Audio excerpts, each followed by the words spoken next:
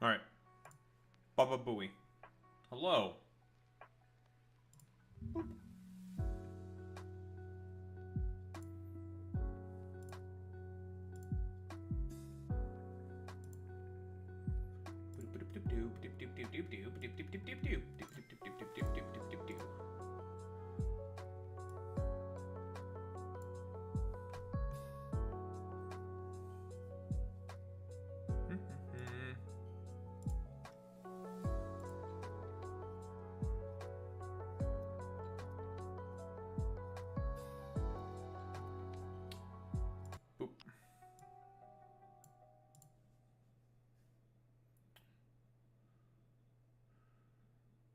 Oh, right. Bop.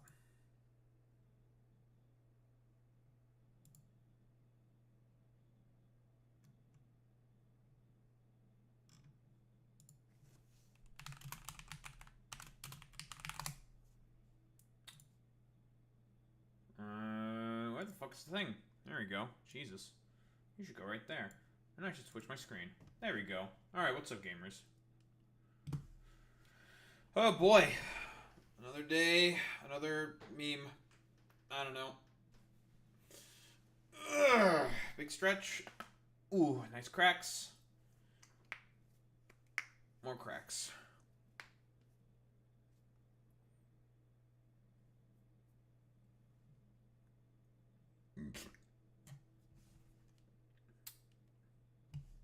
Ugh.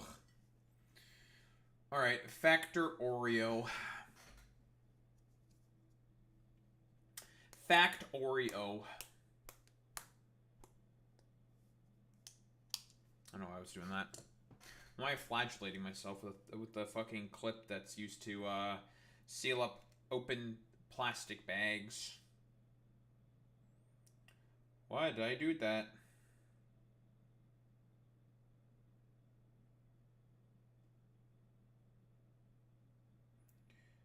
Daho, why would you do that? Ah!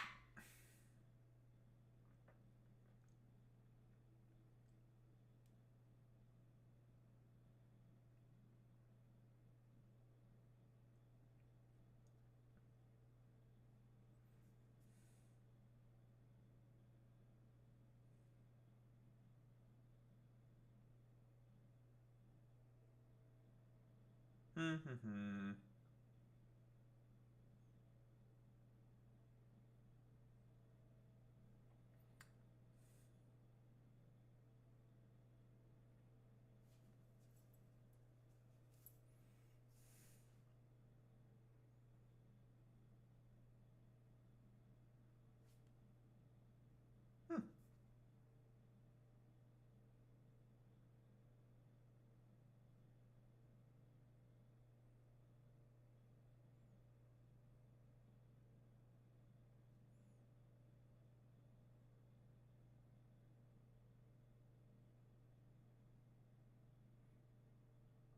Slash Factory Pro Place Factorio. Interesting.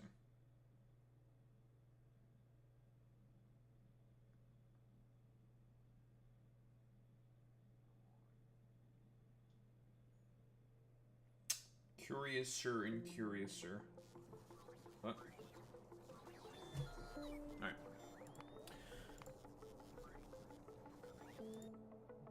Time to play some Factorio. Alright. So there was something I wanted to do.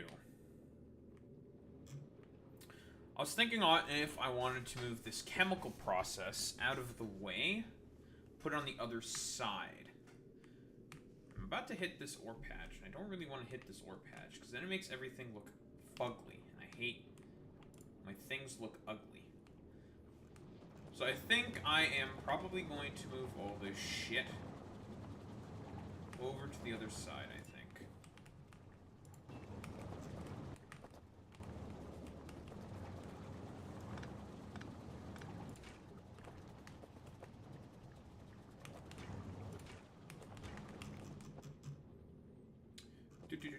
Do.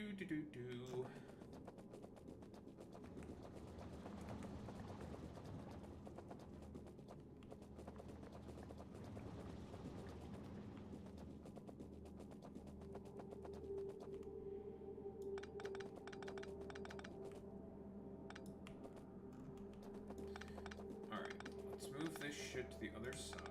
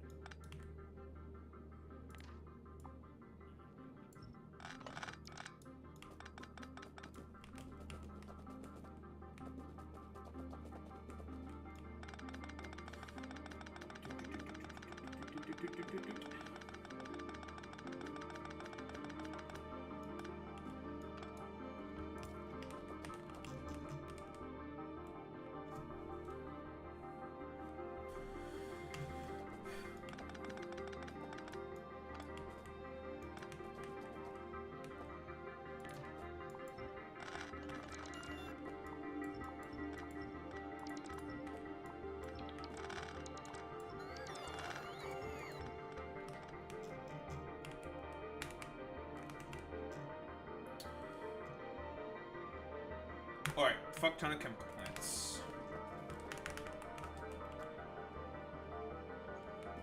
All making water. Make sure it does not get in the way of this stuff.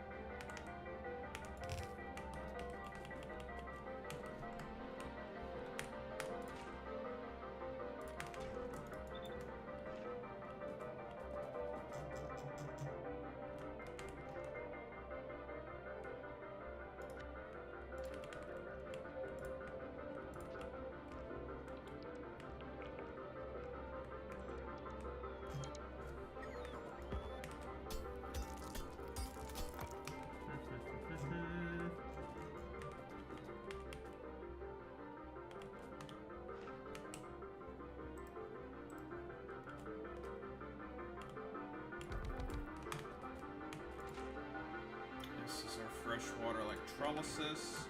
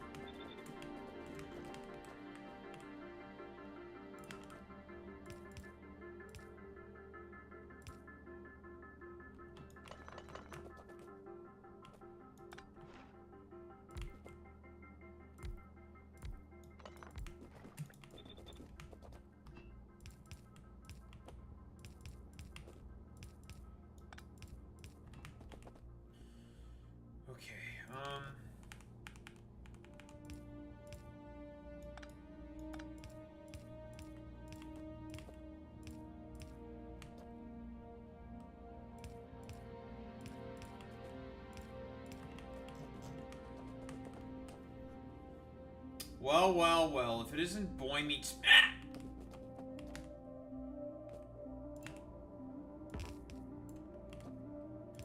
Why are you trying to rat chest me, bro? Are you fucking the Fortnite or something? Who are you?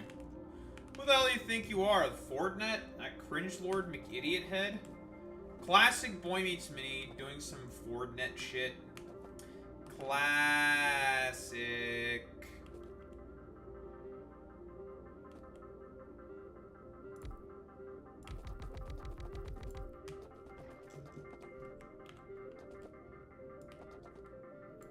Yeah, well, you should message the puto and, like, bug him about it or something. Just be like, fuck you, puto. 'Cause that's what I would do. Yeah, El fucking puto head. Literal Team Papega. He thinks I'm Team Papega. Ha! Fuck you, Ford. Bastard.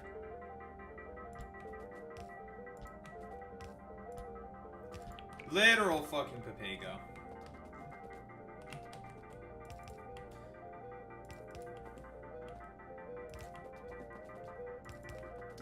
Alright, I wanted to put my chemical processing on the other side, so I'm putting it on the other side.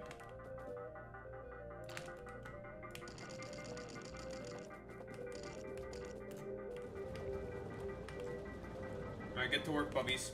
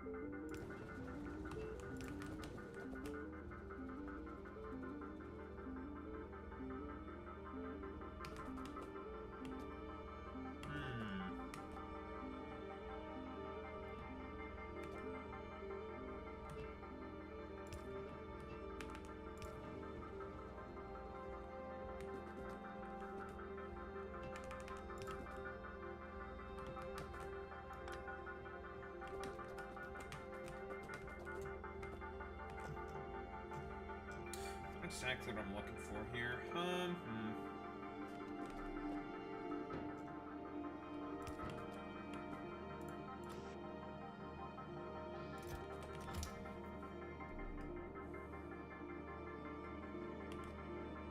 want to deliver these by belt or by fucking bot. Good question, me. Guess I'll start stockpiling for now.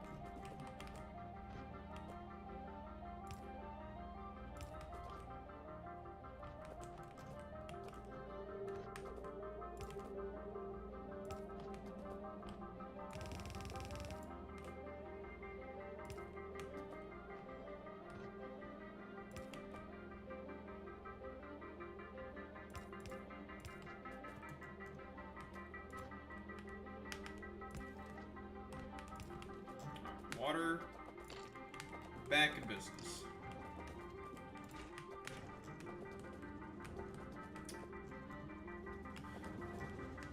Water, back in business.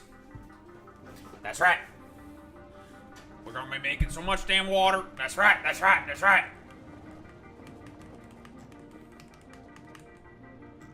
Now, we want to make more of these sealed greenhouses, is what we want. When you come up with a system, basically. First off, we need to vent, the excess hydrogen. Everyone get your sussy Among Us out. Because we're venting.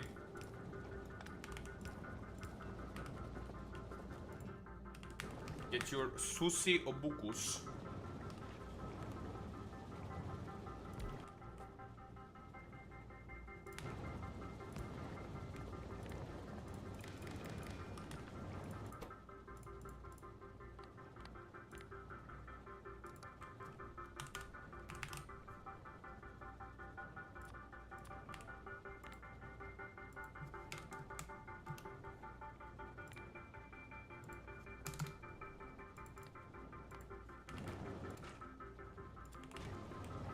Alright, we got our omugus out, alright?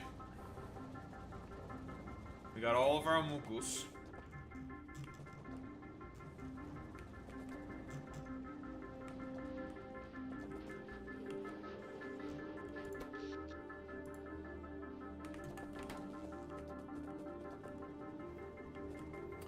Alright, now for carbon dioxide production, and then for that to grow trees. Because we need a lot of trees now. The only thing that we really need to just make now is just trees. So we're gonna have some assembly machines just making tree seeds. That's it.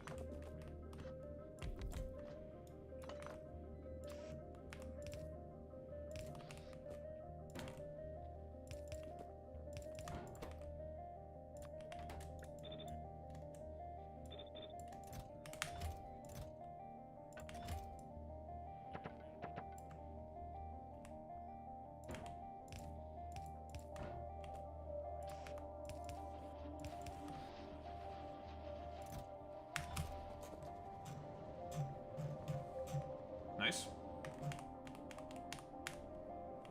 Now, oxygen processing. Still don't know if I want the steam. Do I want the steam?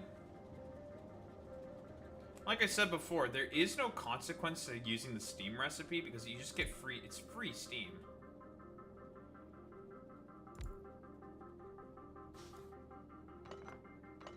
I don't know if I want to use the steam recipe.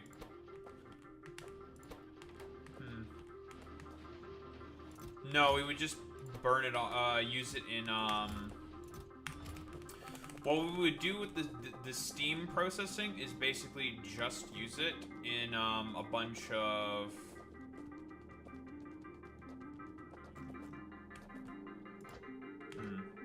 This is what happens when you don't have a way to use all the fucking silicon. You're not gonna get crushed silica. Or crushed alumina.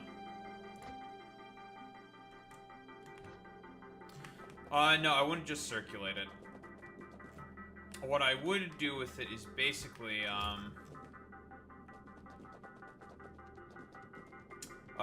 use it to make a bunch of shit. And what I mean by that is,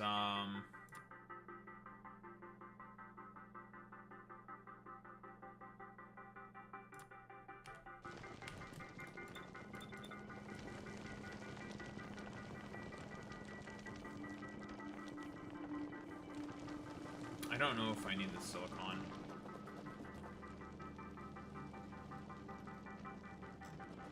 I've not made any use of it yet. What was I saying? Oh, I don't know how exactly I'm going to use that shit quite yet.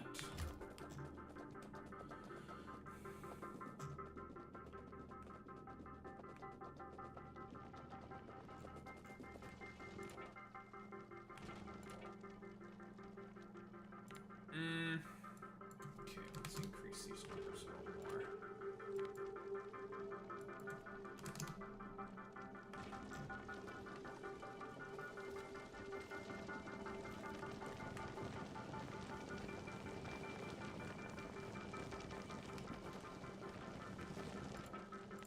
More.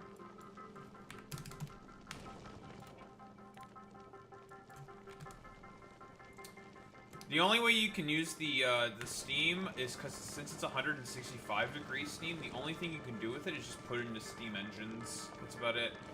But we're gonna get to a power situation where that's just not necessary, and then we're just gonna be stuck with all this steam. Like, what am I gonna do with it? Because the only thing you can do with it is just, like, well, burn off the excess. Or just using power. So I'd much rather not have to deal with that. I think I just need the carbon dioxide. So I think I'm just going to just use the carbon dioxide only recipe, I think, then.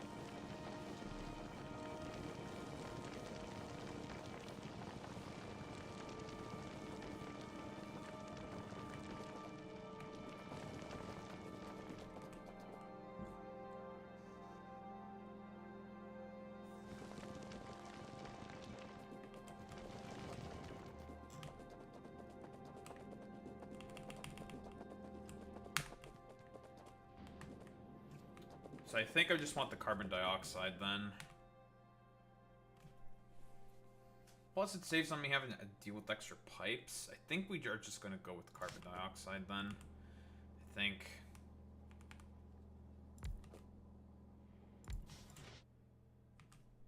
So it gives me the 180 that I want per second for chemical processing. So I think I'm just going to accept the fact that I'm just not going to have the steam do anything.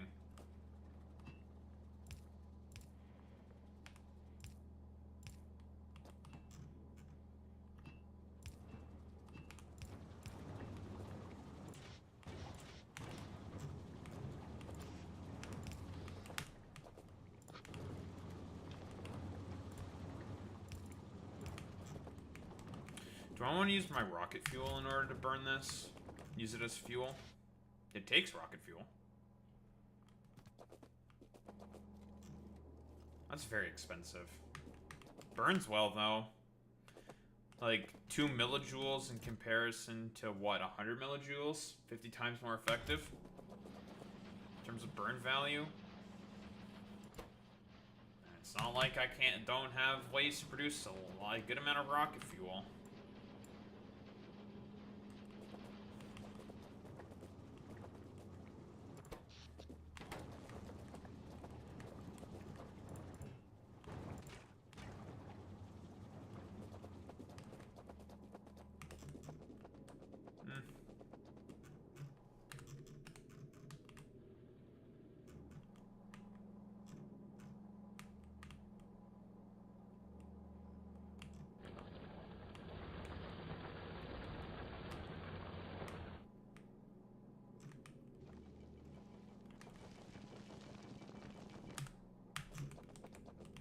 Yeah, I'll just use carbon. Fuck it.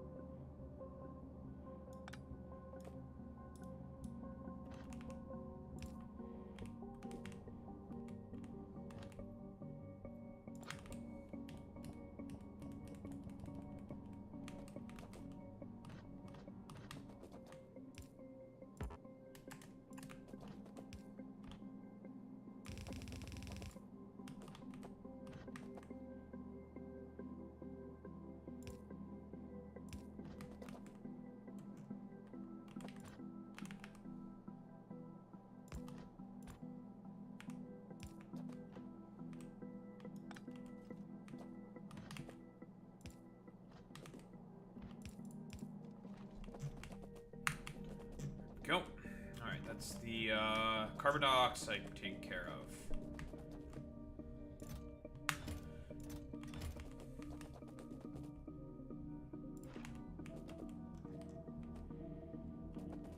Oh man, these are fucking big, dude. They're like as big as a rocket silo. Crazy, actually. Okay, so these look like inputs. Those are the outputs. Okay, we're just gonna stick you right here. Okay, so what we want for now is we want to make more tree wood. And then eventually make a bunch more trees.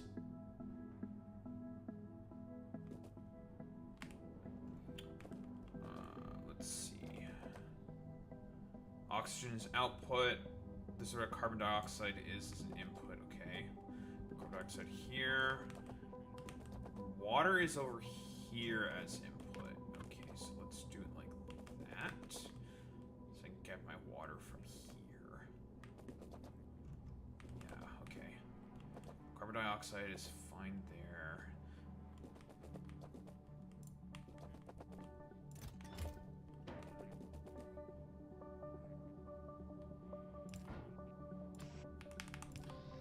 Loop the oxygen back in.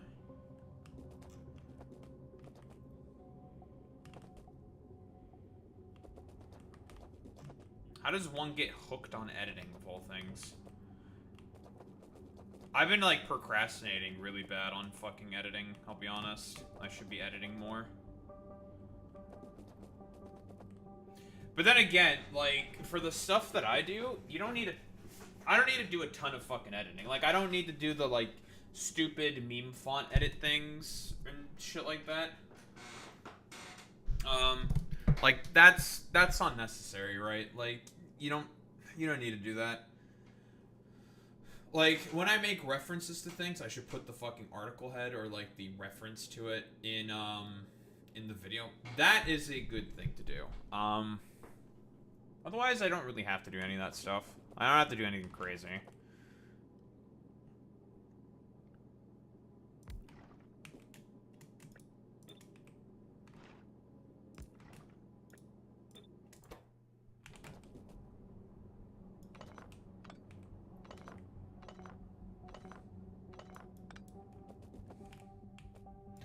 Let's play. Sorry, I did the reference. If you know, you know.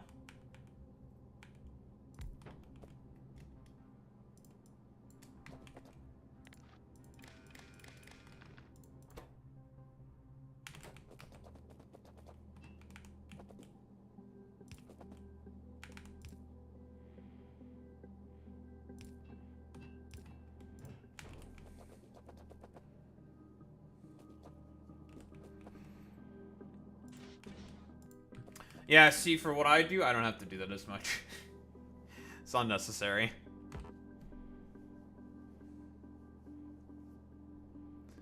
Making Boy Meets Mini jealous of the fact that my life is so much easier than his. As one should.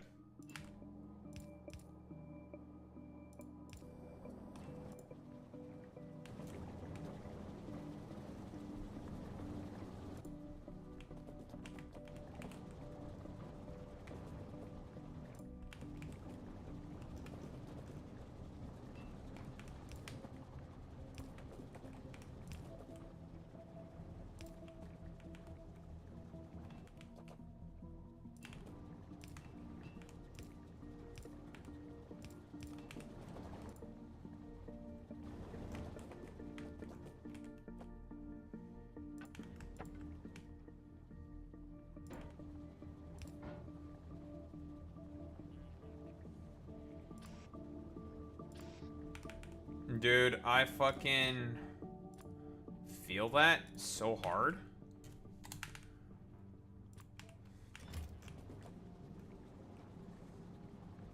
If I find like a job, I don't even know what the fuck I'm gonna do. It's gonna be crazy.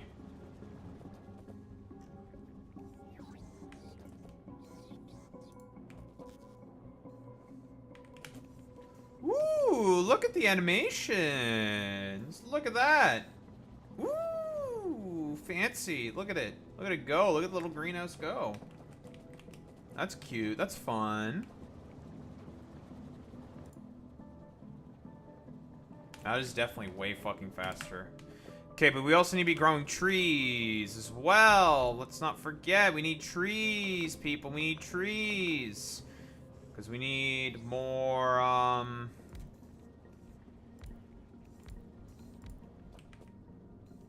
want more of these.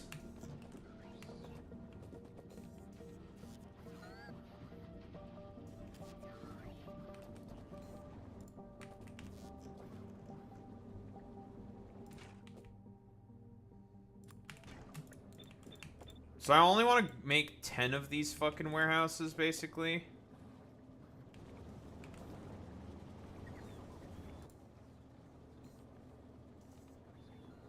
Wait, what did it just use all that fucking oxygen on? Did it just vent out its own oxygen? Huh? I don't even have the oxygen connected back into the system. That's weird.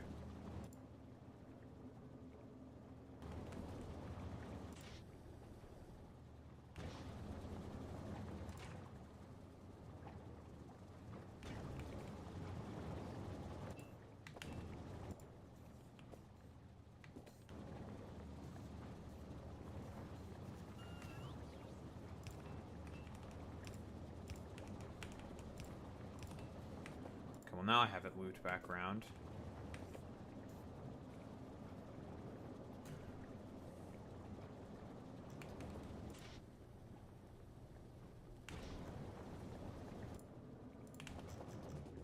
We'll take care of oxygen venting eventually. But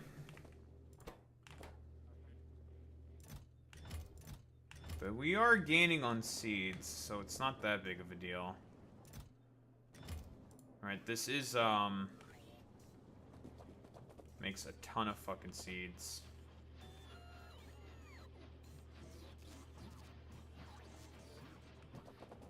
So we're not gonna run out of seeds anytime soon.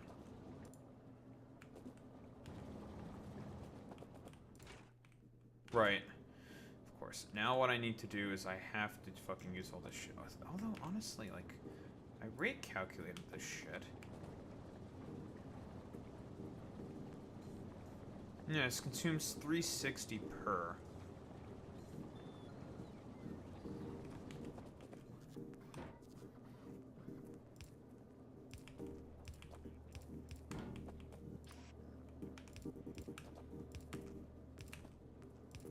Again, I only care about these things making wood. And I need to make sure that these make enough wood to make seeds, so then we can feed that back into the system itself, right? It's important we do that. Let's route everything up. And then eventually we'll fix all of this up. This is not permanent.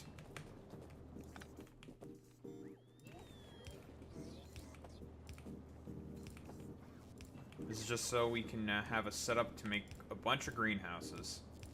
Because I want a bunch of greenhouses. That's what I want. The water. Now for the oxygen byproduct.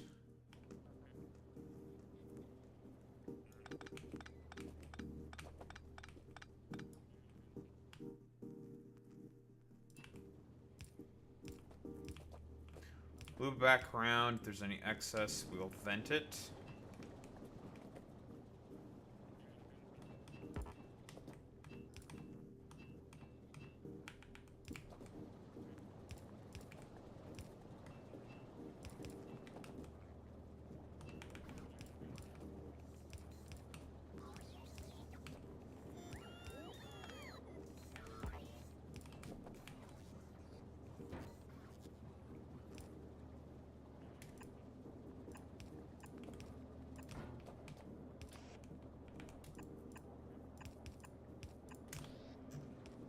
Okay, trees.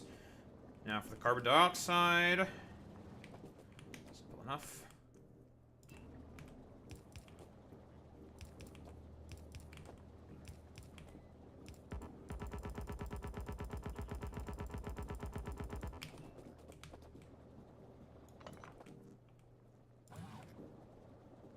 That was me signaling my discontent with the fact that the Roboport was right there.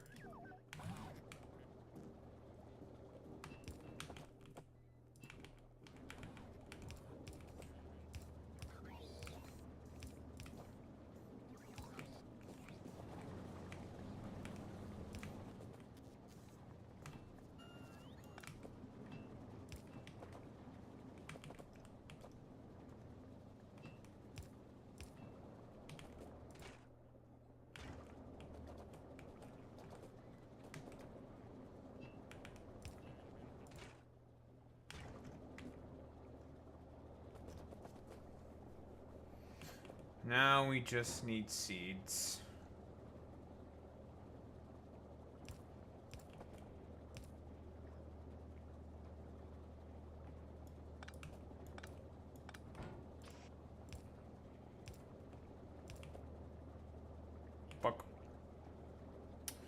Fuck my Chungus life. My Chungus wife.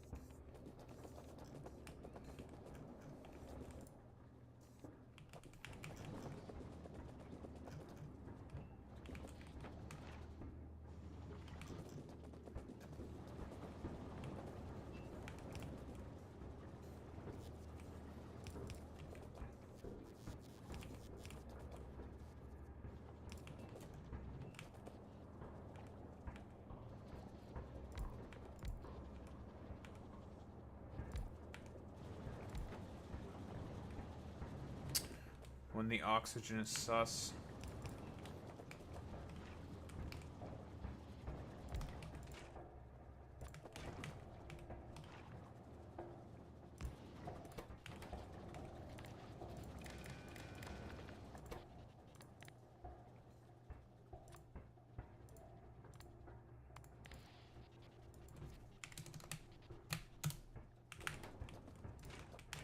Alright, when the oxygen is sus.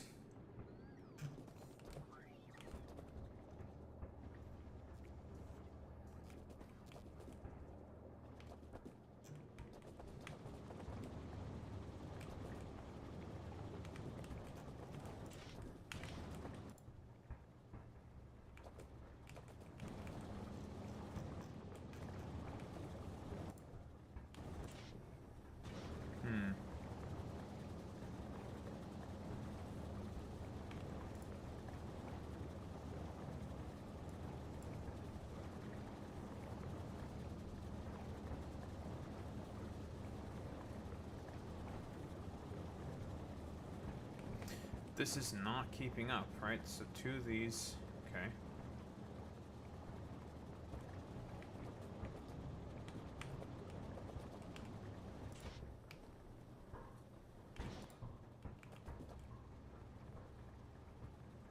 These have 4 module slots as well, huh? Interesting.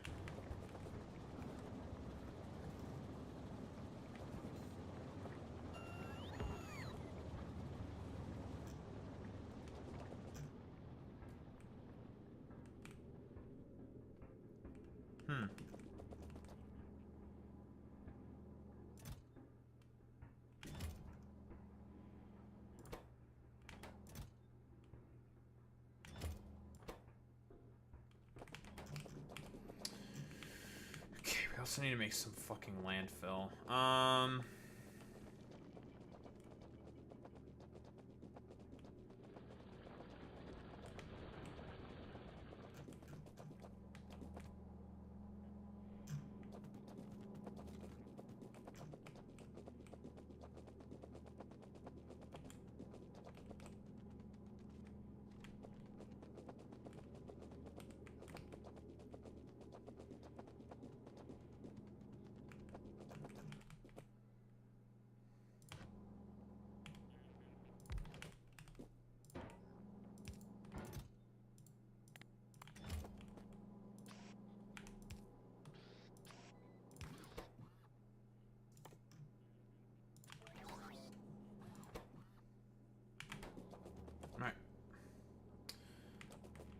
Landfill taken care of. We have this now.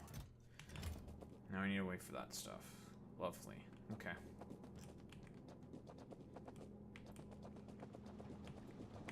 True! Fuck Call of Duty Warzone. I don't know why we're saying fuck Call of Duty Warzone. Clueless.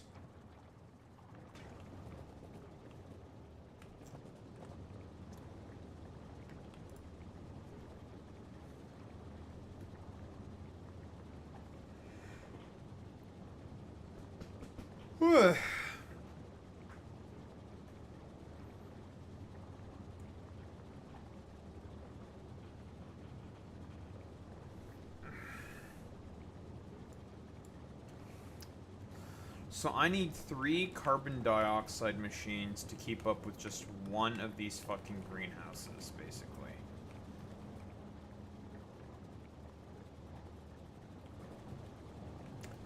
Yeah, I am waiting for wood to be made in a greenhouse.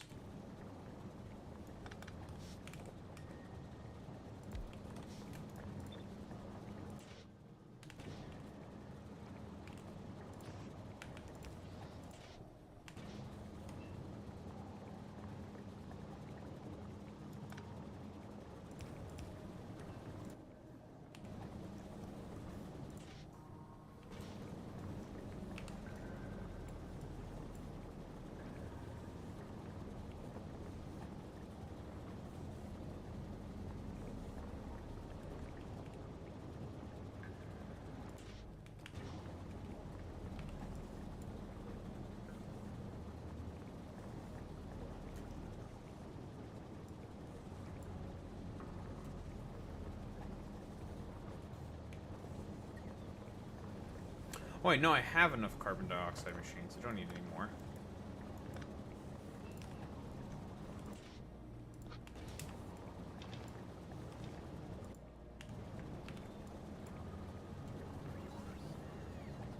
Okay, I'm good on carbon dioxide machines. Why are there pauses of production? Why does it take so long for you to fucking finally fill up? Bastard. Oh, I know why. It's because I'm also using them to feed this stuff.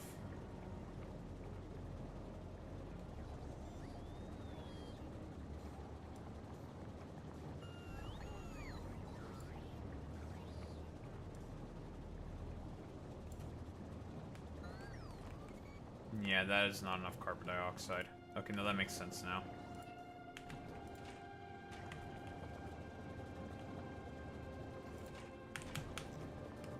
But yeah, we're growing trees and we're growing wood, and the reason why we're growing trees and wood is so we can make, well, greenhouses.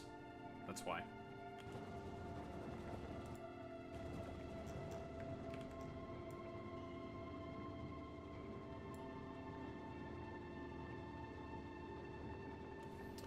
Good in terms of seeds. Not in terms of wood.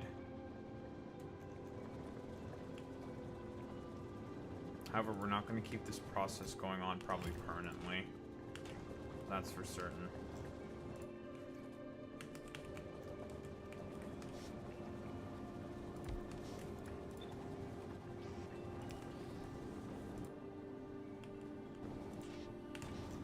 So to keep up, I do need this.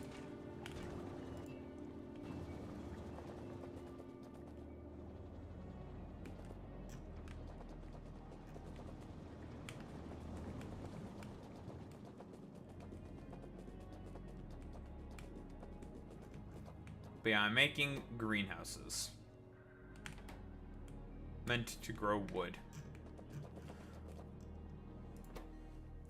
That is what we are currently waiting on.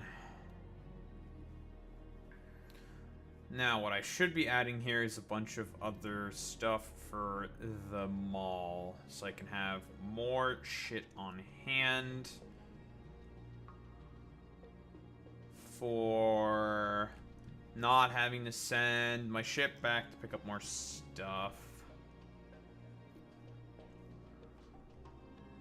I should start to produce engines.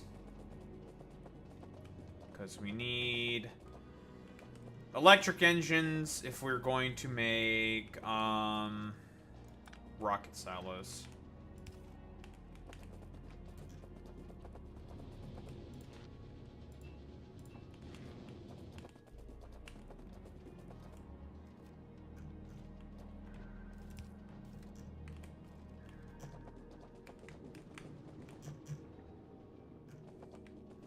But yes, we are currently on the moon. Floaties. We have left our original planet. For now. But we'll be back. Eventually. We just have to come up here to get the next science. And that is cum science.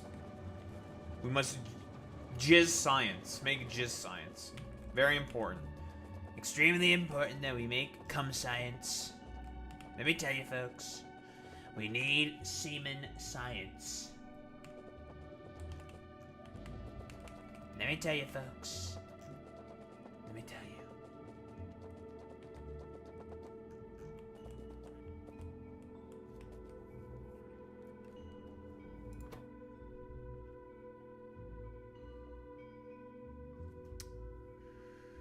We can make silicon cells in the electromagnetic plant, you say?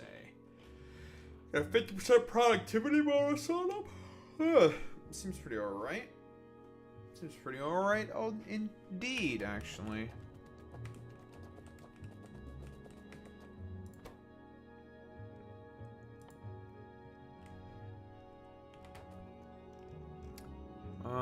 We produce chemical plants.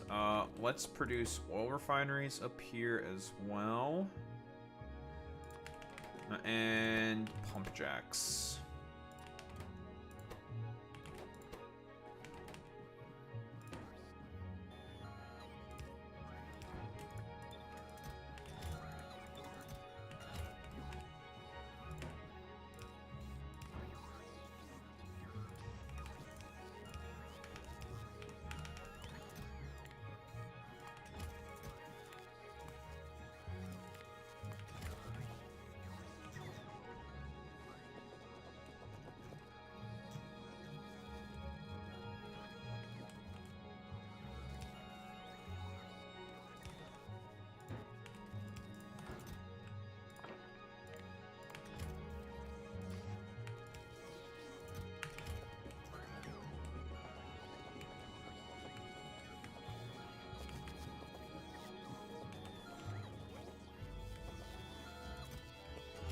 Alright, more trees have been grown.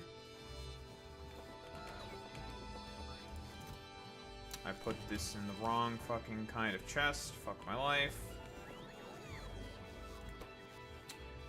And that is another greenhouse acquired.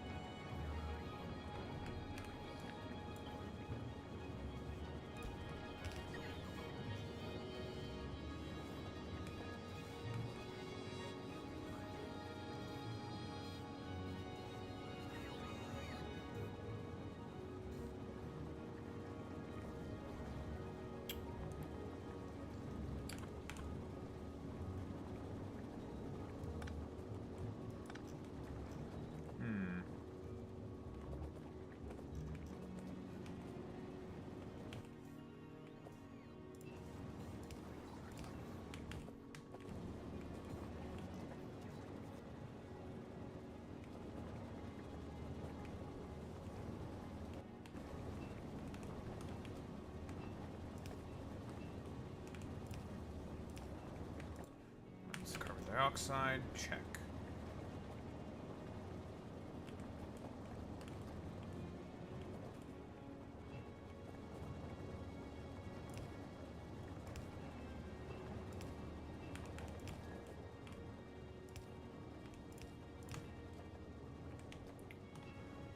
water.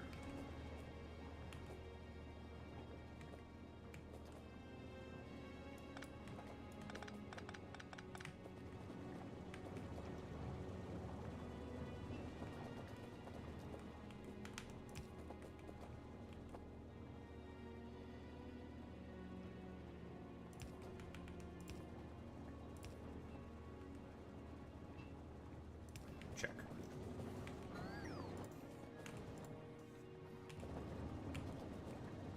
Oxygen byproduct. Go this way. Okay.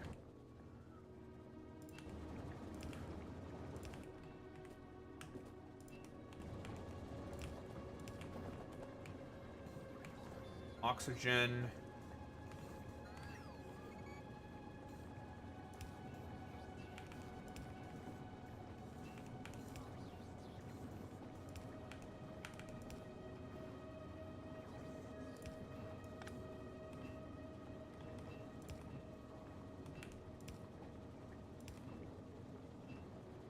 Check.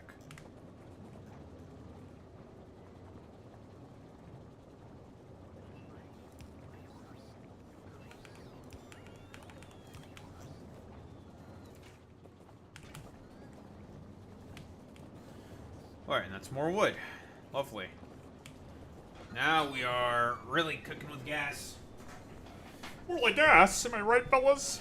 Because eventually we're going to get rid of these. Because the only purpose for growing the trees is just for making more greenhouses. So we're going to get rid of these. Eventually. Soon we will not need them. And then I will make this tileable and everything. I'm going to stick the water producers on the other side.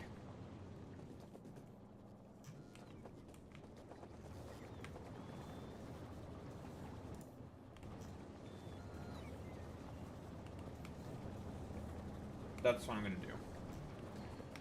But for now, all I need to do is just make a butt-ton of greenhouses.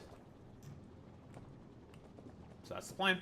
We're making greenhouses because we need to make wood for chemical processing. So in the meantime, while the greenhouses are cooking, let's make a wing for engines. I don't know how many of these I'm going to need, so we're just going to make a bunch. Where's my build on Nalvis? I just copy that. This? I just copy this. No reason not to.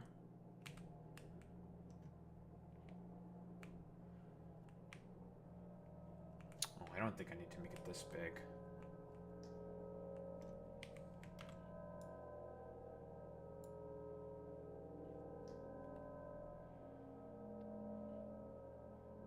$30? I don't think I need 30. No. So one pipe for every 10 engine unit assemblers.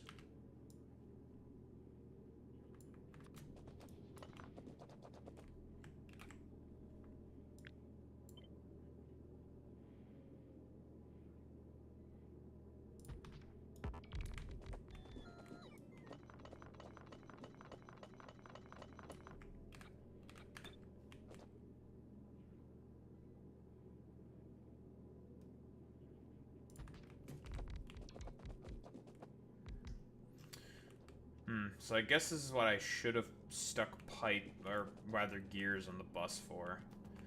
Was specifically just for engines. I mean, nothing's stopping me from just integrating it anyways. And just slightly moving this by a tile. Nothing is stopping me from doing that, to be honest, so...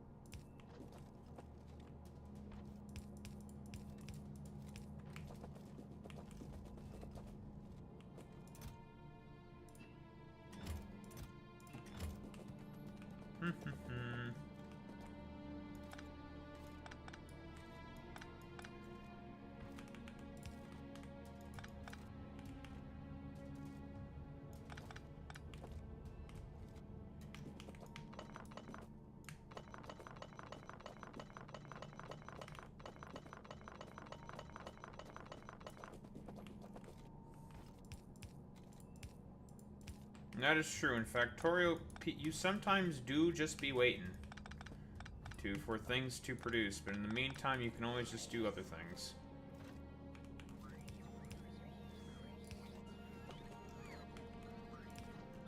That's just a Factorio way. Though honestly, if you're waiting for things in Factorio, that just means you're not producing enough. Very often.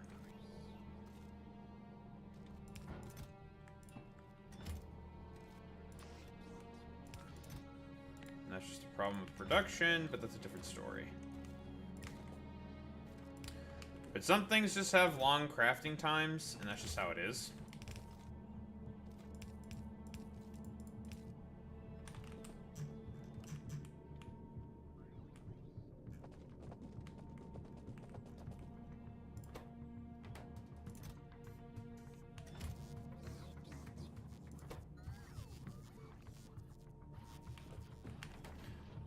That's another greenhouse. Lovely.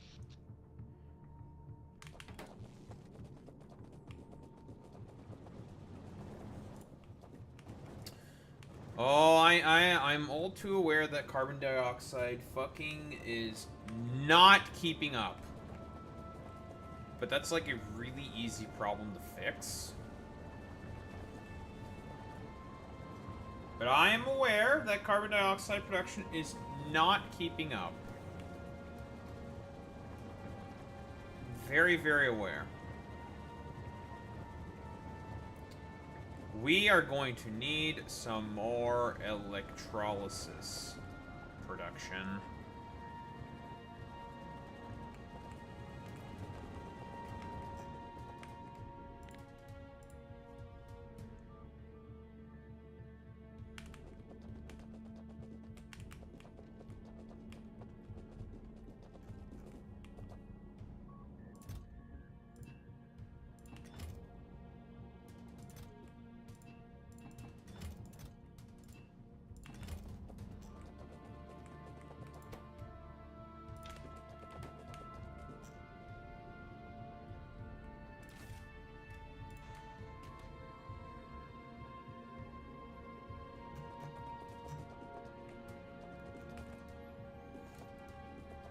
Okay, so we have everything we're going to need for chemical processing. Yeah, no problems there. So when we inevitably have to do chemical processing, we're ready. Lovely.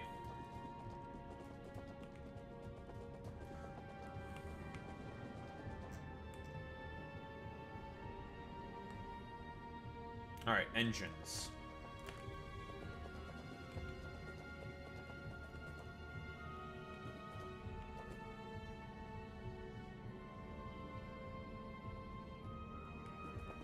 I could take iron from here if I wanted to, but I'm not gonna. It's unnecessary, I think.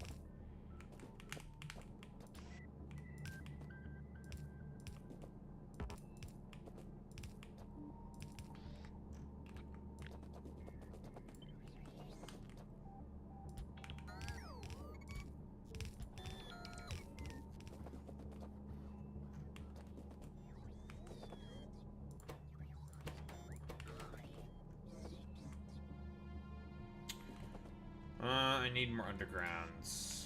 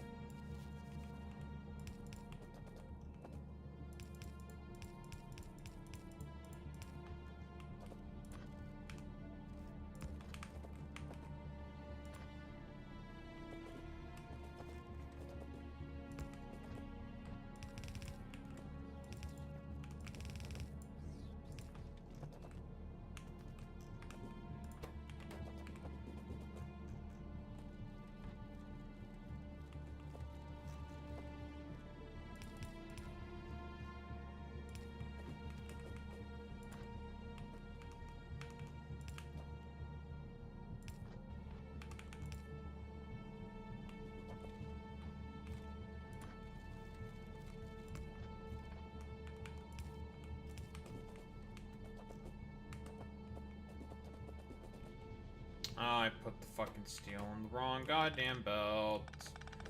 Fuck my life. Want it on the outside belt, not the inside belt.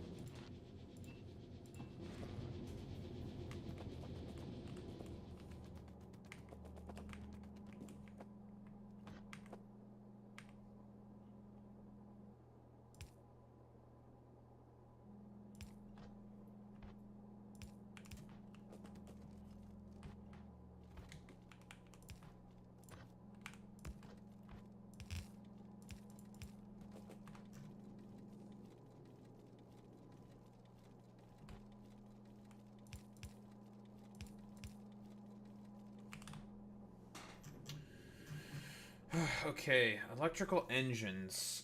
Instead of lubricant, it takes carbon. Okay. Simple enough. You can make these in hydro plants and mechanical plants. Eventually we'll have better buildings for making electrical engines. Interesting.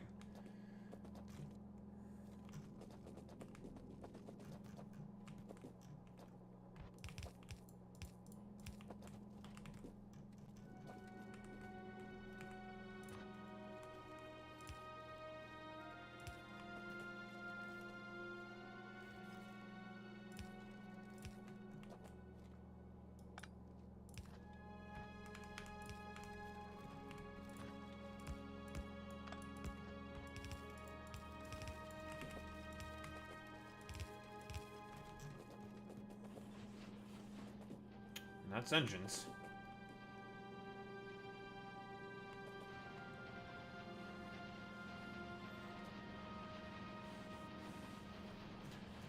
This is all for Boy Meets Minnie's moon cars. I mean, now all these damn engines.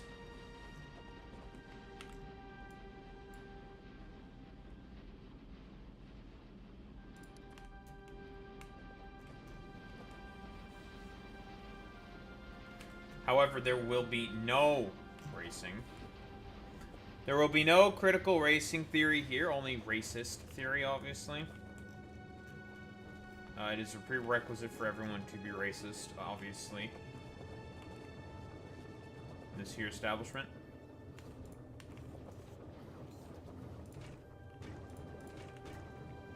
Not any water?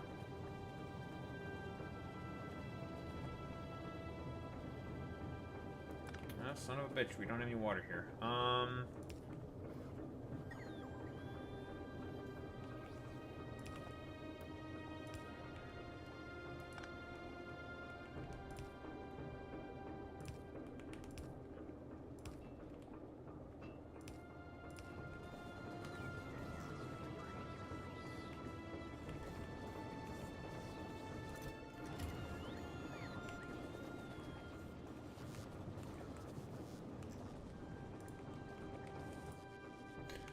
Yeah, I do know how to distract Boy Meets Mini pretty well. And that's by, like, jingling some car keys in front of him instead. Of, like, regular keys, it's car keys. You know?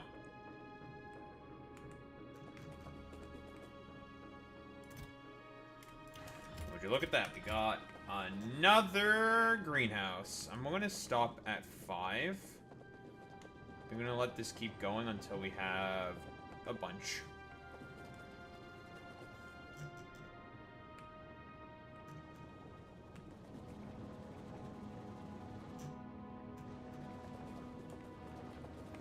Eventually, we just won't need this process anymore, and we can get rid of it.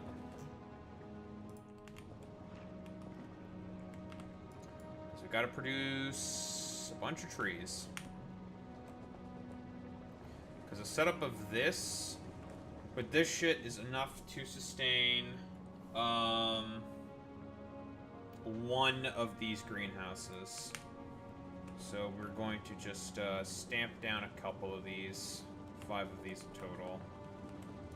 It's not like we won't have water, so water won't be a problem at all. And then we'll have plenty of wood. The only other thing that we're going to need to do is we're going to have to use some circuit logic to make sure that we have enough seeds to feed the process. So we're going to set up a splitter.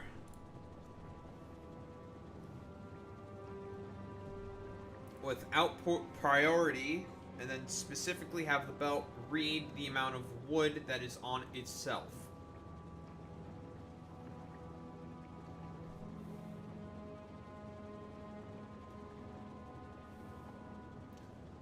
We're going to tell the belt, hey, filter out wood such that, or, you know, give wood primarily first to things that make seeds, so then we can make sure we always have plenty of fucking seeds. So on and so forth. Alright, let's do electrical engines.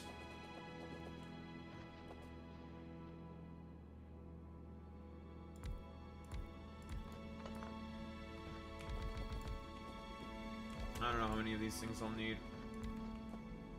So let's do enough to fill up the whole square. Because these need carbon instead of lubricant. So that makes the recipe a lot easier.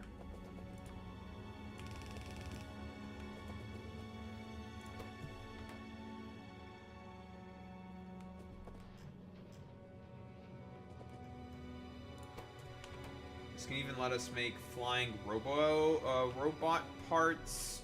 And then we can start making bots locally as well soon. With flying robot frames.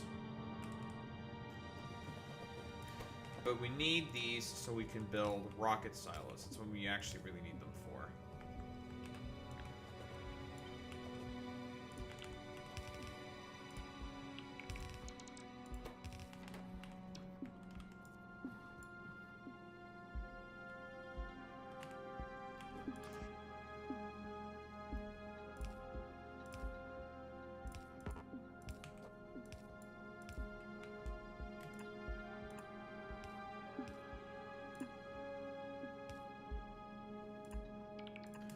This is a cursed roboport that's in the way.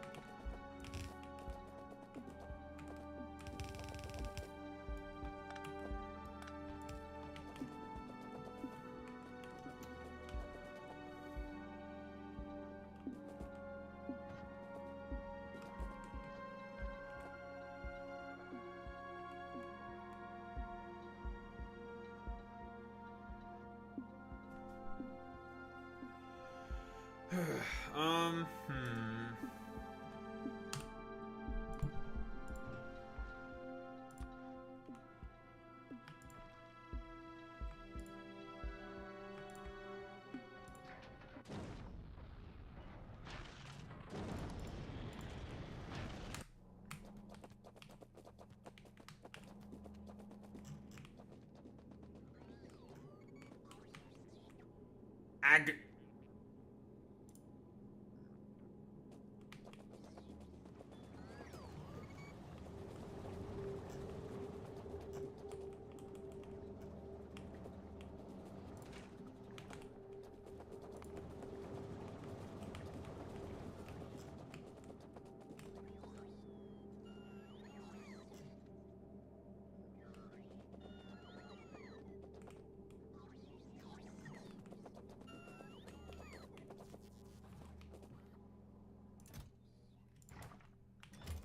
Alright, one more.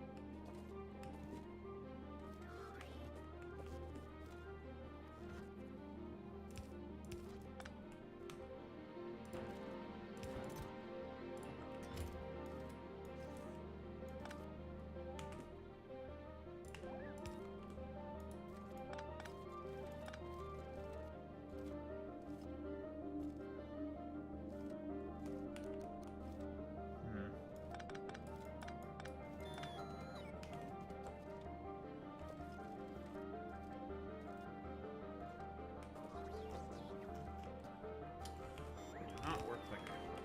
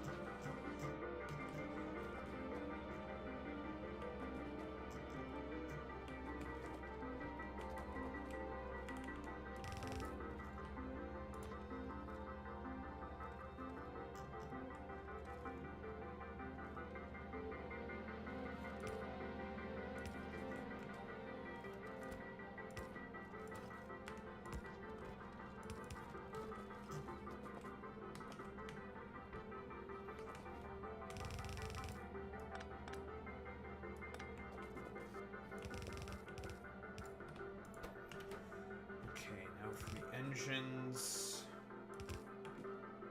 and the circuits.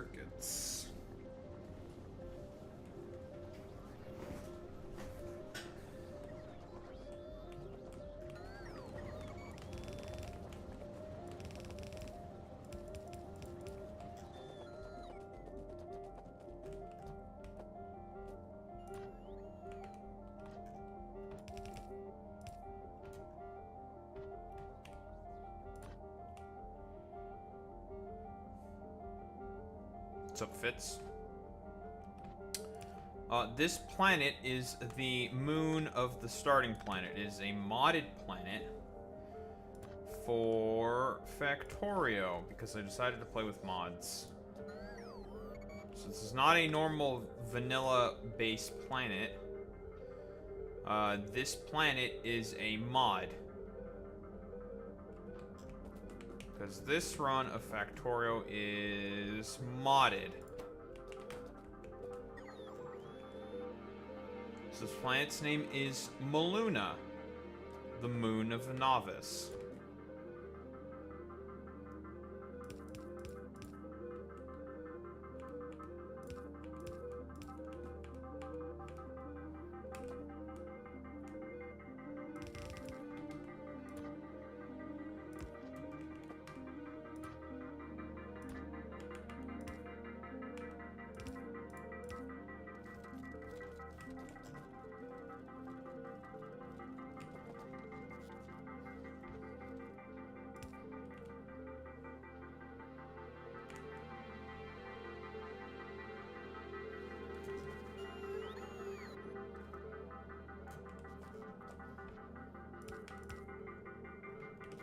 Okay, that works.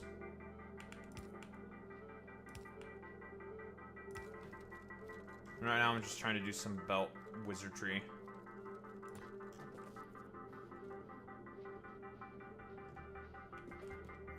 In this mod, yes.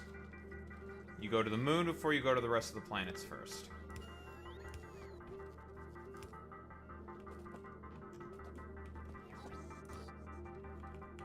Because normally you need white science, aka space science, but now there's two different kinds of white science.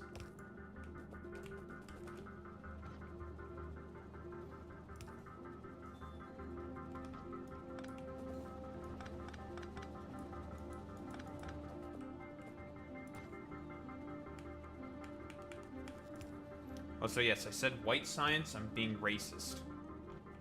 Of course. As expected of the critical racist theorist named Daho Rumba. Gotta turn into a dumbass race joke.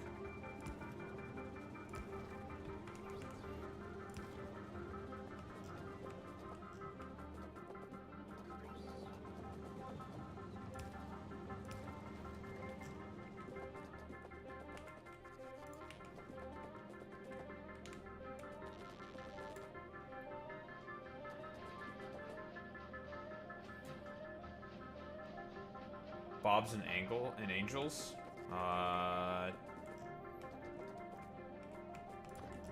No? I know what Bobs and Angels are. This is annoying.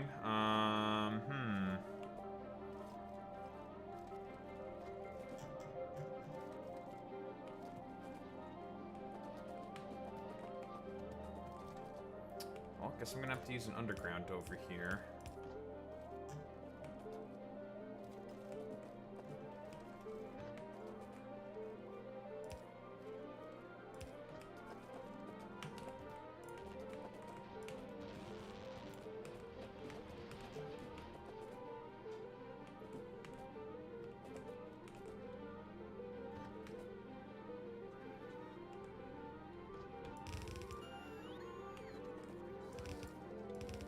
This is what happens when I forget to bring up my belts when building my bus. Or I just didn't do it for some reason. So then I'm not able to visualize how the belts are supposed to go. So then I have to do something like this. I don't think I really had much of a better choice though. It's fine.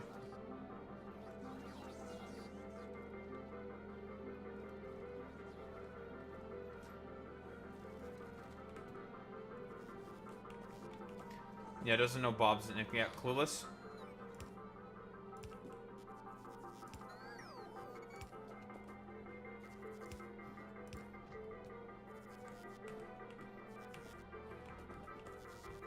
Yeah, I'm a little clueless on this one.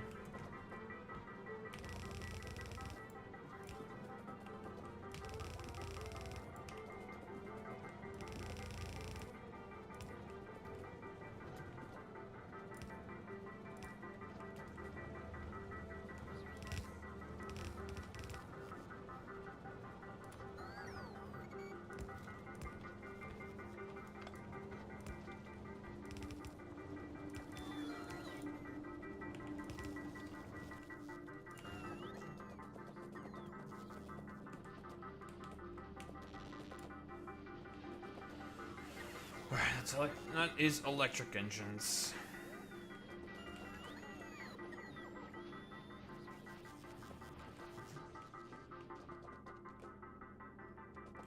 Nice.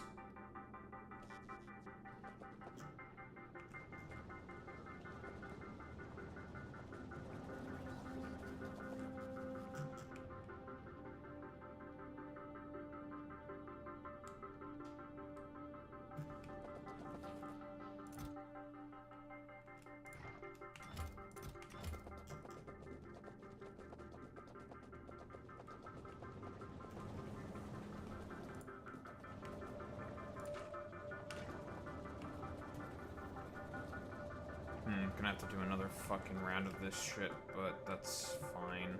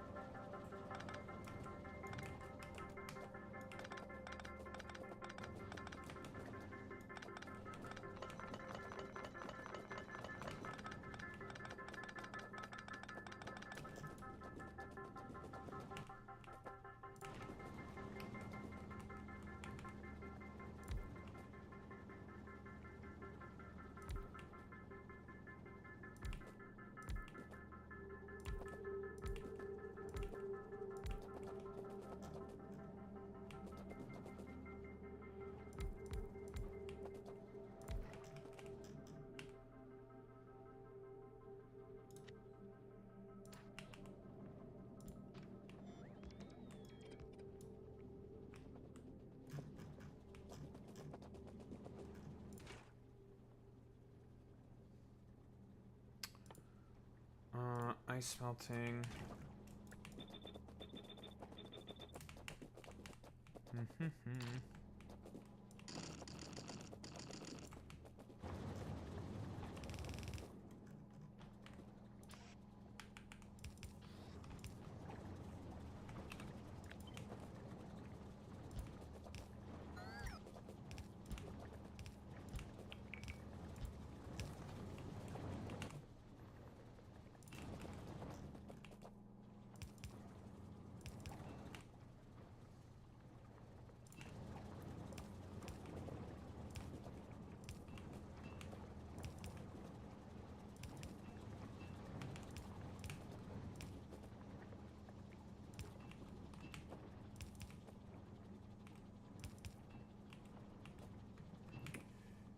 Alright, boop boop.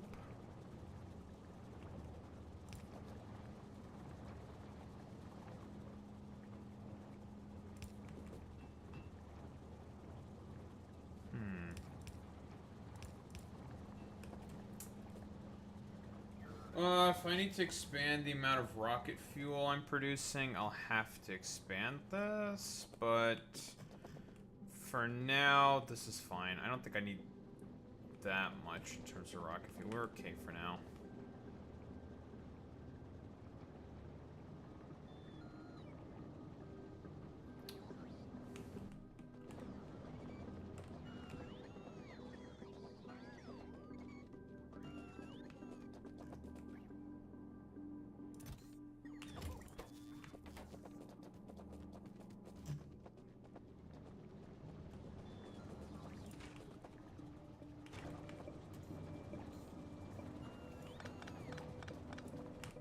Can't believe that Boy Meets Mini is almost done editing.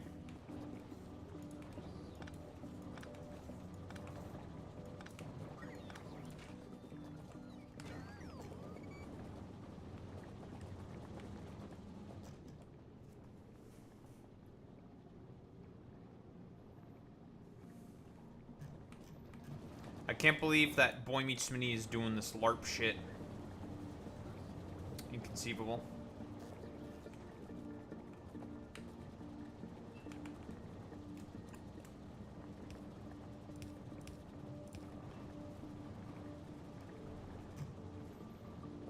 Unbelievable.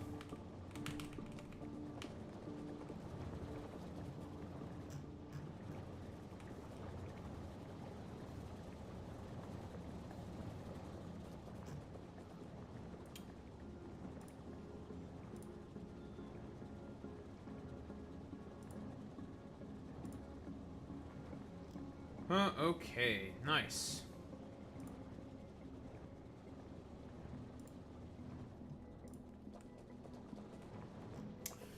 We're gonna have to take care of this. But we will be copying and pasting this several more times.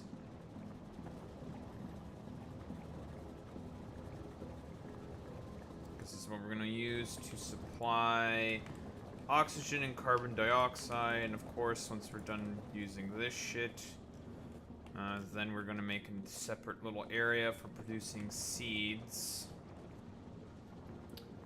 And then we can finally start about thinking to make chemical processing with wood.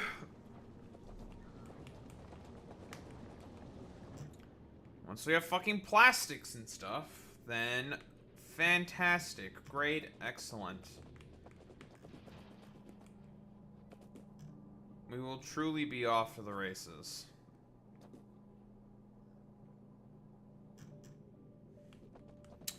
Well, we produce 1/2 needed for, 1/3 of needed for a fucking rocket. The other two things we need are low density structures, which we don't have everything we need because we need plastic. We have steel, we have aluminum sheets. Because again, there's a recipe for aluminum and low density structures. This is what we're going to be using. We're going to be making them from aluminum plate. Don't know if a single belt of aluminum plate's going to be enough to supply, but hey. It's a blue belt. Really, it's pretty fast.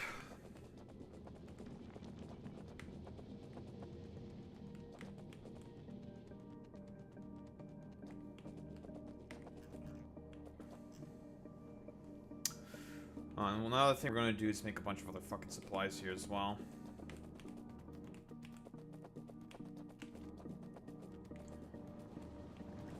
But once we have chemical processing going, things will significantly pick up.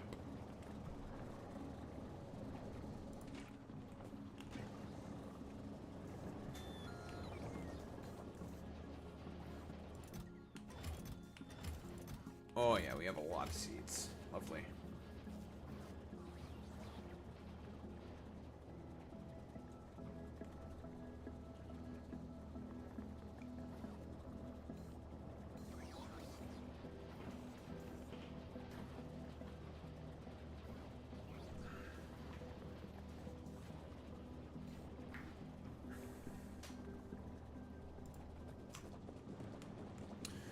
Well, let's automate some more things first. Another thing we're going to have to start producing is concrete.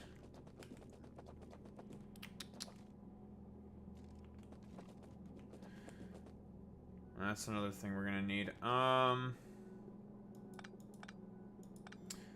be honest, I don't think I need bricks on the bus.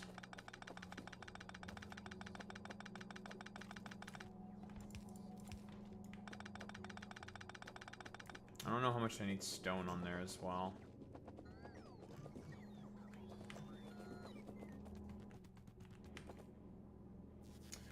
Because I can just have these feed immediately into a bunch of concrete creators. I don't think I need these on the bus, to be honest.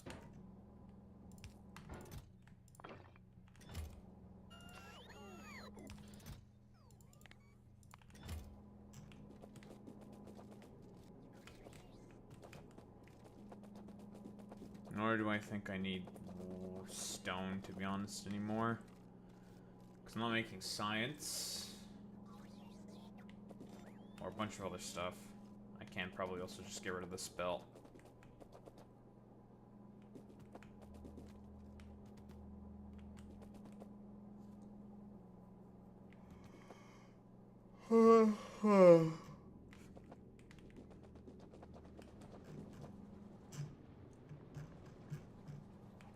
I didn't need silicon to be on the fucking belt.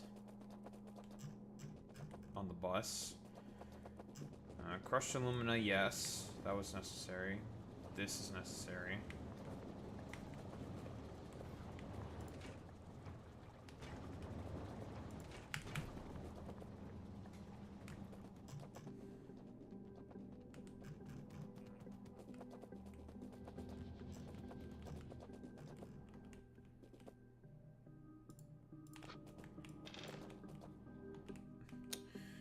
Okay, let's make a concrete area for producing concrete. Because we need concrete to make rockets.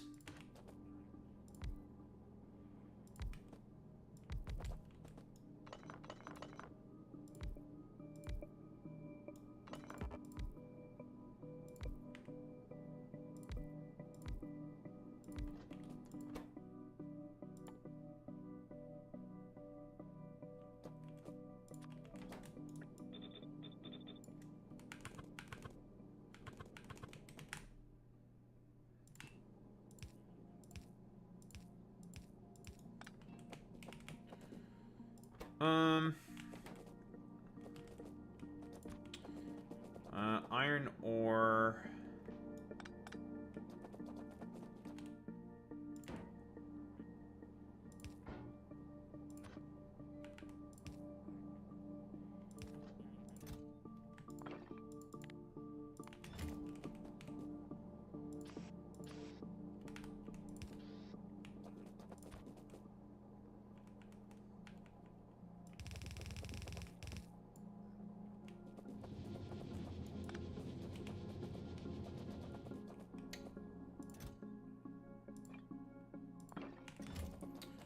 Okay, we need some iron ore.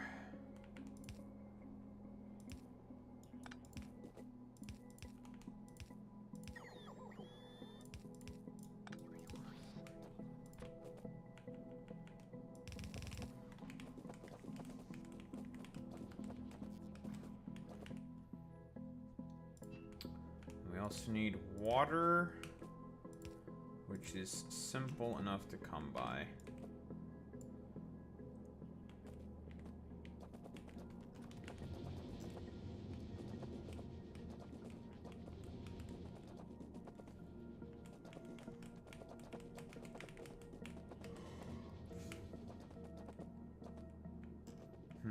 Iron ore.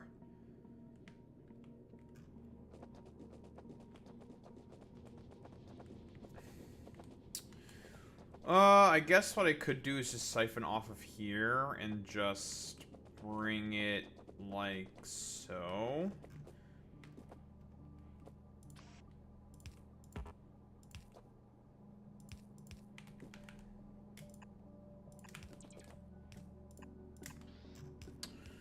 Or I can put them in a passive provider chest and just have the bots bring them in.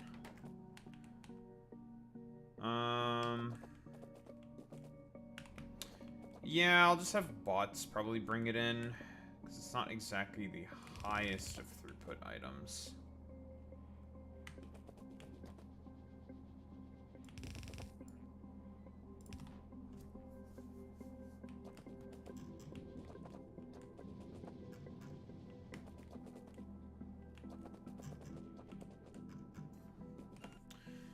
Man, this planet needs so much fucking water for so much different stuff. God damn.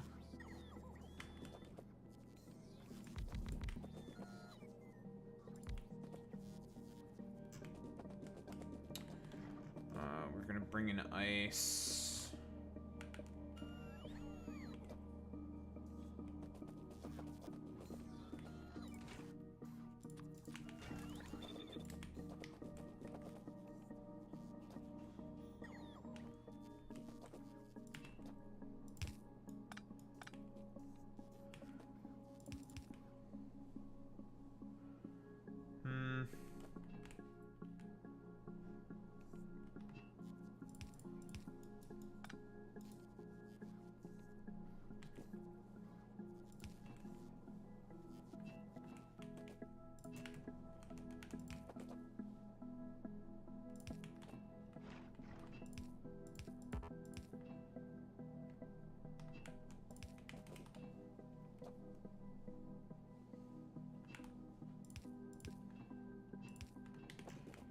Nice. Okay.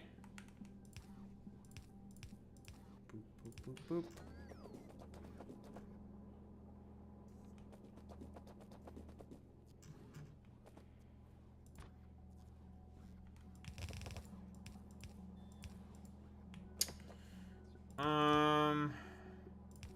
Man, I don't really want to run belts through here, so I'm just gonna bring it in with bots.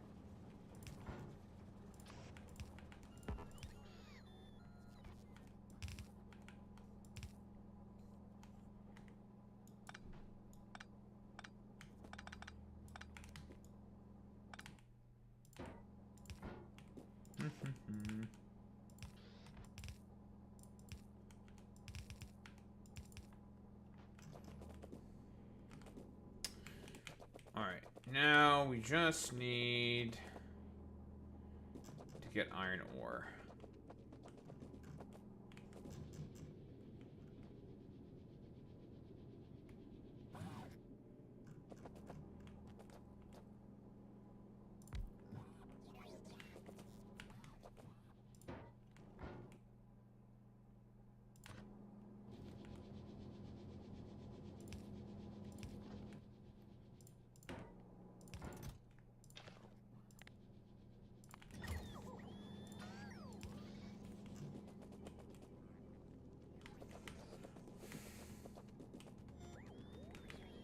Alright, well, there's concrete now.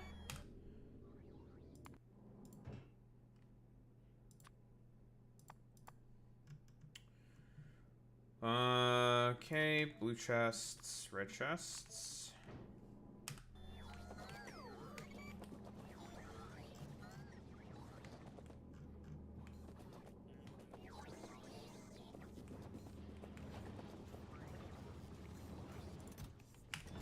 And that's concrete.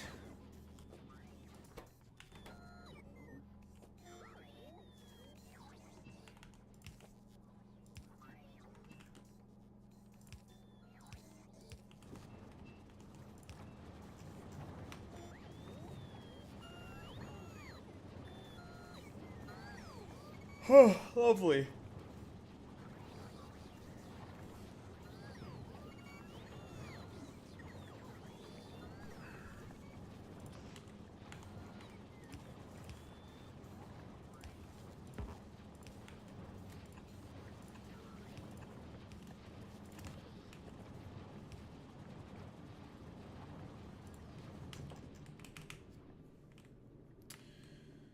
Alright, so with electrical engines... Okay, so the electrical engines, concrete, steel, and pipes, we can almost build silos. Almost. Just need blue chips.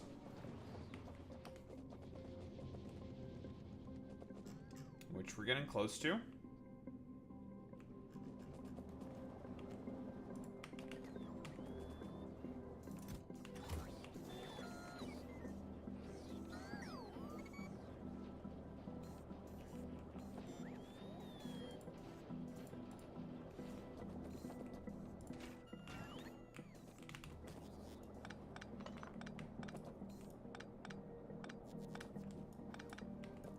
It is now time for us to take this all apart and build the actual tree growing establishment.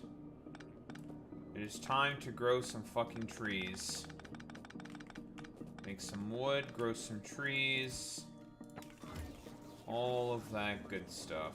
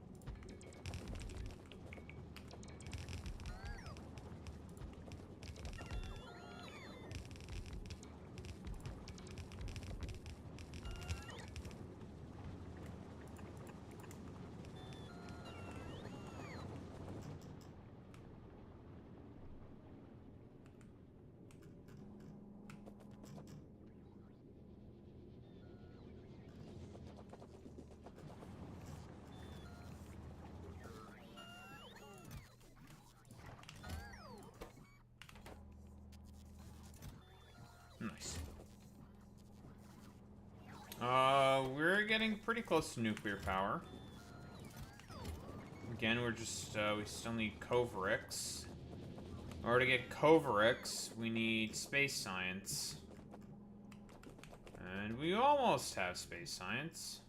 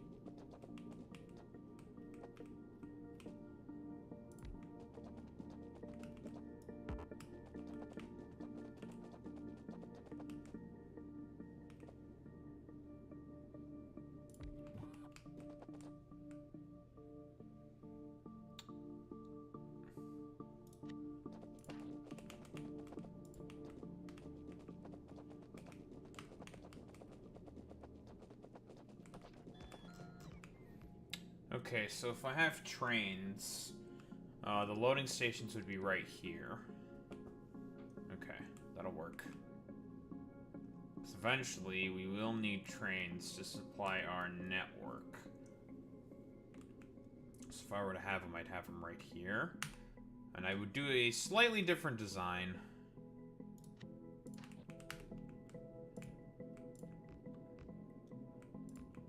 Simply due to the fact that I want to.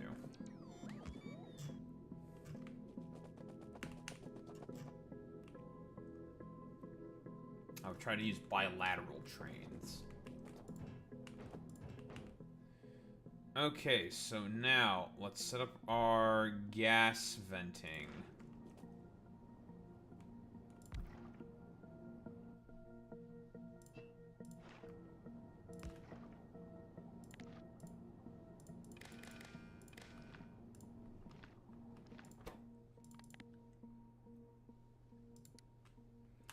Hydrogen.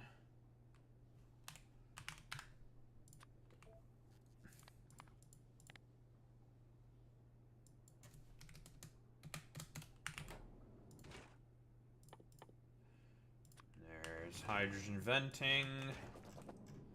There we go.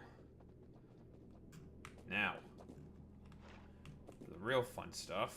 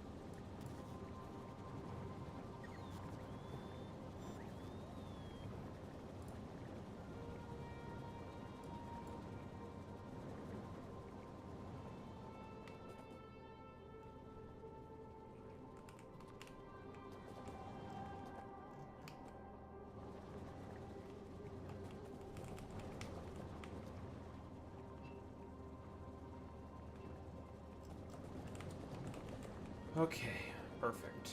Now for the water.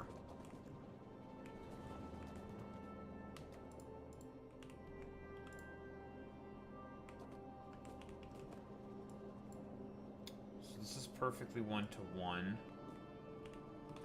What I could do is I could just stick in an extra water producer and just siphon from there. Is that gonna work?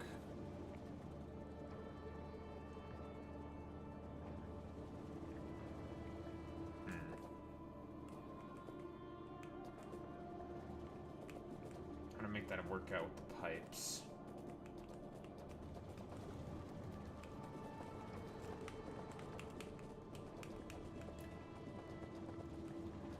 So just having to grab all the water from here. I'd have to put another set of 4. Just do that as well.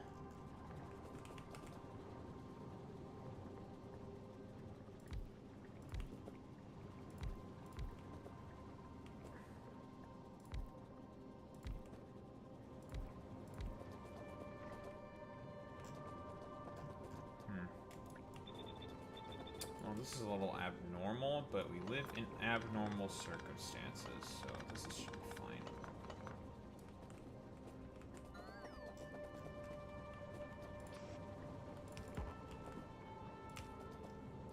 Well, this makes it such that I can't expand rocket fuel production, but I can always just move these up. So it's not the end of the world.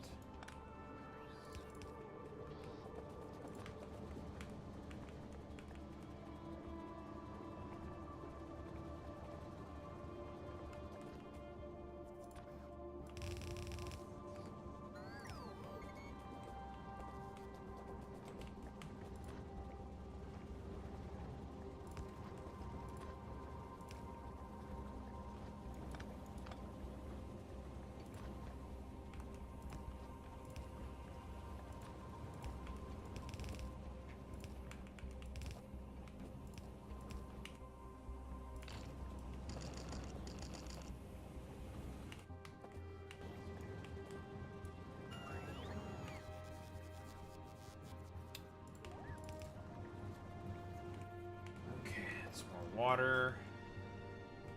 So much water, folks.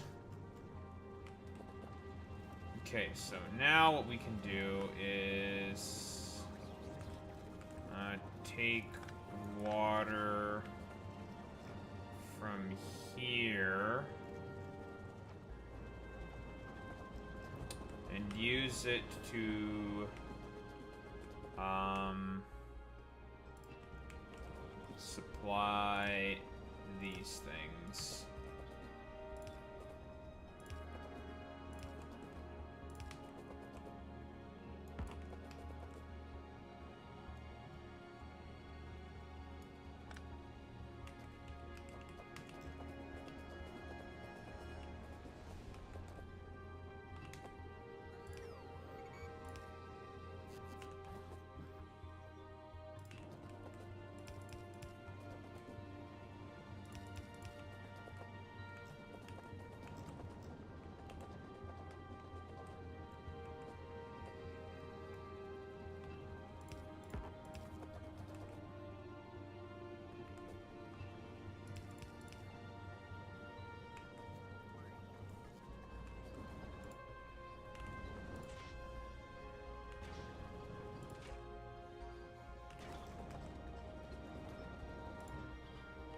Oh, this thing is not able to keep up with the fucking venting. Oh dear.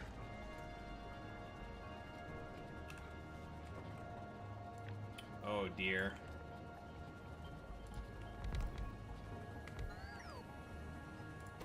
Need fucking double the venting, Jesus. This is just how much fucking hydrogen is being produced.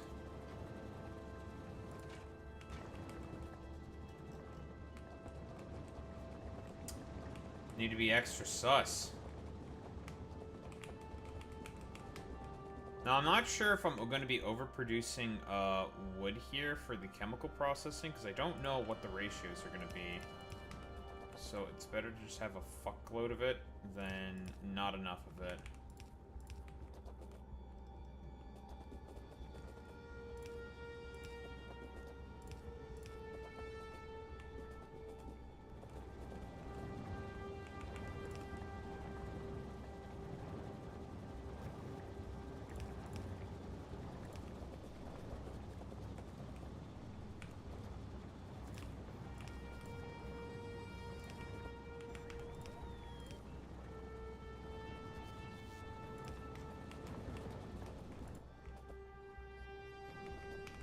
That's the water. All that's left is seeds.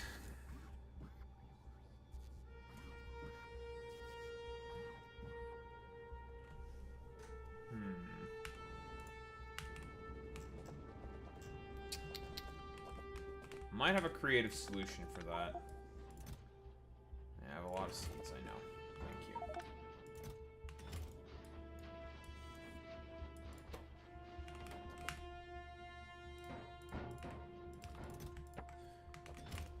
The need to seed.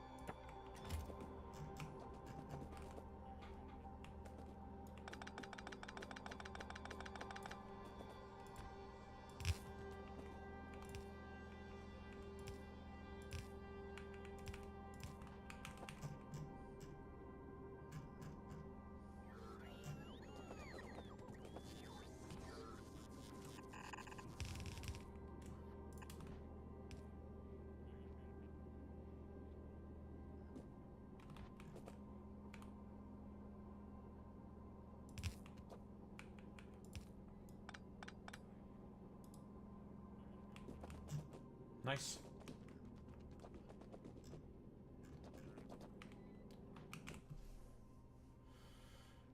Okay, so, takes 2 times wood. Okay, so 2 pieces of wood to make tree seeds. Which means in order to be able to supply these things, we need 20 pieces of wood. So half of the wood that is used to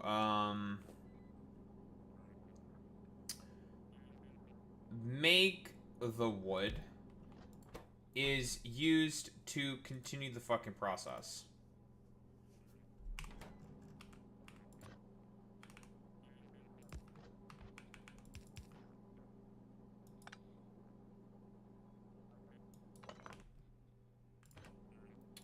So here's how we're going to feed it back into the system. I'm going to give it its own dedicated assembling machines.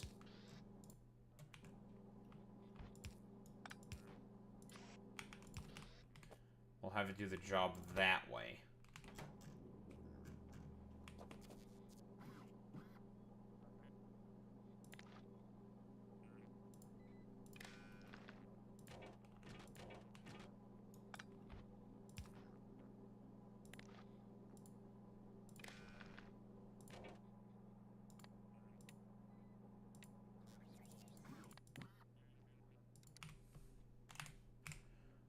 So, wood.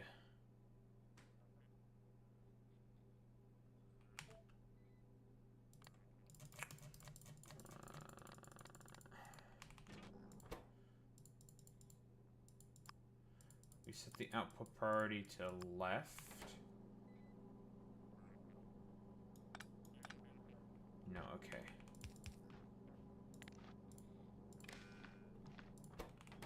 Okay, here's how we're gonna do it. We're gonna have this read the contents of over here, so hold all belts. You might need to give this a little more space to have this work properly.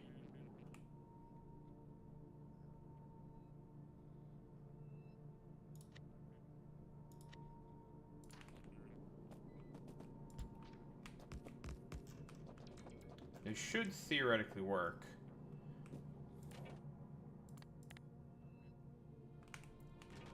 What I want this to do is just stop it when it has 20 wood.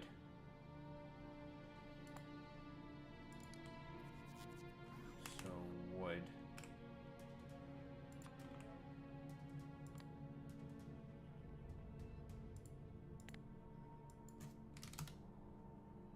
So this is currently reading as this having less than 20 wood.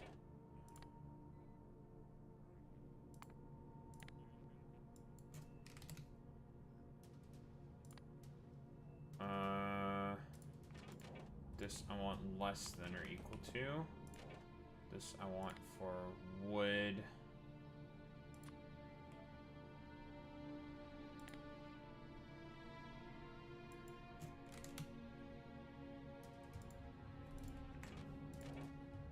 So wood currently on the belt is not greater than 20, so that won't activate. It will activate. Send priority here.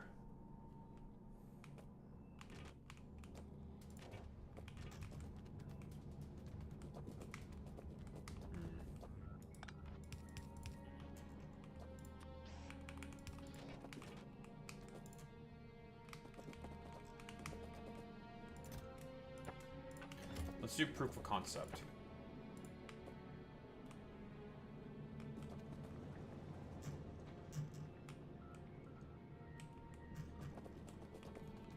A test. So I want these to be able to go down along the belt if the condition is obviously met. If it's greater than 20, I want them to be able to just proceed down the belt, no problem.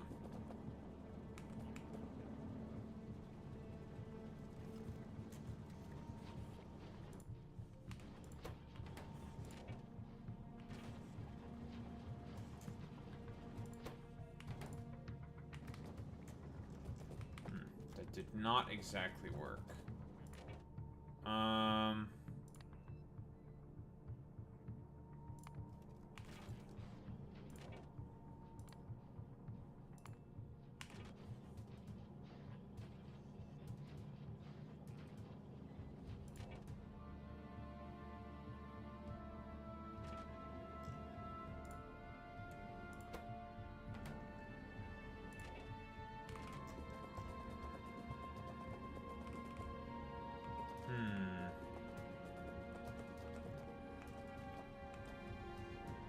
Rendering? Well, now I have to spend a long time rendering, boy meets Minnie.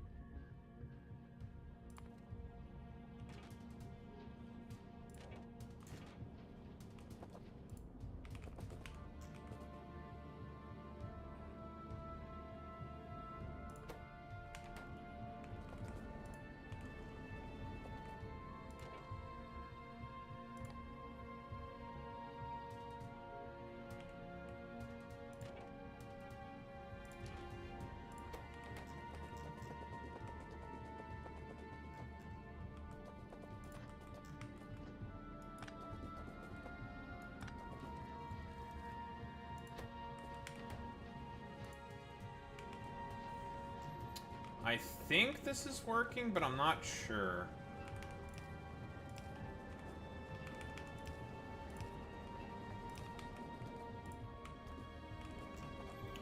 I'm gonna let this try to go through maybe a couple more loops and see if it works. Because the only problem that I'm having here is that I need this wood that's currently on here to just keep moving.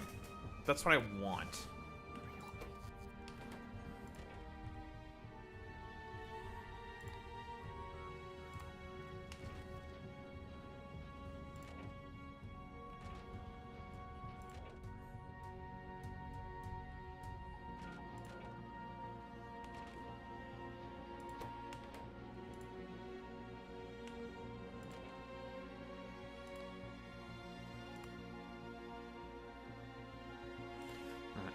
20.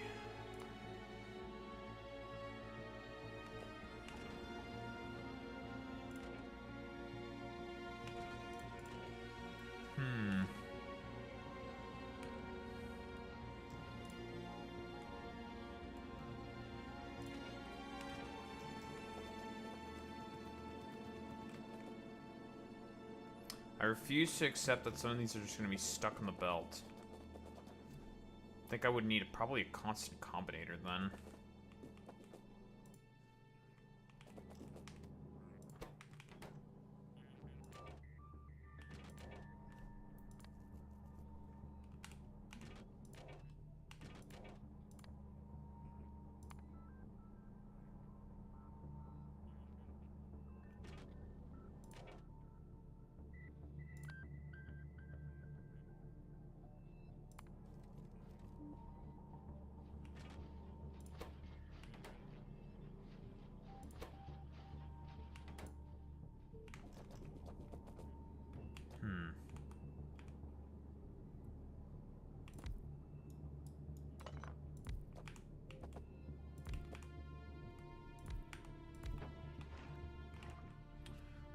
Alright, venting time.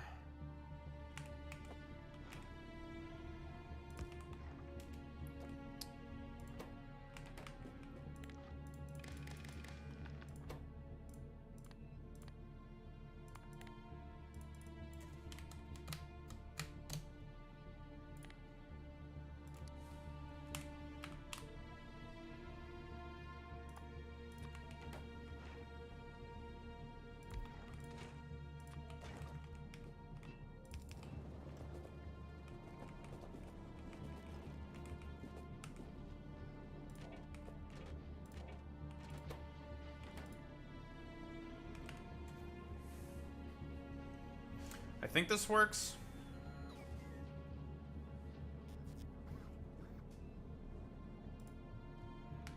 I think this works.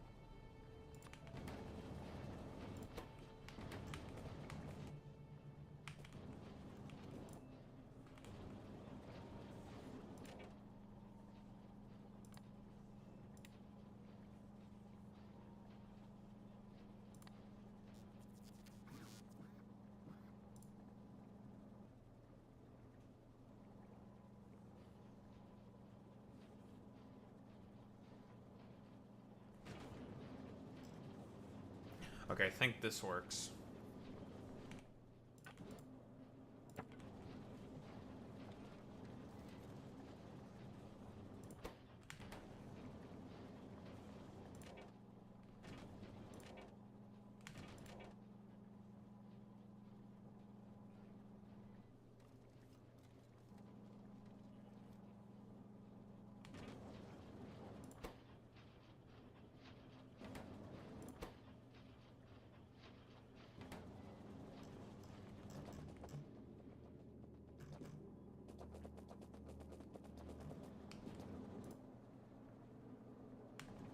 Okay, I think this works. I think I have a proof of concept here.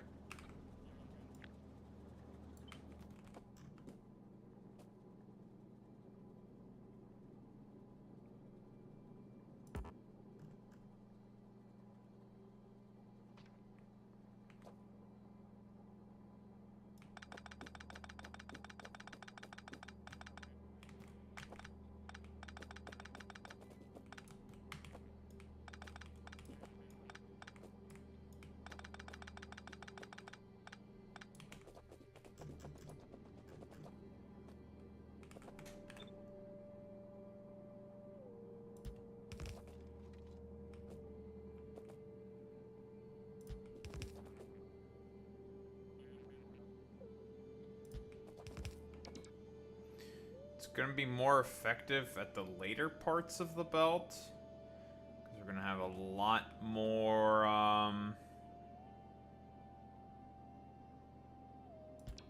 wood on it, probably, but... eh. The splitters still act as a bit of a separator for them, so it still should be fine.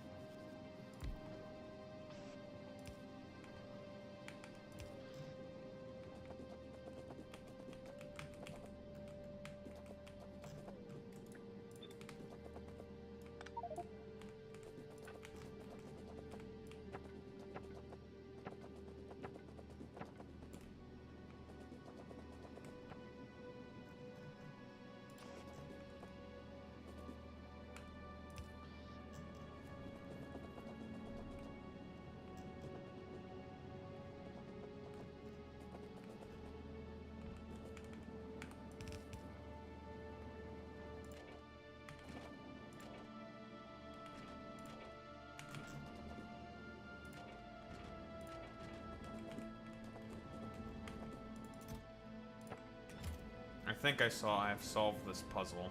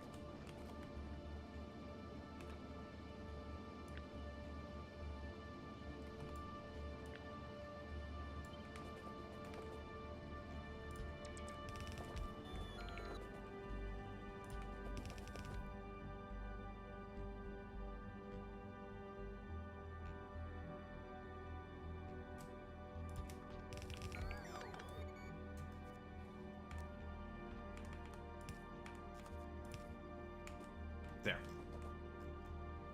And that is wood. I think.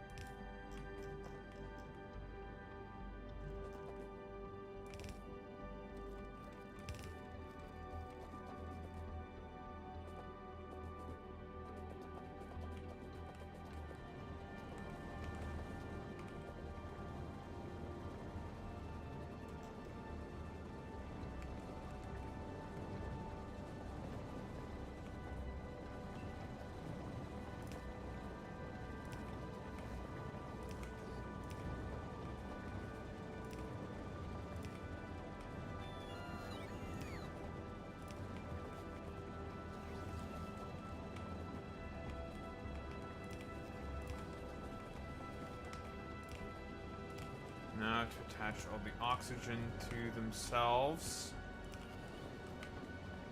So then they can vent out the oxygen to make an extra set of oxygen vents. There we go. Okay, I think I have solved that puzzle. We now have greenhouse, you have fucking wood production.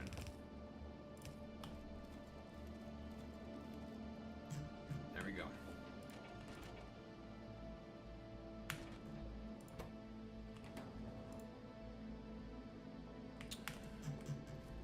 Ugh. Don't know if it's exactly the most elegant solution, but it works, and it's pretty tileable, I'd say.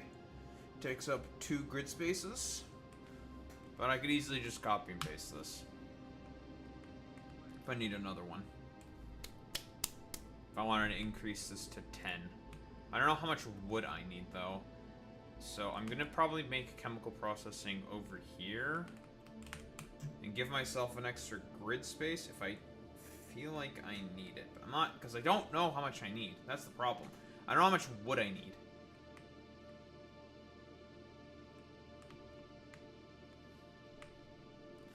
But we 5-headed our way to wood. Now we have a fuck ton of wood.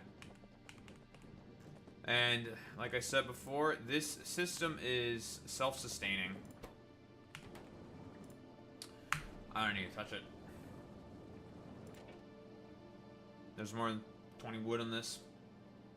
So.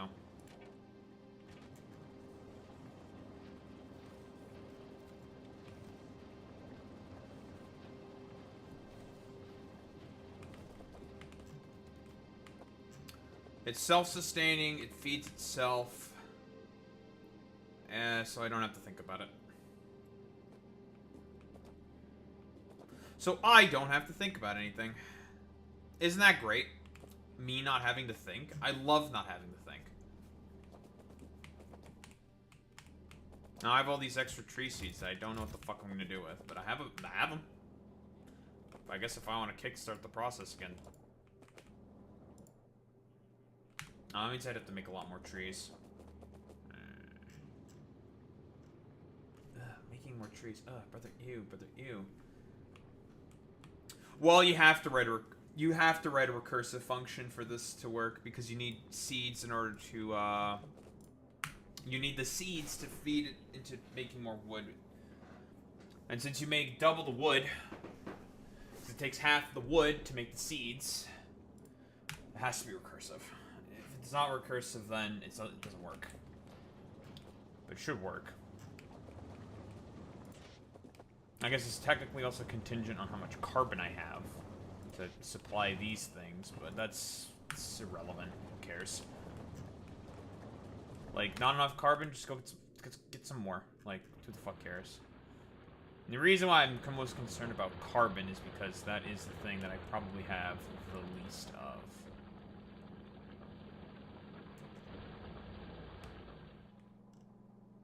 Technically speaking.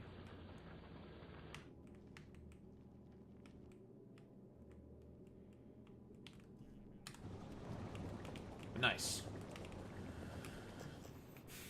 We are not quite out of the woodwork yet. That is the first part for chemical processing. That's the wood taken care of. We still have to take care of the,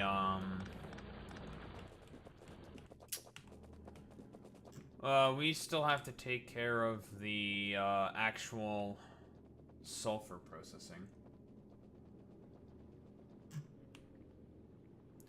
To make cellulose, we need sulfur.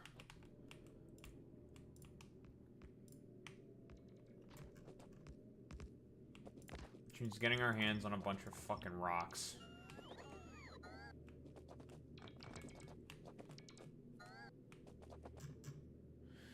We need rocks, folks.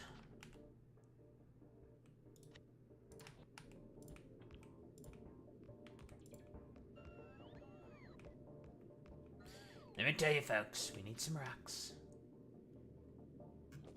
These things, we need them.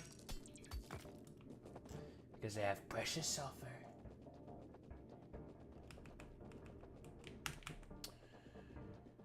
Okay, so now, what are we gonna do?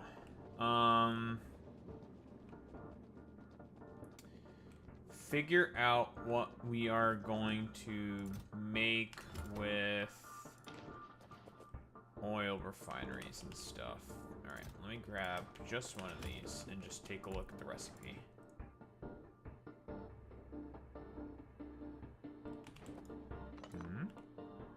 Okay, you don't make this with oil refineries. Interesting. Then it should be with chemical plants. Yeah, it's chemical plants. A wood gasification to petroleum and bitumen. We get diluted bitumen. 4-to-1 ratio to make solid fuel. Okay. And 20 petroleum gas. So with petroleum gas and water, that gets us sulfur. But we need cellulose in order to be able to do that. To get cellulose, you need sulfuric acid. That's what we don't have. So to make cellulose, we need crushed wood. Now that we have wood, we can crush it in the crusher. Okay, easy. Easy clap. We have a ton of that. Crush it in the crusher. In order to make cellulose. I'm just going to take a look at these recipes. 2 per second. 20 per second. For cellulose. This is 15. 40 cellulose.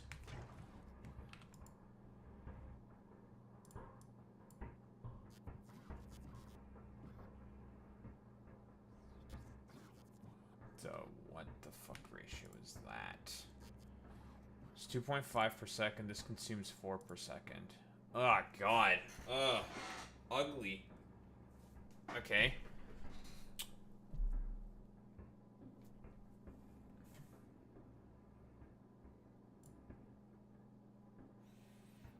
You also need a bunch of petroleum. Wood gasification. To petroleum and bitumen.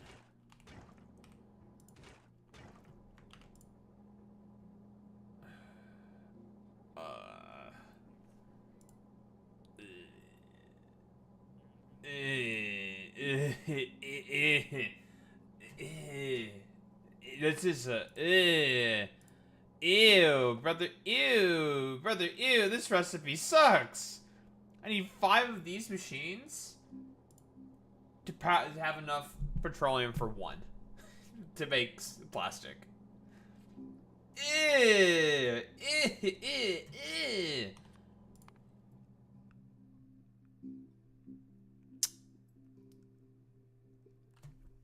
Which means I definitely need to get this fucking research done. Okay. Here's what we can do.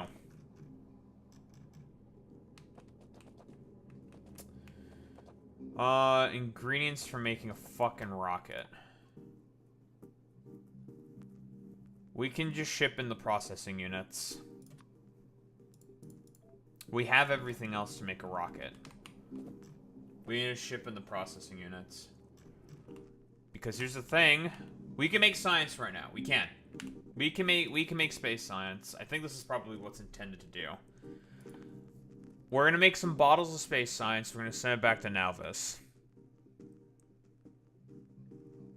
I think that's what we need to do. I think we need these recipes. Because I'm gonna tell you right now, these recipes are just unworked. They are dog shit. They are so bad. I think I'd rather do anything except use those recipes. I'll be quite honest.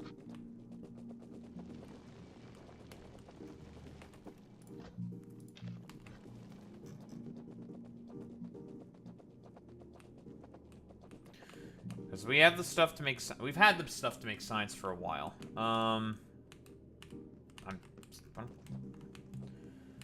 Yeah, we need to ship in processing units. Okay, we'll ship in processing units. If we look at cum science, here's our cum. It does not take a lot in terms of the resources department. The science is like, we can have a shit fuck ton of it. Like, so many of these machines. I don't know what the exact ratios are, but the reason why it's like this is because The game is operating on the assumption that you're not going to have a very large geosynchronous platform. So it takes relatively low amounts of resources in order to be able to make the science. However, we're on a planet. We have access to quite a lot of resources. We have access to quite a lot of space, more importantly. Now, could you make a ginormous geosynchronous platform on Novice in the base game with the DLC, of course, in order to be able to sustain a lot of science, a lot of space science per minute? Sure. Not advisable, however. Reason being is because the orbit of Novice doesn't have a lot of asteroids. Not a lot whatsoever. Just like we did with our previous save that we were playing on before, you want the platform to be moving. Why? Fairly fucking obvious. First off, it doesn't take a lot of iron in order to make space science. So you can use that to make ammo. And you want to have it moving between the planets to shoot down asteroids, because those are going to have a lot more resources on them. Way more resources to be able to have a large, sustainable amount of space science. Pretty simple, right? Now, with the surface of Maluna, I've commented on this before, but we can take a look at it again. So, barely any little chunks there for use in terms of, well, for space science. If we were to go here, just let it play out for a little bit. Yeah. Way more small chunks in comparison to Novice. Way, way, way more in comparison to Novice. This is like, at the very least, like, probably 10 times more. Easily. Way, way, way more chunks that you can just get from space.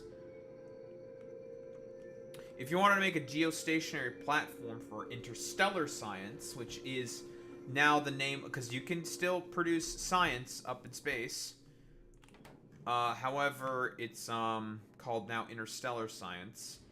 That's just the name they come up with it. Or they came up for it, whatever. I need to send these things down anyways. You would do it on here. And then just send it down, send it up to a freighter, and then send it back to Novice, because that's way more efficient. There is a lot of small chunks here. This is a lot. So you could produce a respectable amount of science with just a geostationary platform. A lot of science. You can very, very easily probably get to 1,000% per minute. Very easily. Not a problem. Considering the fact that I believe if we take a look... So it allows for production of science in space. Same recipe, same ingredients. So this shit's cheap. It's very, very cheap. Well, I shouldn't even say it's cheap. It's free. It's literally free. Calling this cheap is incorrect. It's literally free.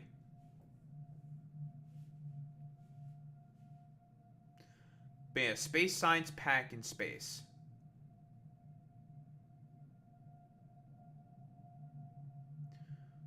Best place to do this then is, of course, probably in geosynchronous orbit with Maluna.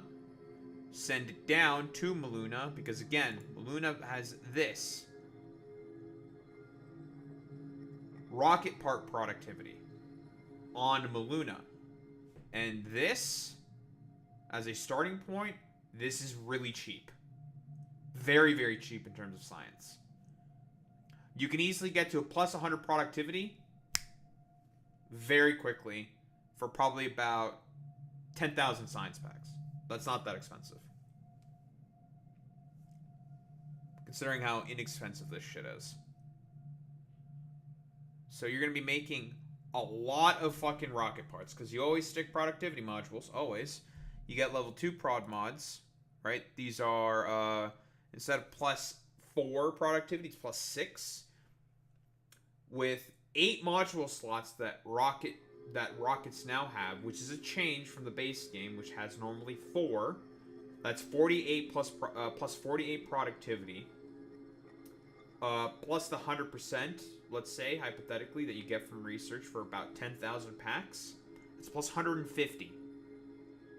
So for every single rocket part you produce, you get 1.5. Ish. The cap, there is a cap to this. That's a cap of 300%. So for every one, you produce 3. It's very efficient. Of course, we'll get to that point eventually, but yeah.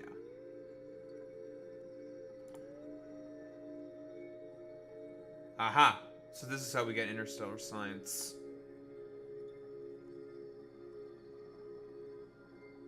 That is expensive. Okay. That's what you need helium for. Interesting. And you need fucking Kovarix to even think about unlocking this thing. So I'm assuming these are going to trigger as soon as we have some of these other science packs. Right, I see. Interesting. Yes, so we need these science packs to even think about getting to, say, Meraxis, Aquilo, Porcelain. Okay, interesting. So these things are not for a while. And depending on which planets you go, they get unlocked. Fascinating. Okay. I think these can only be well, these can be crafted basically anywhere. Crafting conditions 0.1. No, this is only on Maluna. So we're going to have to come back here eventually. So that helium, we're not going to be using that helium for a long time. Because we're going to have to go to other planets before we even think about getting this science. Even think about it. Satellite radar. Advanced steam turbines. More efficient steam turbine. Interesting. Obviously we get Meraxis. And Aquilo and Porcelain. Which is all about lead. Or zinc, not lead. Fascinating. Cryogenic greenhouse tree growth. Well, this is new. They added a bunch of stuff.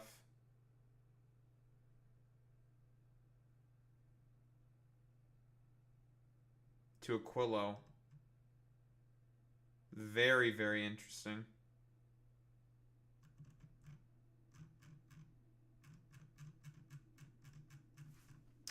But yeah, we got a long way to go. So eventually we will have to come back down here just for the Interstellar Science Pack. Because we need the Interstellar Science Pack to go, well, here we go. Now that we're here, we've actually unlocked the space map. So here's all the planets that we added via the mods. These are the first initial planets. So this is post-Vulcanus. I think you can go to Castra without Vulcanus or Gleba. The only planets that we could visit, once we get, you know, shit done here, is Tiber, Fulgora, Vulcanus, Gleba, Castra. Moshine is post-Vulcanus. Corundum, I believe, is also post-Vulcanus / post-Gleba. Igris is post-Vulcanus. Meraxis, you need the Interstellar Science Pack. Same with Tenebris. Same with Porcelain. And Aquilo. Whereas with Secretus and Frosetta, you need, it's post-Aquilo. And then there's all this other shit. Yeah. A lot of content. Lots of factory to be built.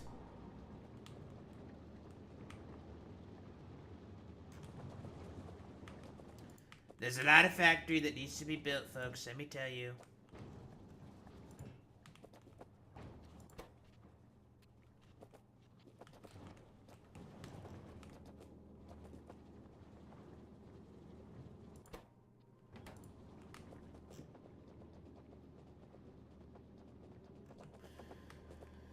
But yeah, okay, so that's probably going to be the plan then.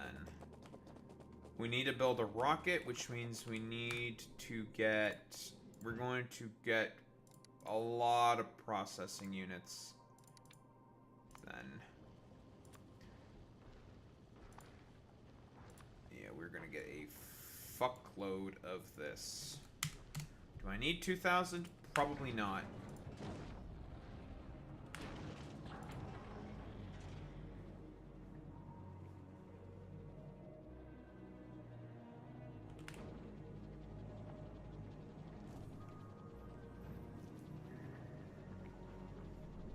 So that's going to be the plan. It's time to make some science and get off Maluna for the time being.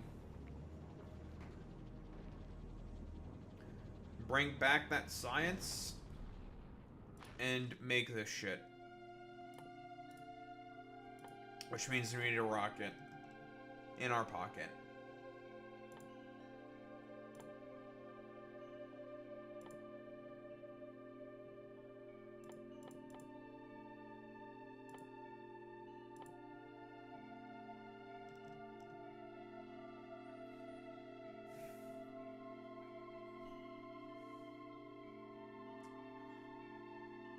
I'm not really sure what exactly this is supposed to accomplish. So again, we can't even make this science. We won't have access to being able to have this research of advanced space research, which allows for the production of space science in space for a while, because we need interstellar science to do that,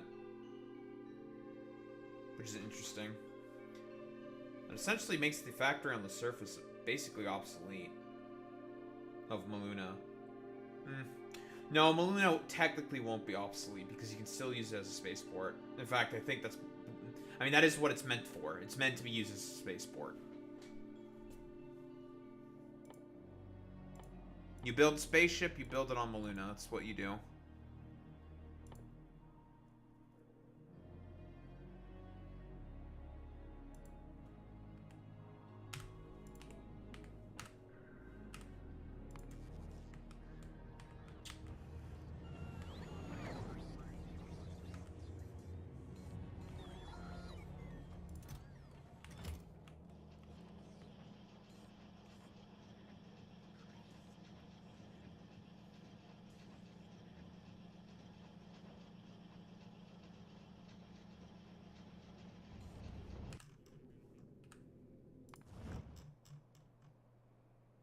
Yeah, there's not been a lot of pollution, huh? And the biters have probably been expanding. Yes, the biters have been expanding. But that's okay. We don't really care if they're expanding. We're completely walled off, so whatever. They can do whatever they want. Like, we'll come back and murder all of them eventually.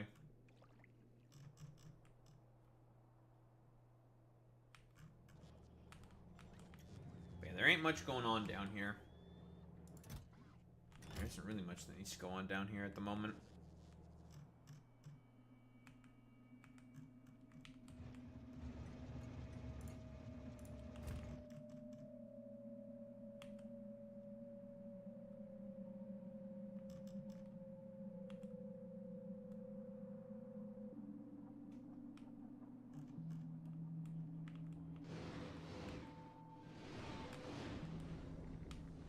Train.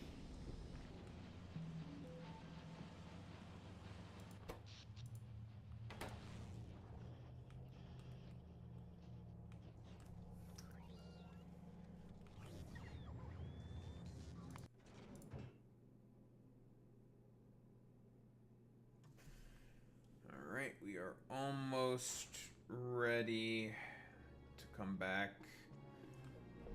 With this amount of processing units, we should be able to make some rockets.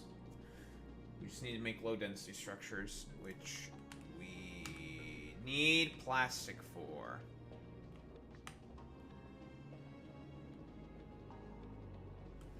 Okay, we're gonna import some fucking low density structures as well. Okay, I just remembered we also need low density structures to make rockets, so we're gonna import those as well from Novice. We're gonna do a little skipping. Because, man, I do not like... Because, ugh, it's like, it's such a brother ew fucking recipe. Like, I need 5 of those fucking chemical plants just to make, like, to supply enough petroleum. Like this, ugh. Oh, God, it's disgusting. It's such a bad recipe. Mm-mm.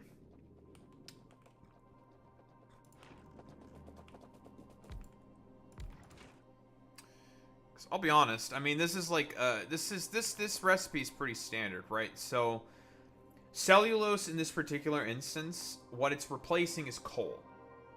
There's no coal here, so you can't make plastic. We can make petroleum gas, but there's no coal here. This is meant to replace coal. So it's pretty much the like exact same recipe. Not the exact same, right? I think it's only... It's like, to make plastic, you need... What? It's like 1 piece of coal, I think. Or 2. It's 1 or 2 pieces of coal. Oh, it's only 1 piece of coal. So 4 pieces of cellulose is equal to 4 pieces of coal. Oh, that's kind of disgusting. It's kind of gross. It's kind of shitty, honestly. That's kind of doo-doo bupkis, if I say so myself. I'll be honest. That's kind of shit. Kind of ass.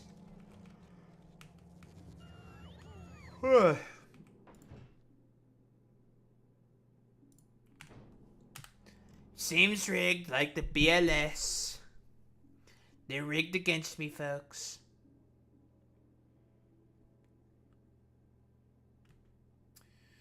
Because you need to make...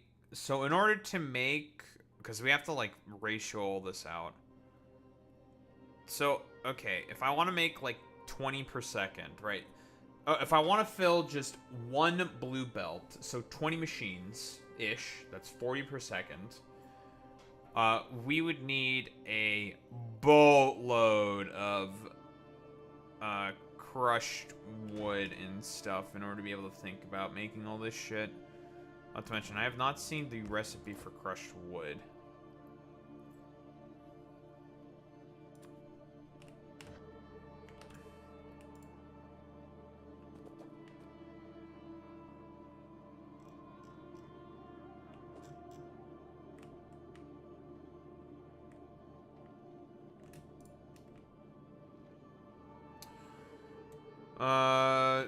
So this produces...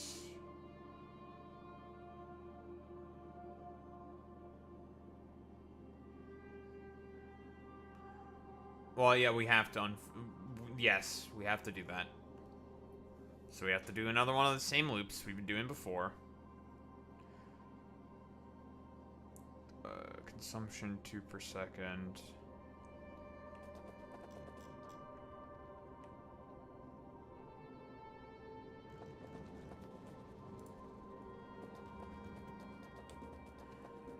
Okay, 1.33 per second. This consumes how much per second?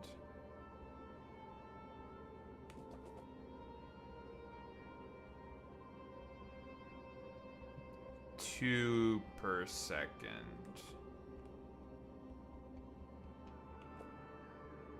4 crushed wood per second. Consumes 2 crushed wood each and every single time. So 2 per second. Ugh, even that kind of fucking sucks. Oh god, this is just so shit. Jesus. Man, this shit sucks. It is bad. This is bad all around. I have to say.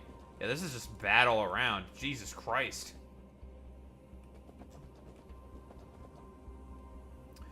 This is absolute dog shit. This shit is so ass.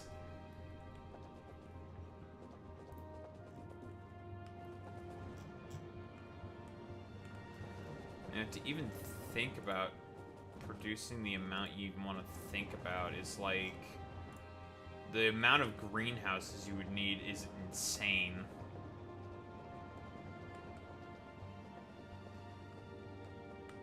Yeah, I don't think I made enough greenhouses to have a sustainable fucking production. Ugh, God, bro. Ugh.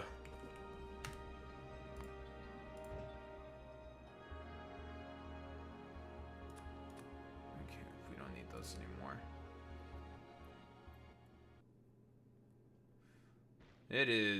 This is just bad all around.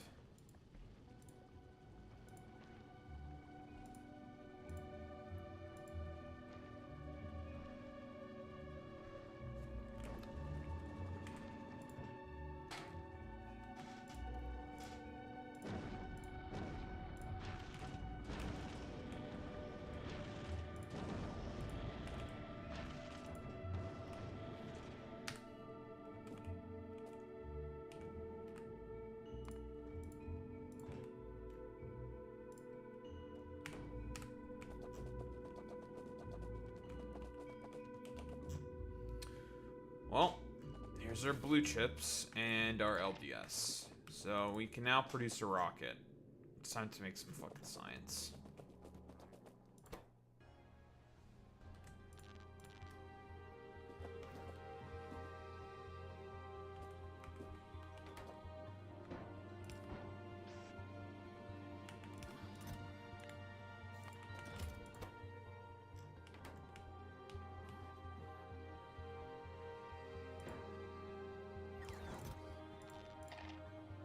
Keep those guys in the chest for now.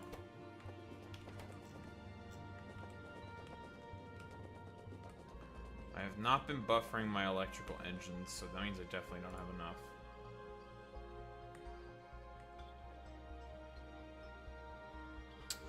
Pipes, cheap as balls. I need 200 electrical engine units.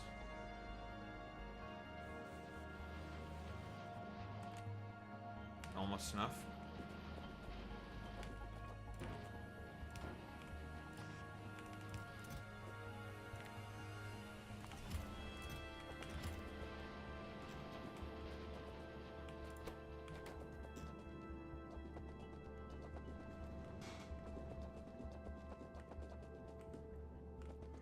Oh, look at our heads on a better building to make those. Alright, that's 200. Pipes. Let's get the steel.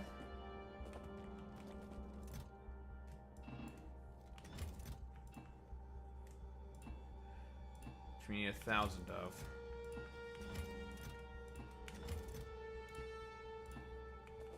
Steel. Pipes we already have. Now we need 1,000 concrete. Of which we definitely have. Alright.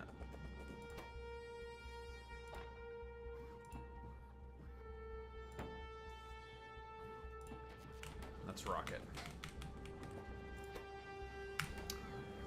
Alright. We can get the hell out of here. We need some prod mods.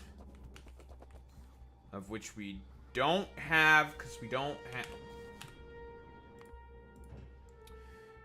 Pick up some fucking prod mods and some beacons. Speed. Prod mods. Use some fucking beacons. Yeah, we can get the hell out of here now.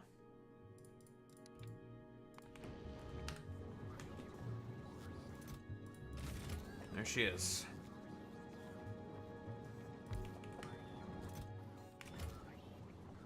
Because rocket fuel we have.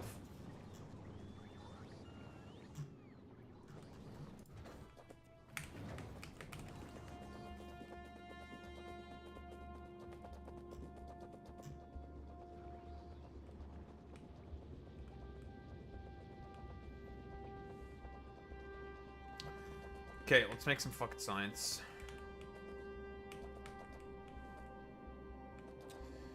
What? It should be the ingredients that we need to make science should all be on the bus already. Yes, I did not do a very good job planning out this fucking dumbass bus. I could probably fix this actually.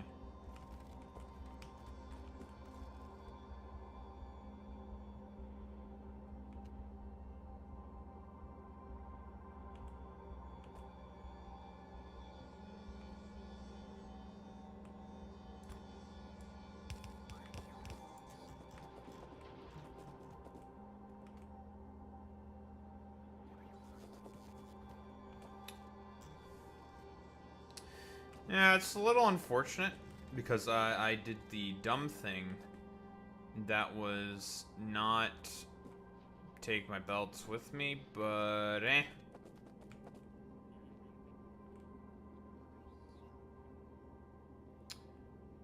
Well, this is just more because of this fucking substation being in the way. But eh. I can fix that eventually, probably. This one I can just fix now. Boom. This one...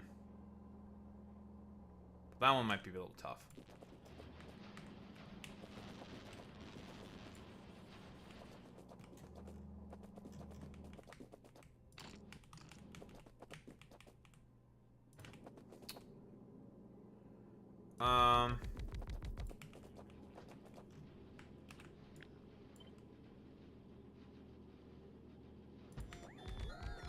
What if I just go 20? I have no idea what the ratio should be, so let's just guess.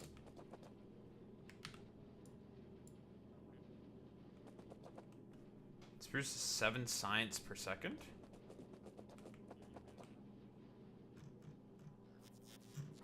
So you're telling me we can go bigger?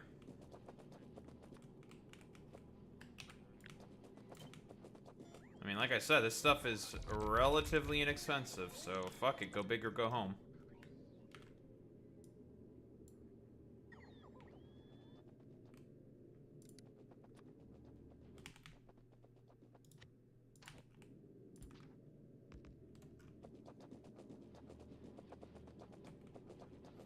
Now, do I need this much? Probably not. But it'll do for now. I don't actually want to make the sides here, but it'll do for now.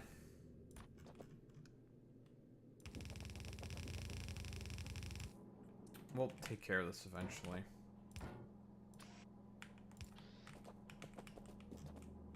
Okay.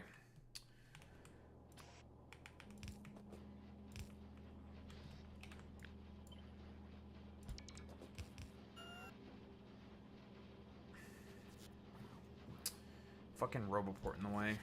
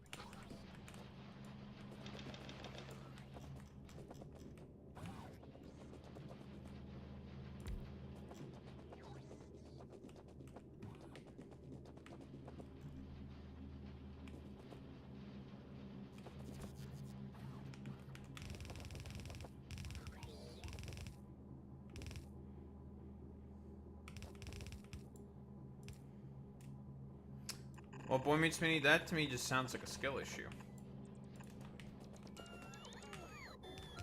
Shouldn't be using a Linux machine.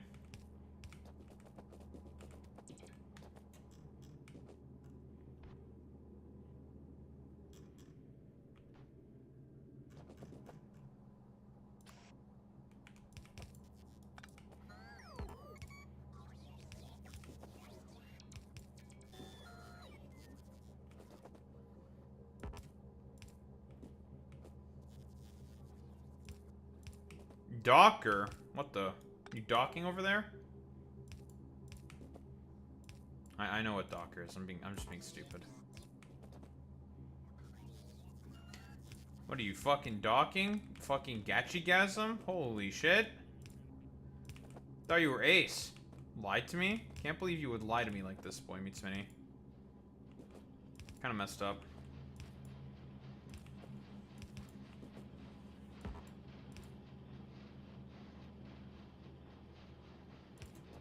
No, don't you think you can hacker man's your way out of this one, Buster, okay? Alright. Reflexively denies Boy Meets Mini's aceness because he decided to talk about Docker. And I, the ever astute, conflate Docker with docking.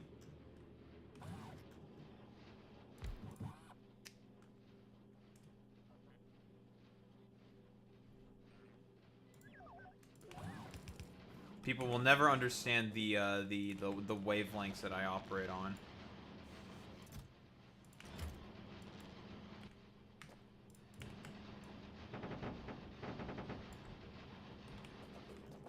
People will never understand my my brain genius.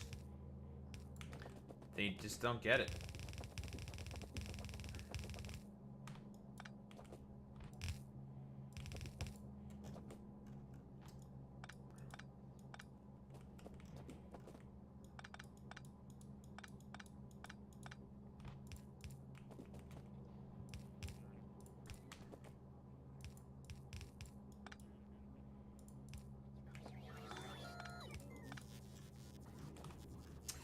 Alright. Ice, carbon, and iron plates. 3 relatively easy, simple ingredients. I'll put the ice on the outer belt, and I'll put the other 2 on the inner belt. Doesn't really matter.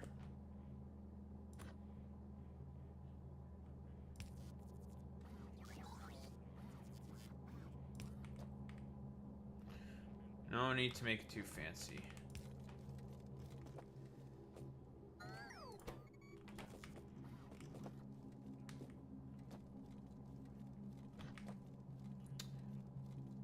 The fucking substation gets in the fucking way. Of course the substation gets in the way. I love it when the substation gets in the way.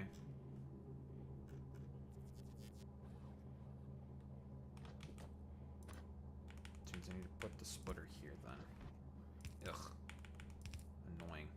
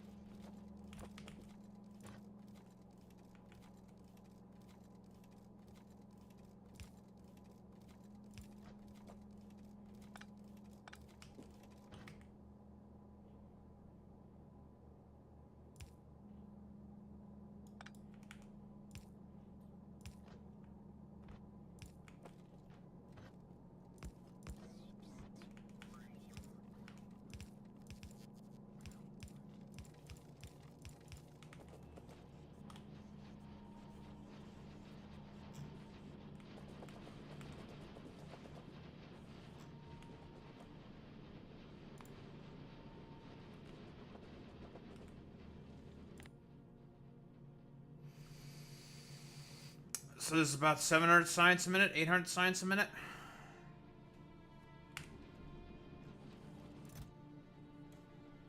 That's a good amount.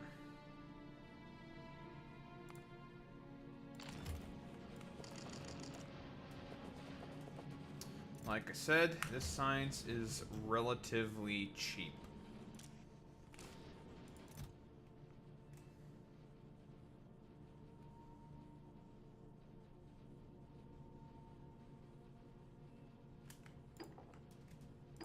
Alright, we got 1,000 bottles. We're out of here.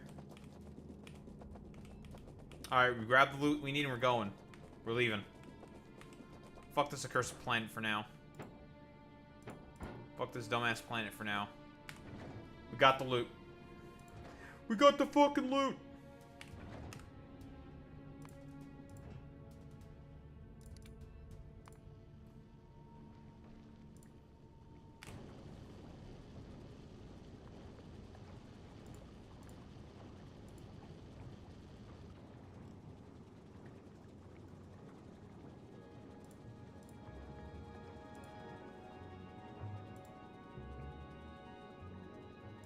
Oh, we're not leaving this. Oh, we are nowhere close to being done with this planet.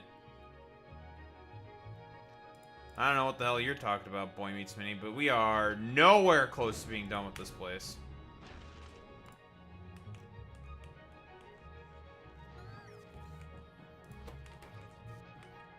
This place still probably better than Nalvis.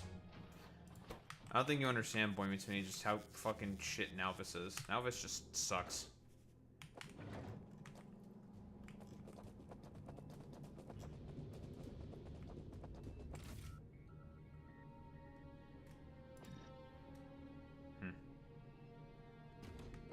I don't need damn speed modules.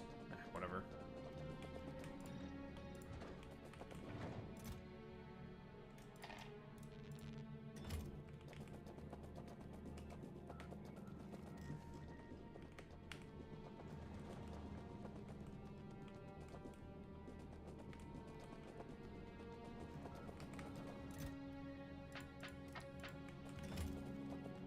Alright.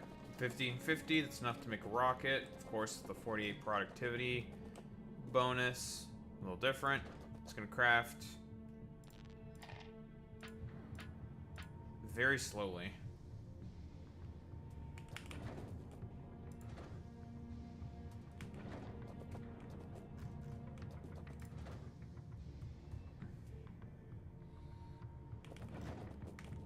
Well, first things first, let's get rid of these fucking useless ass steam engines.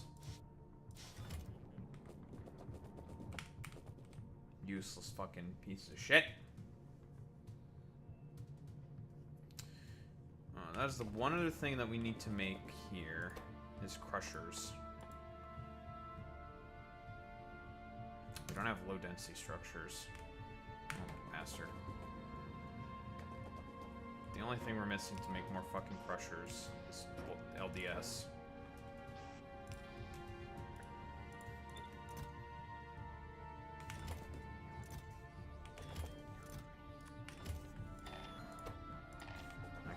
Take the LDS that I brought here. Absolutely not. You can request the other two. That's fine. I don't care about the other two. I care about this, though. That we're keeping. That is not going anywhere. But I think we're going to stop there for now. Research what we need after. Blah, blah, blah, blah, blah. We're going to just manually feed it because we don't need to do anything else besides just manually feed that thing. Alright. Out of memory. Okay, nice meme. Alright, I'm gonna go to the bathroom, I'm gonna fill up my water, blah blah blah blah blah. All that good stuff.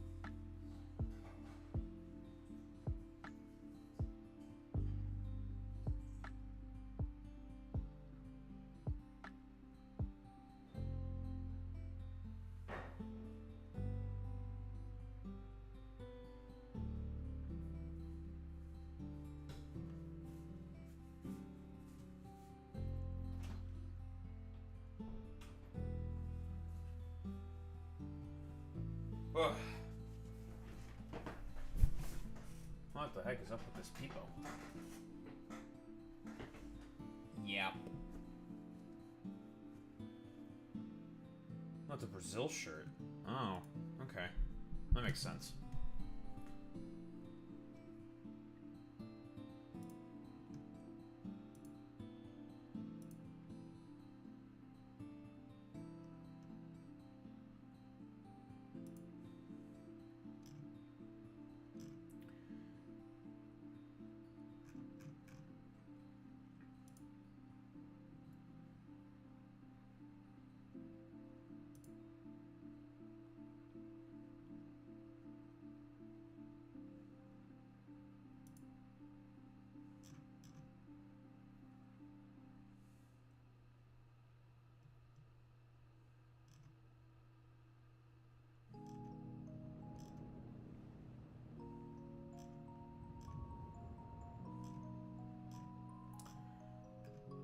Okay.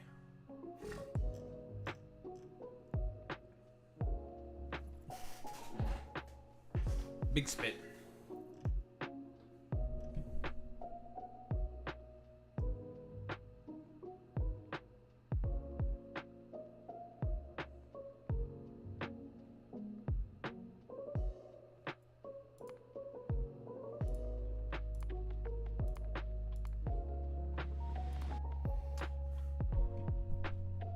See that Ethan is having a now schizophrenic conniption about, no, Woolly Mac show or some shit. Hassan watching Bad Empanada and participating in Willie Mac's doxing, Willie Mac's wedding. Fuck Willie Mac show. He's like literally 3 IQ.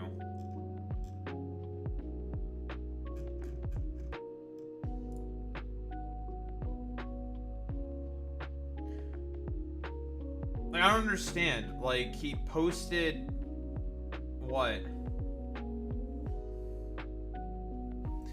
He posted fucking wedding photos publicly? That's doxing now? Okay, that's cool. I guess doxing also means nothing now.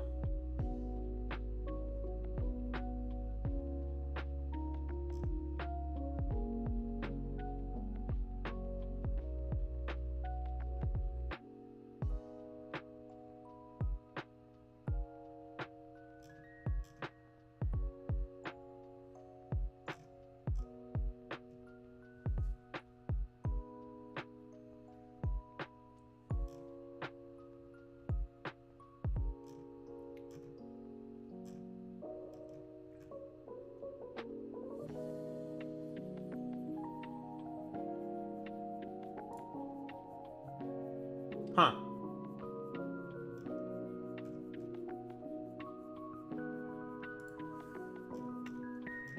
You know what I have found to be really, really interesting and just nice to see? A bunch of, card game, YouTubers and stuff interacting with one another with their particular card games. So there's, a bunch of Magic the Gathering YouTubers that are interacting with Hearthstone YouTubers, and now, Yugi tubers are also getting in on the fun as well. Just, just talking with each other about their card games and stuff. Yeah, it's very nice to see. And it's nice because it's like, wow, I play all these games. I play Hearthstone, Magic, and Yu-Gi-Oh! Well, I don't play as much Yu-Gi-Oh! Anymore because I don't really have anyone to play Yu-Gi-Oh! With. But Magic, I play Magic, play Hearthstone, and shit. It's like, oh, that's cool. Lovely. I love that. It's very cool, very good.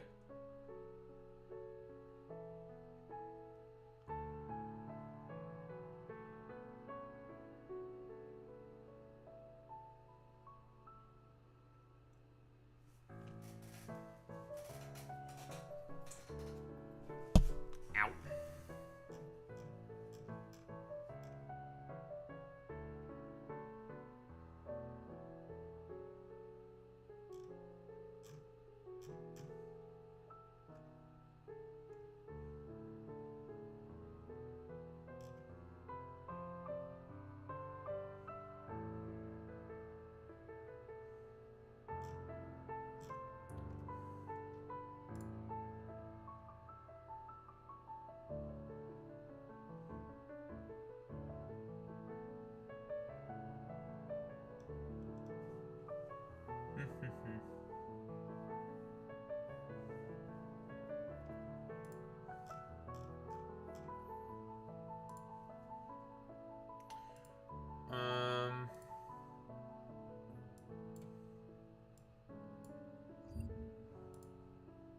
Grab this bad boy. Grab this bad boy.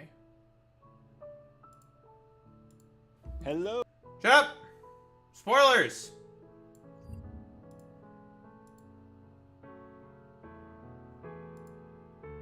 Oh, pussy. That's the second time that motherfucker did that shit. Coward. Cowardice! I hate cowardice. Cowardice annoys me greatly.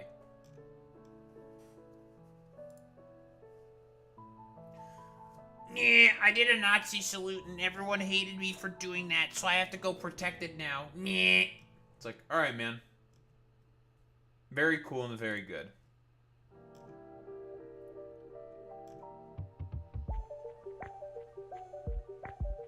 Just nah.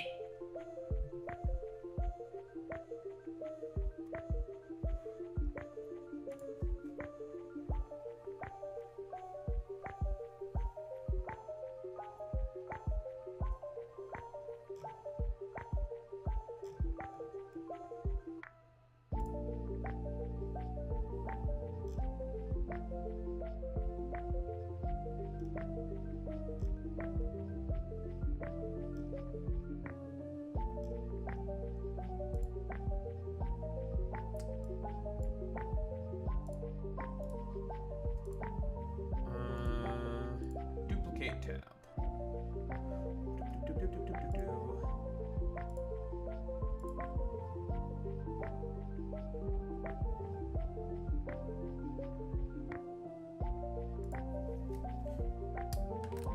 Bassem, Youssef.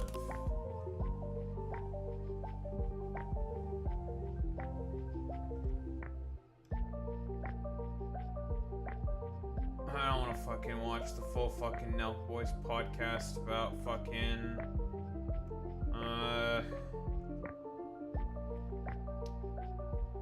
don't want to watch the whole fucking thing with whatever the fuck.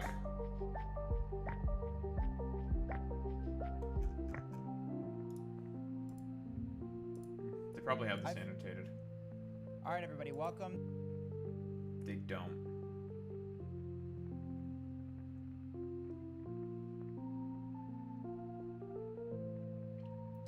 These bastards don't annotate anything? You bitches!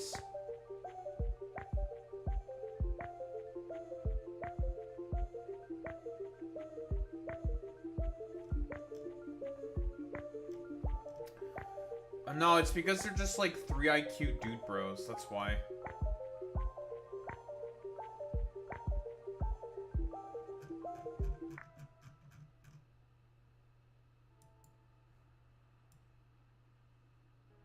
Ag!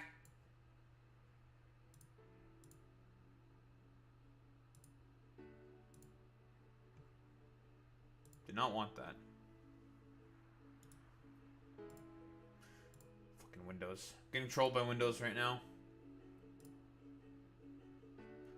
I love getting trolled by Windows. Well, I guess I'll turn it back on Factorio when we're listening to this dumbass shit.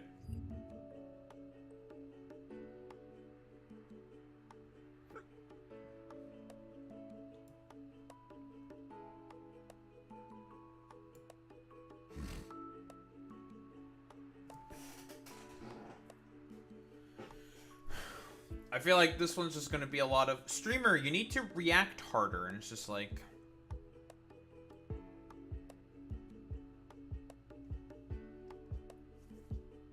brother ew. It's like brother ew, brother ew. You know? It's like brother ew, brother ew.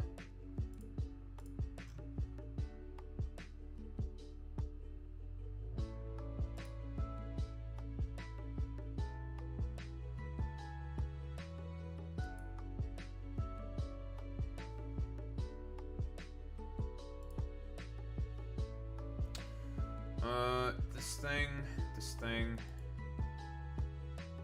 Okay, yeah, that's the other thing I need.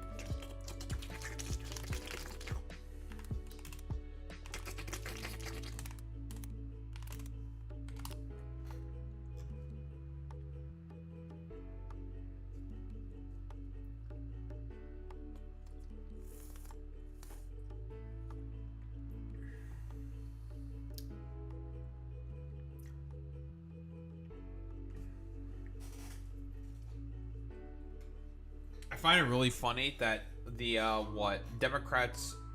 By the way, this is base of them to do this. Okay, Texas Democrats, not soy, not cringe.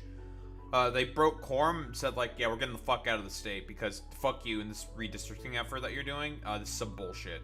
Fuck off. And he's just like, I'm gonna send the police after to arrest you. It's like, how the fuck are you gonna... How's the Texas police going to arrest us when we're all in Illinois and New York? Fuck you. And it's just like, well, they do get fined $500 a day for truancy, but guess who's a fucking billionaire and is letting them stay in his fucking hotel? Oh, JP Pritzker. So, they're gonna have plenty of fucking money, okay? Democrats... And in terms of like Democratic cities and stuff like that, significantly more money than Republicans, so they'll be fine. They'll be okay. Because I think they did this before, like in 2003 or something, but they couldn't do it because they didn't have the fucking money. They got the money. They got the money. I do have to say, Democratic governors, in terms of this issue in particular, are all being bait. Even Kathy fucking Hochul is thinking about getting rid of the independent commission that does districting, which is, it's like, holy fuck, this is base. And the way she was just like saying this is just like, I'm not gonna fight with like one hand tied behind my back anymore. Like, fuck that. Like, these people are liars and cheaters and we should just fight fire with fire. It's like, holy fuck, this do nothing fucking moron like is they're for once they're putting up a fight. Holy fuck.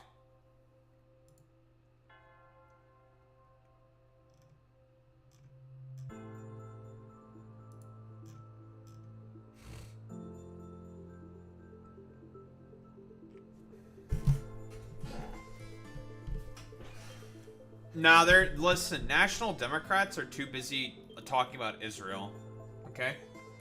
They're too busy being obsessed about Zoran Mamdani and Israel. That's what they're doing. So they're not gonna say shit.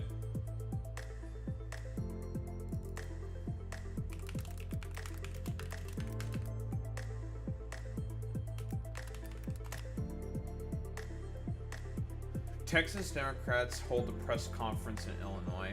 It's fucking wild, bro.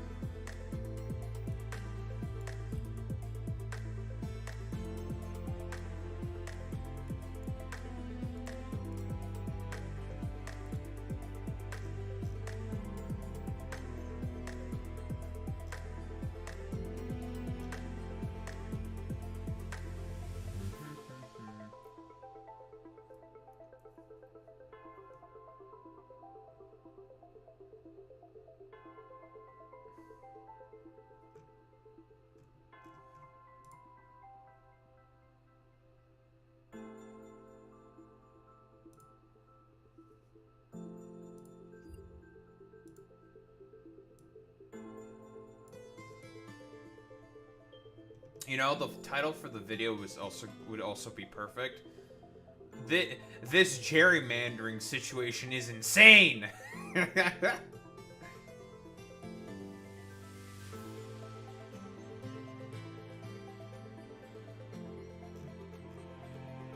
This gerrymandering situation is insane. You know, some stupid shit like that, you know? Really embellish it. Really become... Really make it fucking, over the top and stupid. It's insane, bros!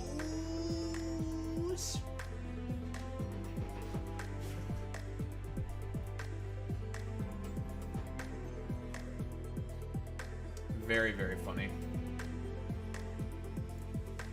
Alright. I think I got what I wanted. I got everything I need.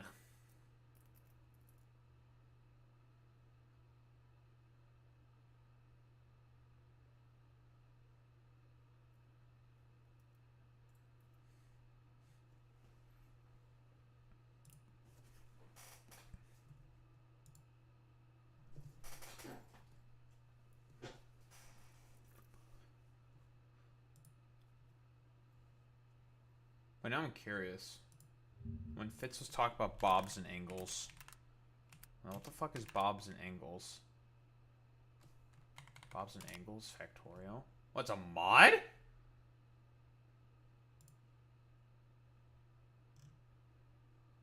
Huh, it's a mod. For C block. Ah. I understand now. I understand. Man, would I ever want to play fucking C block? No. That seems really shit. That seems like such a fucking, like, ah!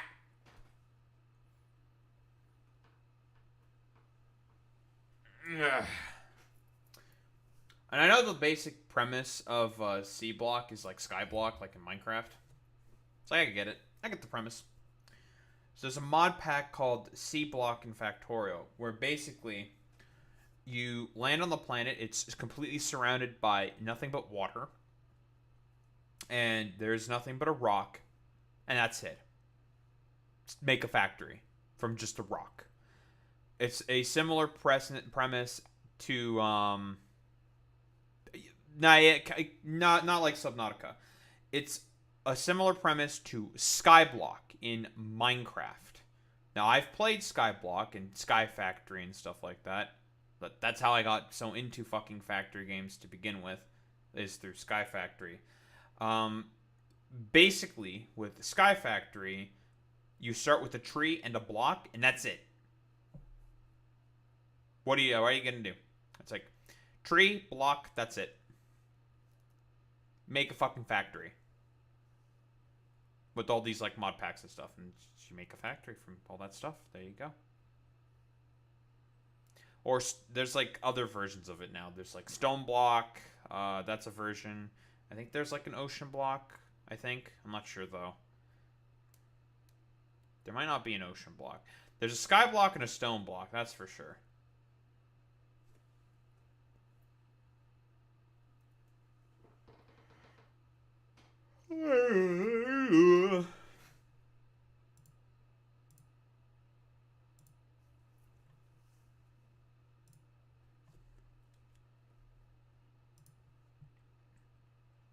Maybe I should show off my Sky Factory save in Minecraft. I still have it. I can get it. I've beaten it like 3 times. I haven't gone into all the mods. There's more mods I can like start off with and get into and all this fucking shit. But, I don't care enough.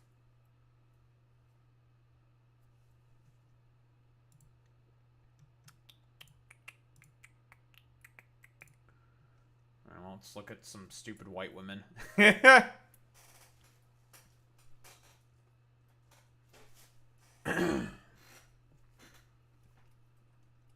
It would appear I need some nose schnoz. Well, yep, white women. Alex, just in time for the what? I see how it is, Alex, you know. You only just show up for white women? I see how it is. What, it's the Snow Bunny mind control? Yeah, okay, Alex. Yeah, we get fucking Snow Bunny mind control. Listen, we get it. We're gonna pull up the fucking meme. Snow Bunny mind control. Marvel Rivals. I thought Snow Bunny mind control was an image. Listen, this is literally you, Alex. Alex, you have some explaining to do. Or rather...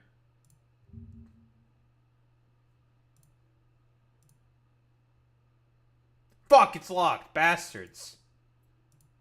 It's funny.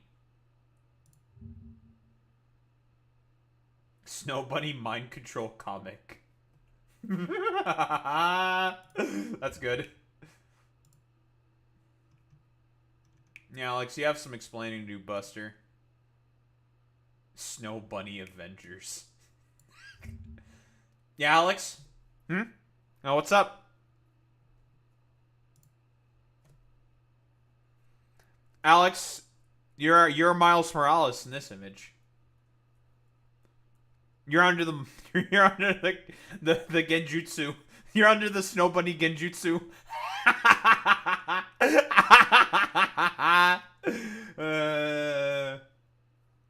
Jesus Christ, dude.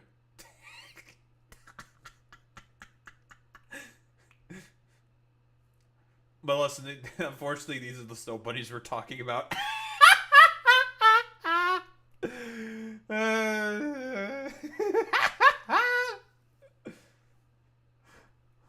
No, these snow bunnies are shit.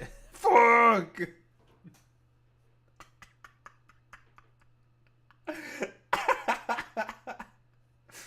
No, I'm cooked. Wallahi, I am cooked. Oh my god, dude. All right.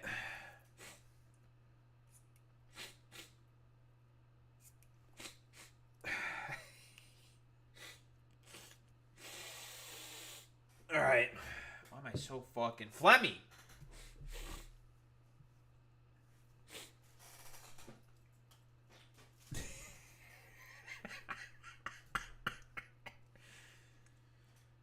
Oh my god, bro. Oh, it's funny, man. It's fucking funny, bro.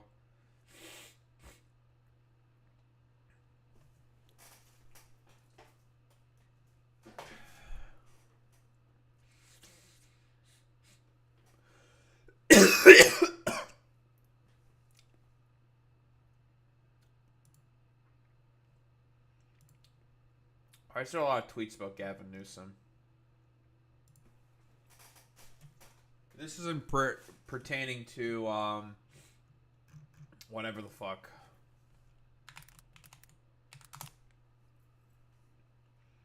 Oh, wait, didn't they say,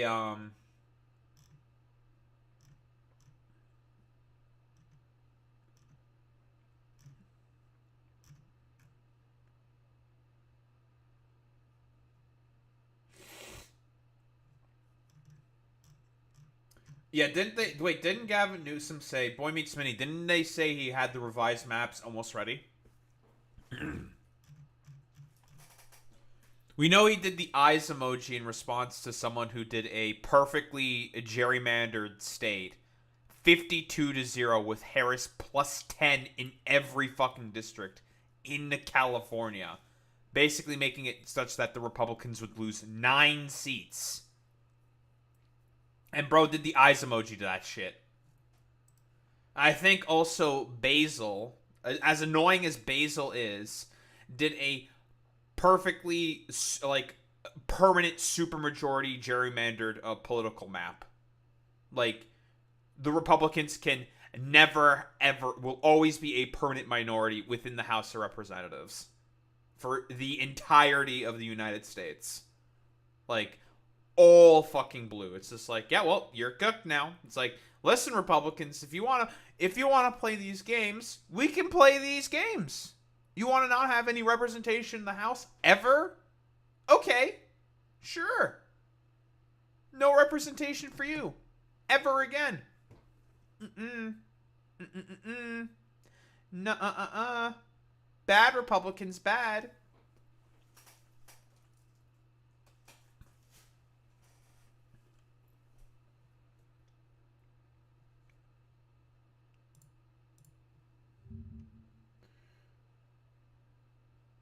Redistricting move. What meets me? I need a subscription to Los Angeles Times. Alright, get the fucking snow bunnies out of here. Fuck you. No one likes snow bunnies. Fuck you, snow bunnies. I've had enough. But yeah, that's, I mean, the proposed map is already out there. All that, because, like, the thing is the breaking of quorum does not stop it from happening, but it delays it. Which is all they want to do. They just want to fucking delay it.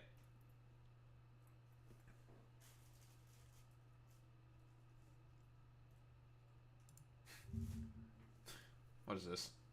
Alex, just in time for the what? I see how it is, Alex, you know.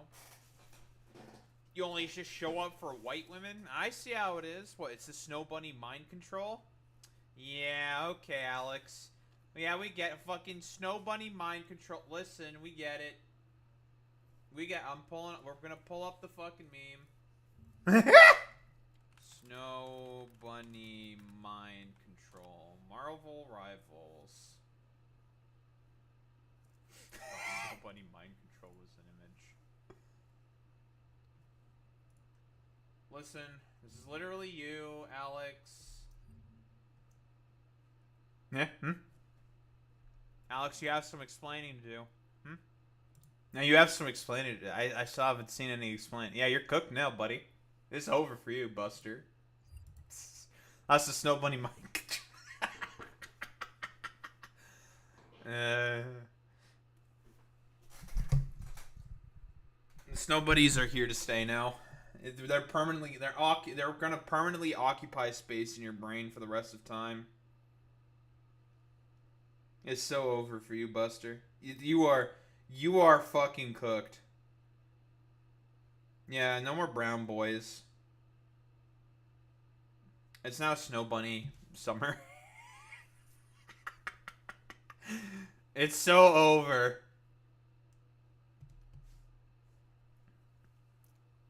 Step aside, brown boys. It's time for the Snow Bunnies.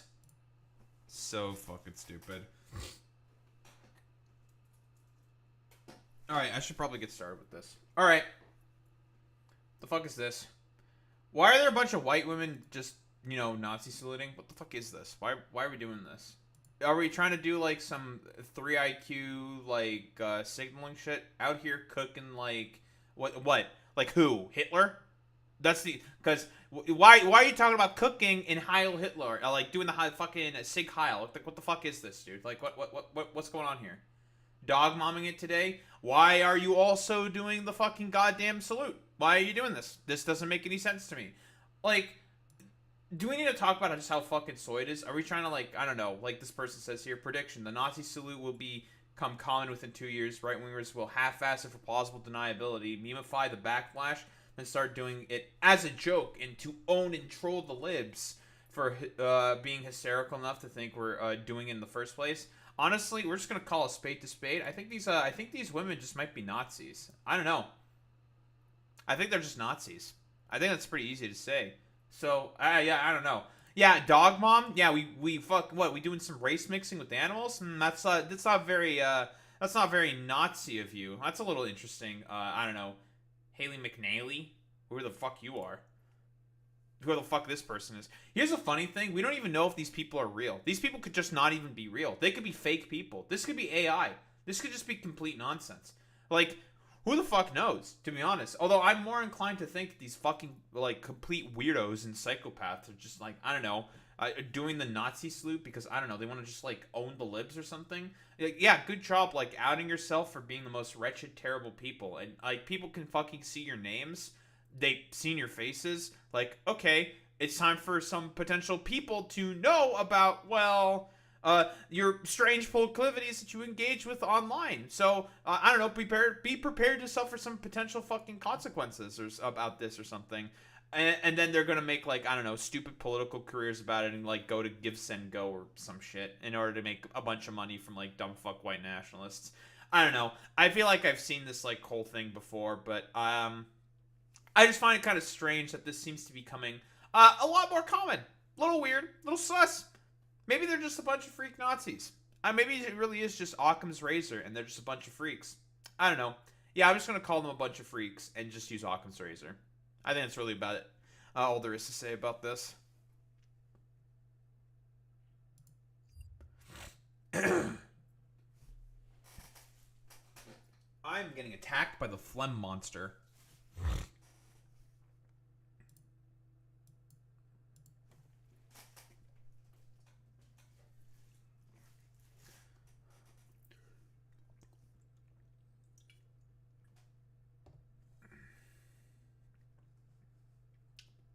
Were there a bunch of white women, like, doing fucking Hitler salutes? Was that a common thing? Did they do that a lot? Were they doing that a lot? I have no idea. No, but society back then was very white-centric. Well, that makes sense. Man, white weeb. What? White weeb. Jesus. Man, white people, am I right? Freaking whites. Point and laugh at the whites.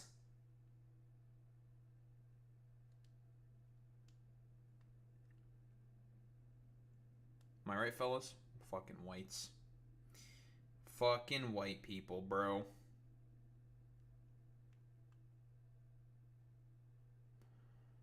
Freaking whites. Alright. Should be enough phlegm cleared now. Alright, so the situation with the gerrymandering seems to be heating up to a fevered pitch, it would appear. So what? Texas House has locked its doors and approved a motion to issue arrest warrants for Democrats who broke quorum by fleeing the state. So, all right. Basic summary of what's going on. There is a map that is being proposed right now by the Texas House in the middle of the decade, and it's being issued, and it's an order under Donald Trump. So Greg Abbott called for a special session to try to gerrymander also the state even further to, well, have even less Democrats. He's trying to get like 5 seats out of it. And I talked about this before, well, probably like include the fucking video in the description. You can only gerrymander a state so far.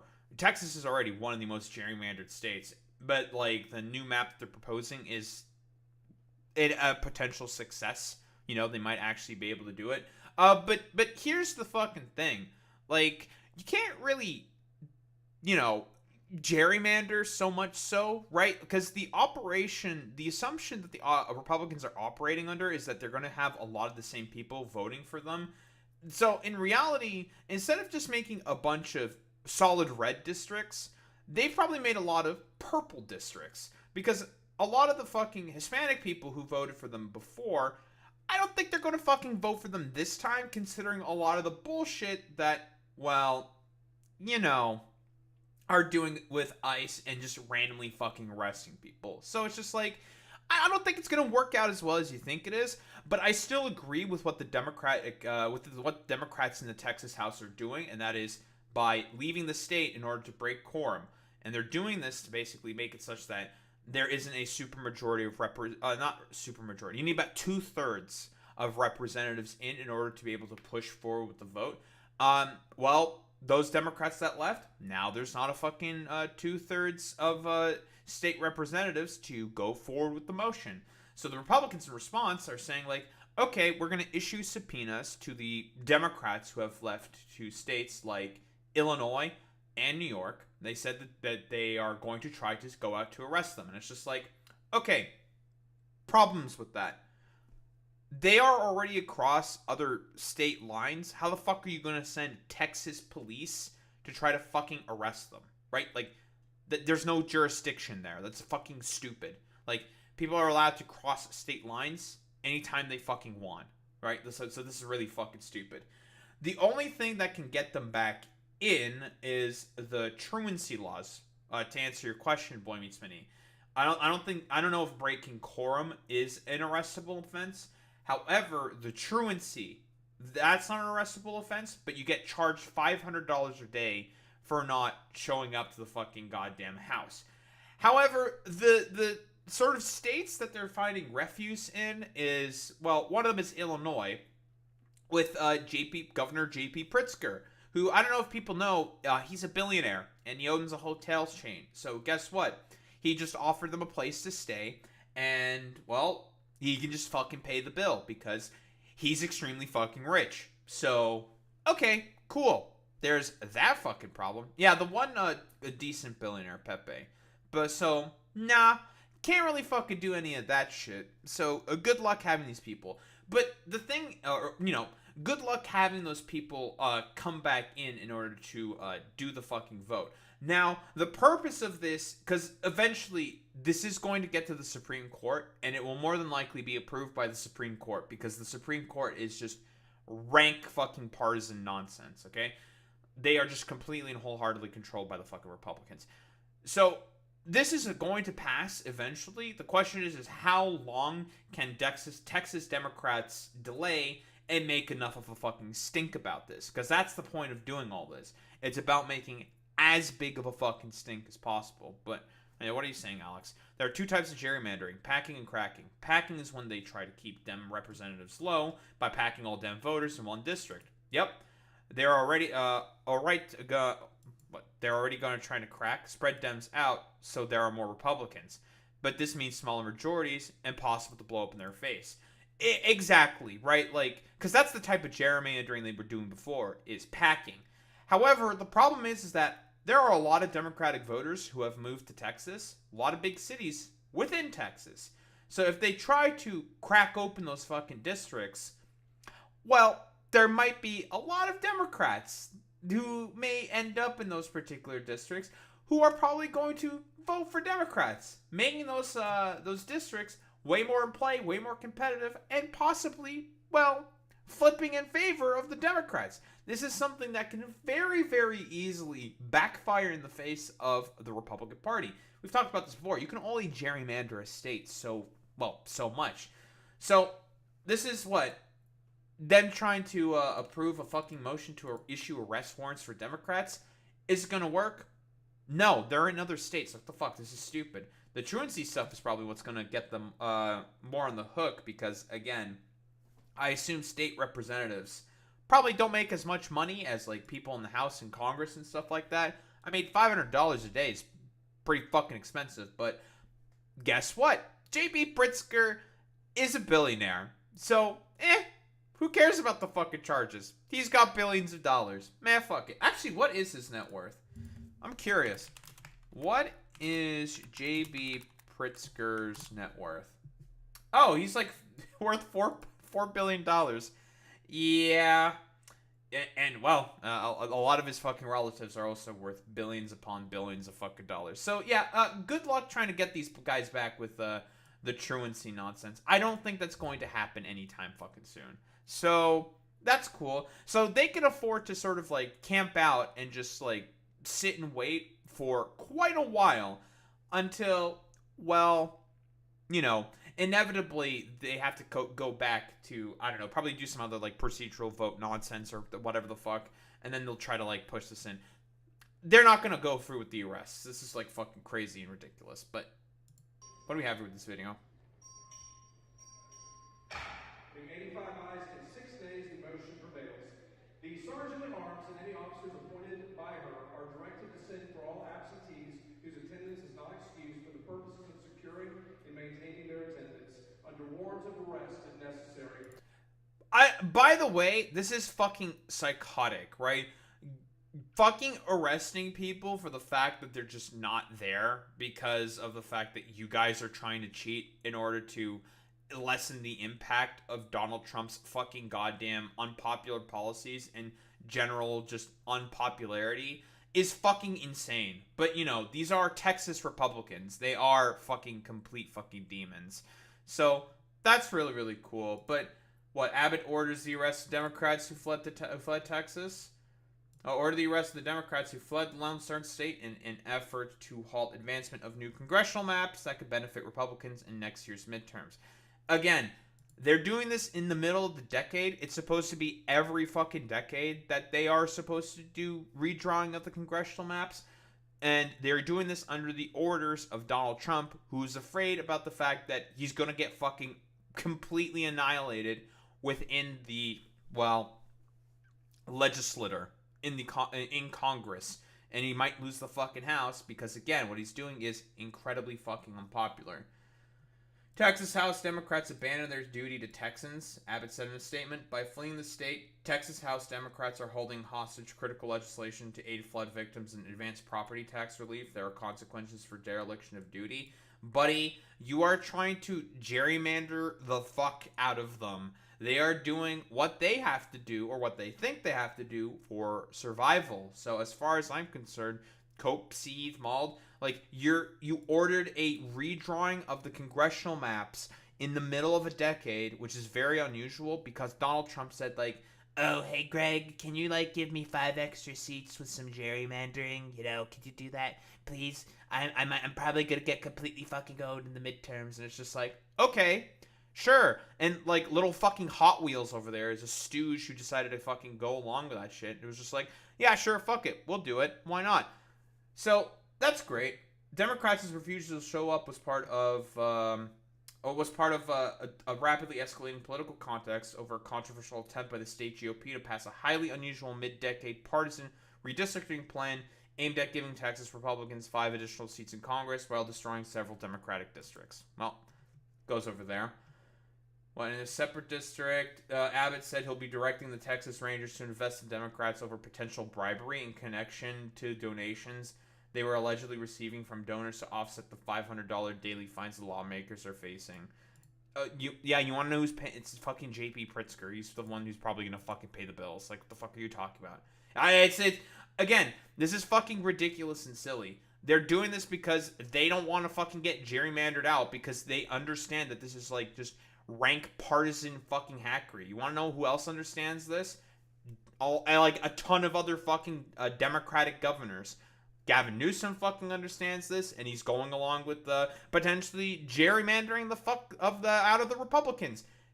J.P. Pritzker is going to gerrymander the fuck out of the fucking goddamn Republicans because they understand it's just like, dog, this is insane. You can't just fucking do this all because Donald Trump is just mad that he's going to get owned in the fucking midterms. Like, what the fuck are you doing here? This is insane.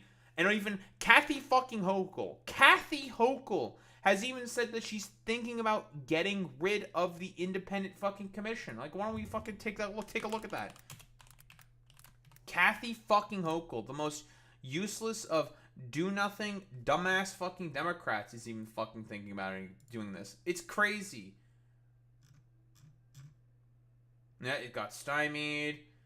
Texas Democrats leave state to block on gerrymandered vote. So that's like I think within there's a press conference I'm going to take a look at later from Illinois.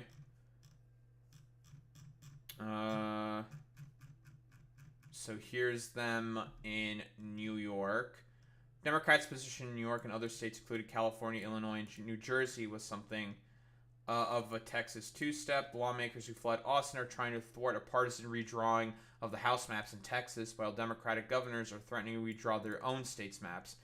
So on Monday, Governor Gavin Newsom said Democrats in the nation's largest state were moving forward with an aggressive redrafting of the state's map to favor Democrats that he hopes to bring in before voters as a ballot measure.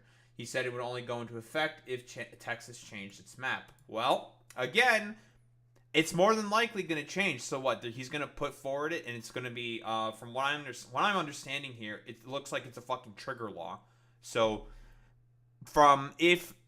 probably when, not if, it's going to be when the fucking map gets approved by the fucking Supreme Court, which is more than likely what's going to happen, then the redistricting that Gavin Newsom is putting forward is going to trigger and be put in place. It's like, okay, well, your map is in place.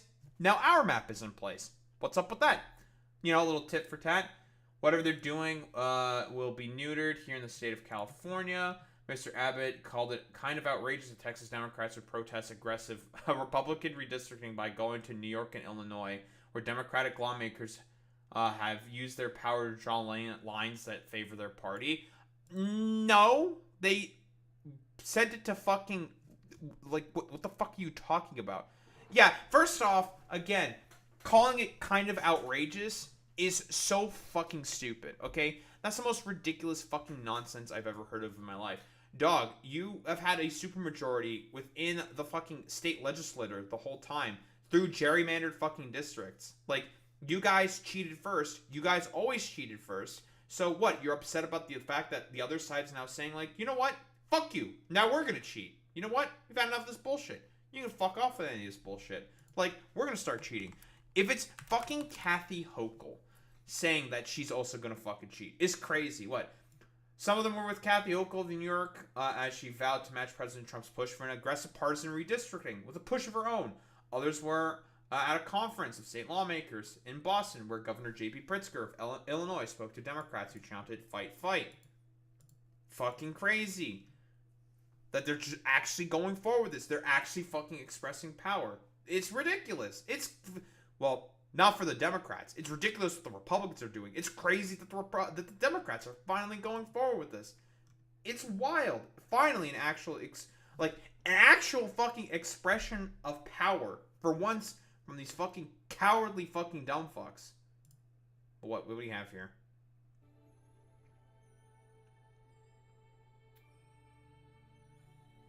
Already adopted.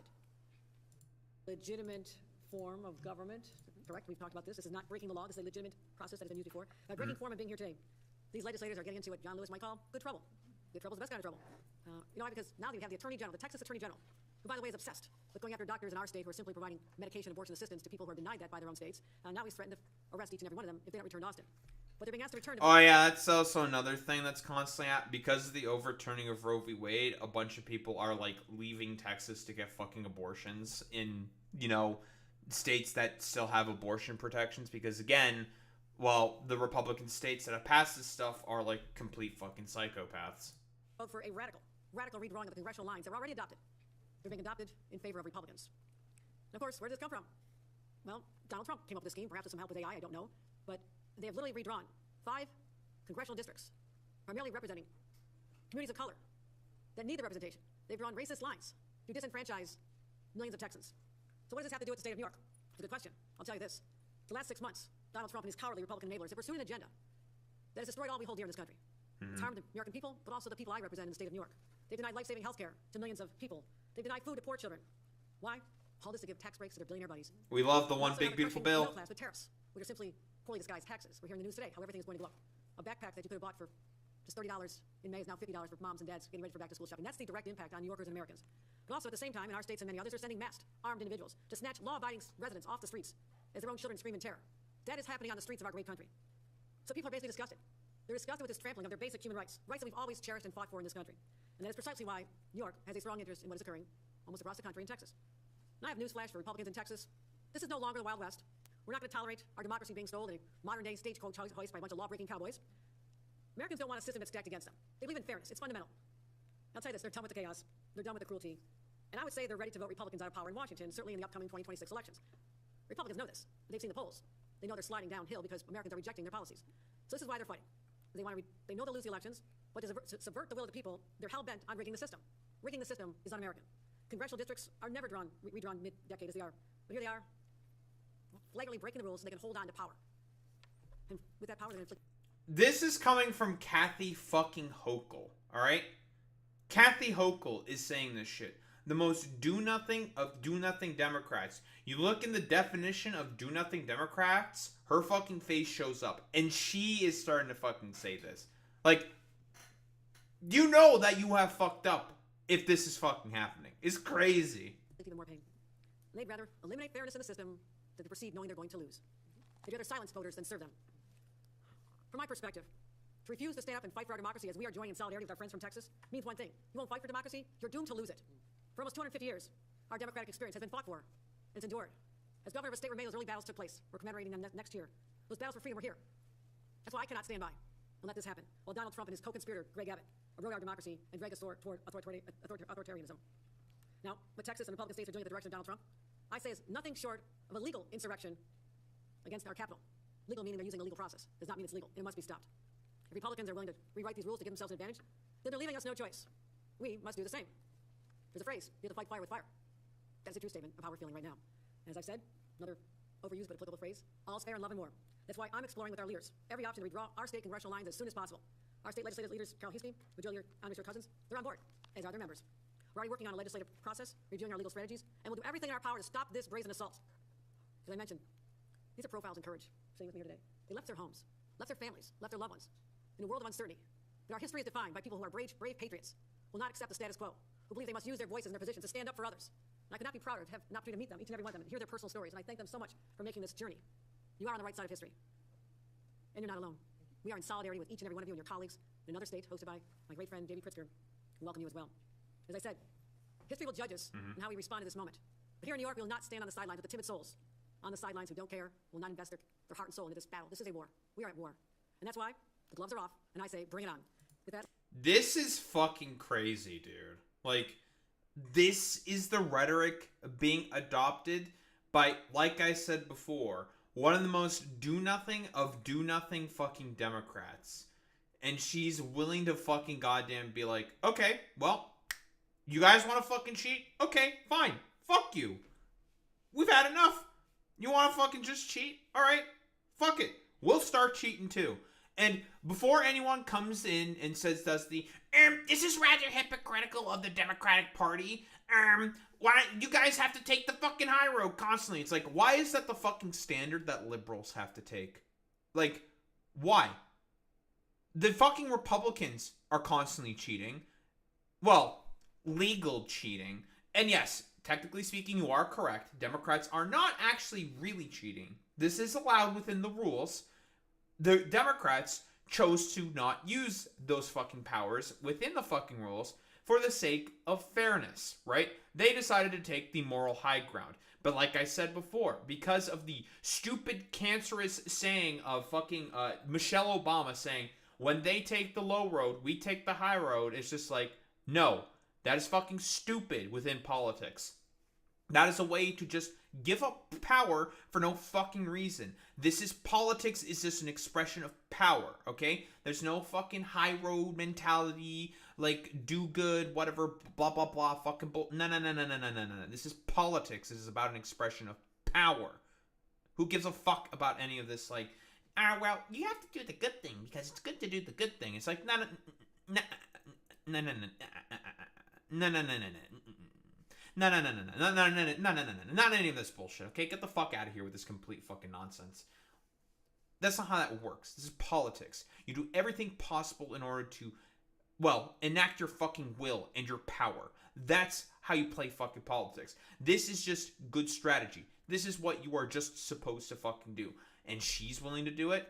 Gavin Newsom is probably, credit to Gavin Newsom, like, apparently what, the map that he has drawn is ready to fucking trigger whenever he said. Gavin Newsom, redistrict, ding map. It's ready to go in whenever. Texas redistricting move, would trigger new California maps, Newsom says. No, thank you, Los Angeles Times. This is the same thing fucking goddamn, Boy Meets Mini sent me. God damn it.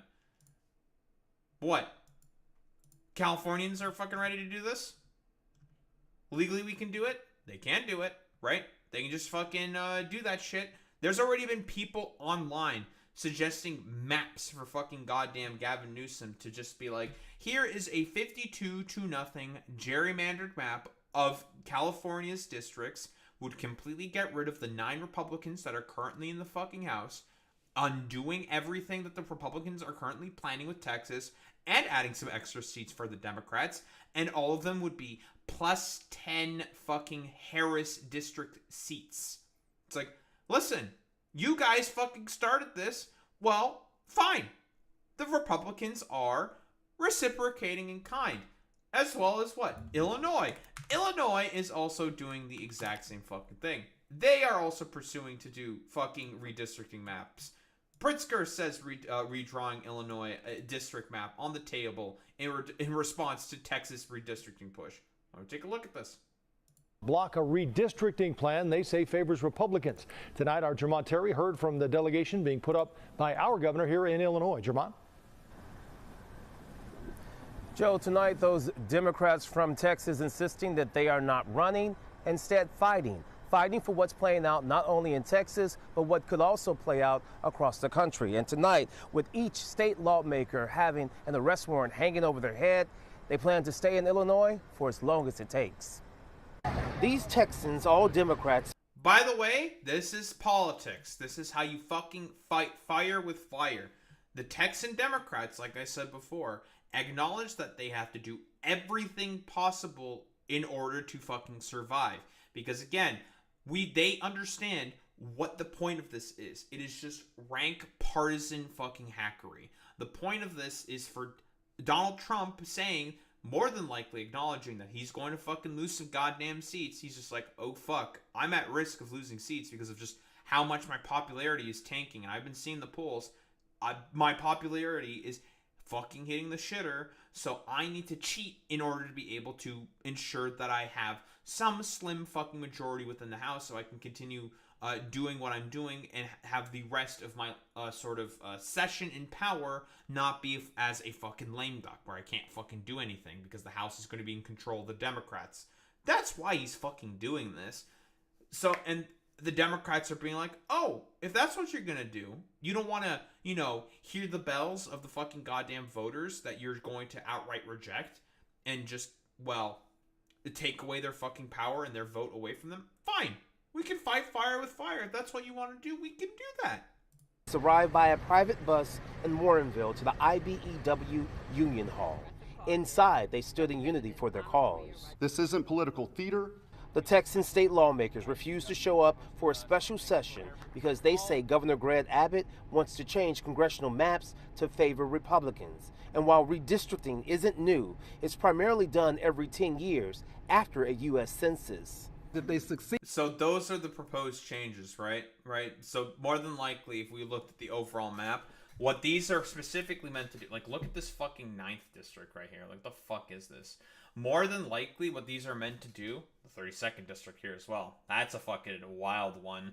The fucking teardrop shape, for fuck's sake. What these are more than likely going to do is they're trying to scoop out as many Republican voters as they can in particular areas, while either, like, packing in Democrats into smaller and smaller fucking districts. And they're, like Alex said, they're trying to crack open the fucking districts. Now, the cracking opening of the districts is risky because of the fact that, they may get a lot more fucking Republicans into those districts, but you could also get a lot more fucking Democrats in those fucking districts as well. And the assumption that the Republican Party is making here is the fact that they think that the Latinos within these fucking goddamn districts are still going to fucking vote for them. Now, considering the fact that a lot of the shit that's been going on, specifically with the ICE raids, specifically with the tariff instabilities, as well as all the other general economic instability that Trump is causing, do you really believe that they're going to keep voting for the Republican Party? I don't think so, especially with the stuff that's passed in the One Big Beautiful Bill. And, like, for fuck's sake, Medicaid has now been given to ICE, for fuck's sake. So, those fucking goddamn Latinos who are going into fucking hospitals may get randomly fucking detained by Gestapo fucking freaks. You never know with Texas voters. There's no fucking way that's fucking not happening, dude. There's, unless, the people of Texas's brains are so, ridiculously metastasized to the nth fucking degree, for 1 second, I don't believe that they're going to keep voting in Republicans to go along with this bullshit, because this is some fucking bullshit. Census. Did they succeed in Texas? They will take this to other states. Texas Attorney General called the Democrats' flight cowardly, adding they should be found, arrested, and brought back to the Capitol immediately. Cope, seethe, mauled, cope, absolute fucking cope from this fucking Forzen CD cheating loser. Hey, listen, you want to fucking talk about cheating? Hey, aren't you currently going through divorce proceedings because of a little sussy stuff that you were dealing with your wife? Jack. Yeah, cope and fucking seethe, Jack. Fucking Ken Paxton, you fucking loser. Bro is just mad about the fact that he got caught being an adulterer. This supposed very pious religious man, Ken Paxton. Get the fuck out of here, bro. We're not running from anything. We're trying to make sure that when democracy is in Texas, it is going to be of the people, by the people, and for the people. And they have support of Illinois Democrats. Stay as long as you want. Governor Pritzker, who is the heir of the Hyatt Hotel, invited the Texas lawmakers to do just that, stay for the long haul, as these Texans are calling for Illinois and other blue states to redistrict congressional maps early to balance the seats Texas could lose. So, like I said before, more than this is just a delaying tactic. These maps are probably going to go through because they are probably going to be rejected by whatever sort of initial federal judge looks at this, sees it as like broader sort of like just complete partisan gerrymandering. Texas will appeal, and then it'll go to the Supreme Court, who's more than likely going to accept the maps, because again, the Supreme Court are just wholeheartedly and just completely fucking partisan, right? They're going to fucking accept those maps, and they're going to be put in place. The point is that if they just delay, the vote to actually put the maps forward is not going to go through for time. And the point of this strategy should be rather simple. The point of this is that they just want to try to delay this for as long as possible. Now, the midterms are still about a year out. There's still like a whole sort of like process, even if the vote happens and it goes through. Because more than likely, it will eventually go through, more than likely. It just becomes a question of just how long they're able to delay it. More than likely, they're not going to be able to delay it all the way till the midterms. Probably not. That's like about a year and a half. Not a year and a half. About a year and a quarter away. So that's probably not going to happen. What is more than likely going to happen is because what they want to try to delay the sort of vote long enough such that when the vote goes through, then the maps have to be fucking certified. That's a whole process that's going to take some time. And then this is going to get challenged, definitely going to get challenged in the courts. But the maps will then already be sort of in the process of potentially being approved by, whoever the people are that have to approve new congressional maps. I don't remember who exactly they are. Whatever. So that's more than likely what the basis of the plan here is.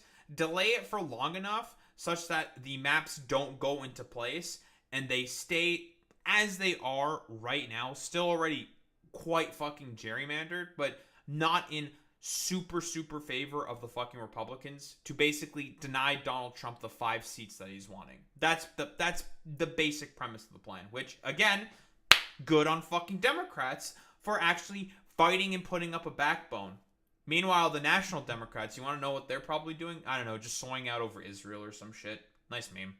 We are going to match Donald Trump's energy when it comes to redistricting. Illinois is legendary for it. So says political analyst Pat Brady. He points out Illinois may not be in position to retaliate. I don't think you can gerrymander them anymore. We have the most gerrymandered political map in the country right now. This isn't the first time Democrats crossed into Illinois to stop a Republican-controlled state house. In 2011, 14 Wisconsin Democrats hid out in Rockford when then-Governor Scott Walker decided to stop collective bargaining for unions. They are the ones that have warrants out for their arrest. These Texans hiding in Illinois now have civil arrest warrants against them, but it does not seem to matter. We say hell no, not on our watch. Now, with those Democrats not in Texas, the State House did not have enough members for a quorum. It's a holdout. These Democrats say they're going to hold out for the entire special session, which is slated to last at least 2 weeks. Reporting live in Warrenville. Oh, okay. So, I mean, they're just going to call for another fucking special session then, right? Right? That's more than likely what Governor Greg Abbott is going to do. He just calls for another one. May need to fucking delay it potentially for longer. I'm not sure.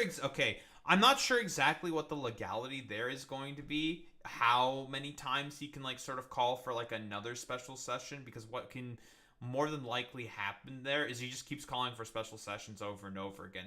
But then again, that's still a fucking delaying tactic.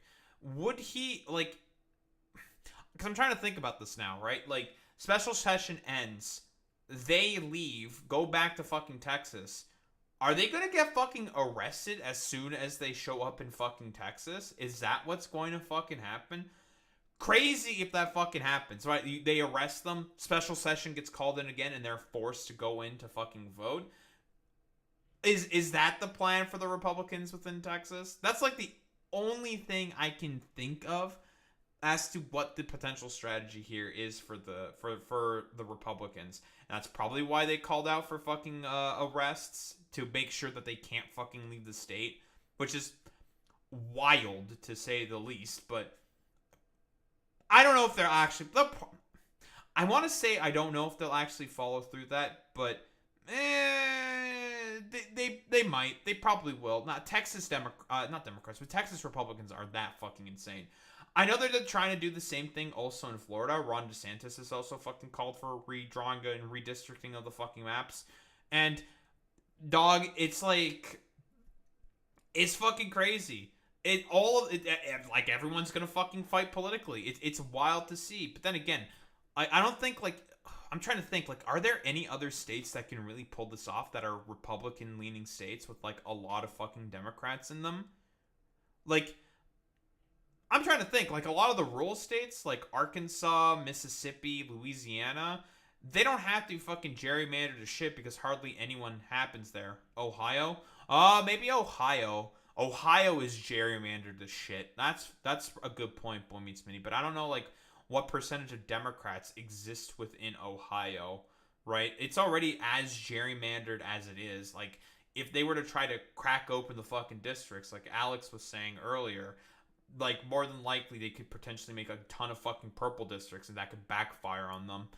I don't know, right? Like, it's only just Texas and Florida that I think this really applies to, because most other states within the fucking union are either already pretty purple, more than likely going to go more so for the Democrats, because, like, and I'm talking about the states like Nevada, Pennsylvania, Georgia, all the fucking swing states, right? They're probably going to swing back to the fucking Democrats because of how much they hate Donald Trump, more than likely, and just how much nobody likes his fucking policies. And all the other ones are just deep red, like your Louisianas of the world, Mississippi, like the Bible Belt states. Like, those are not going to fall to any, like, weird gerrymandering stuff. They're not going to gerrymander the state. There's no point in doing it. So even if they could, maybe they could, but, like, they're not going to get a lot of seats out of it. It's just not worth it. Like, in terms of, like, California eliminating, like, 9 Republicans alone is crazy. I don't know how many Republicans are from specifically New York, but there's probably a couple of them. Probably at least like 3 or 4 of them. Get rid of those guys. That more than doubles what Texas is trying to eliminate. And I don't know how many they can eliminate within Florida, right? Like, I really do think this is going to completely and utterly backfire really hard. New York is particularly a purple state. Interesting. Right, and I'm assuming that it's already fucking pretty gerrymandered, right? I'm trying to think, like, could they just gerrymander it more, right? I mean, there's a lot of fucking Democrats that live in fucking New York. It is a Democratic fucking state. Like, it's a super majority within all the state legislature. Like, it was such a super majority that, for whatever reason, fucking Andrew Cuomo, when he was governor, mostly to probably not do any work, decided to have a bunch of Democrats just vote alongside with fucking Republicans for whatever fucking reason, because he just didn't want to do any fucking work. But then again, that's just Andrew Cuomo being a fucking piece of shit. But, like, they probably could. They probably could. That's true, Boy Meets Mini, that she didn't do well in New York. But I think, like, the people of New York are just like, oh, fuck. Actually, now we really, really dislike Harris, so they're more than likely going to, like, a lot of the people who flipped to Trump in a lot of those, like, districts, I think they're probably going to flip right back to the fucking Democratic Party, because it's just, like, the wake-up call that they, I don't know, needed for some reason. I hate saying that, because it's just, like, really fucking stupid. It's just, like, I don't know. The only reason why they ended up voting for a lot of for Republicans to begin with is because they wanted something new, quote-unquote, and we're tired of the old. It's stupid, but whatever. The average voter and what they believe in just makes you want to, like, I don't know, commit self-delete, for fuck's sake, because it's just like, Jesus Christ, how and why do you think like this? I hate that you think like this. Whatever. I've talked about the plight of the fucking average voter, like, the why they are the way that they are. I don't really give a shit about that. But, like, more than likely, like, a lot of them, of those Trump voters, all voted for Zohran Mamdani. They're more than likely going to vote for Democrats because they just really fucking hate Trump, right? Like, I don't think that's, like, ridiculous to say.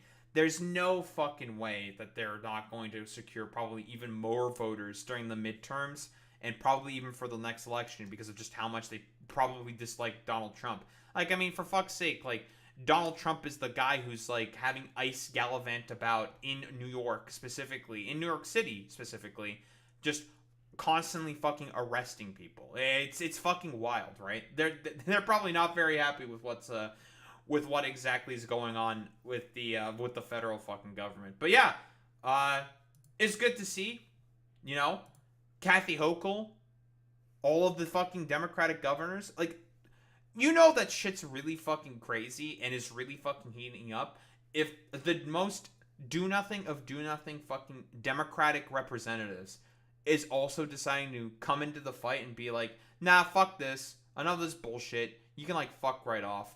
And I really do think this is going to really, really fucking backfire on the goddamn Republican Party. Like, this is not going to pan out as well as they think they are, because, again, guess what there are a lot more voters of in comparison to Republican voters? There's just a lot more fucking liberals in comparison to Republicans, in comparison to conservatives.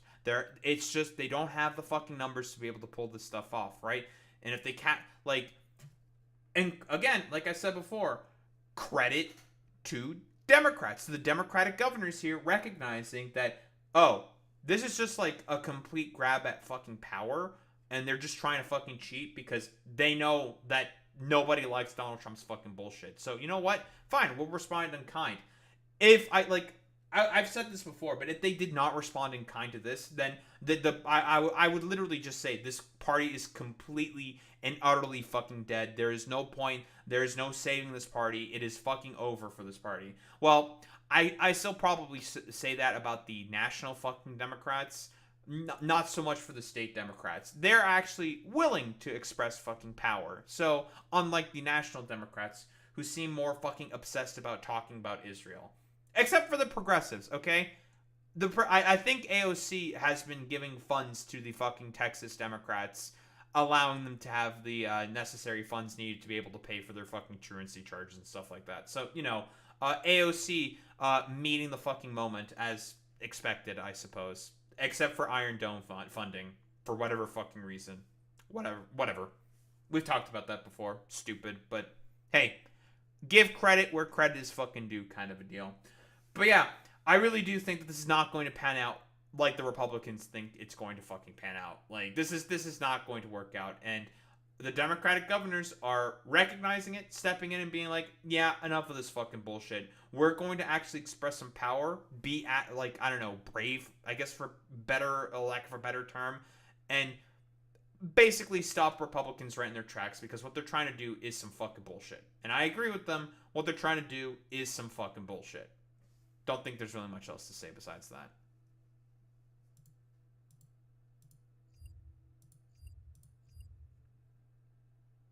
Idubbbz.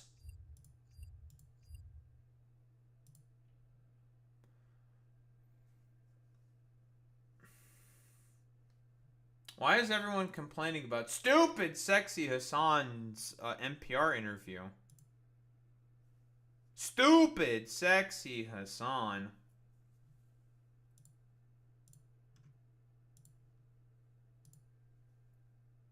Why is he so sexy and so stupid? It's inconceivable, really.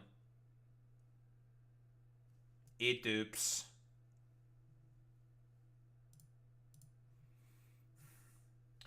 Idubbbz talking about immigrants. Are you scared of immigrants? I don't know. Should I be scared of immigrants? Well, I'm an immigrant.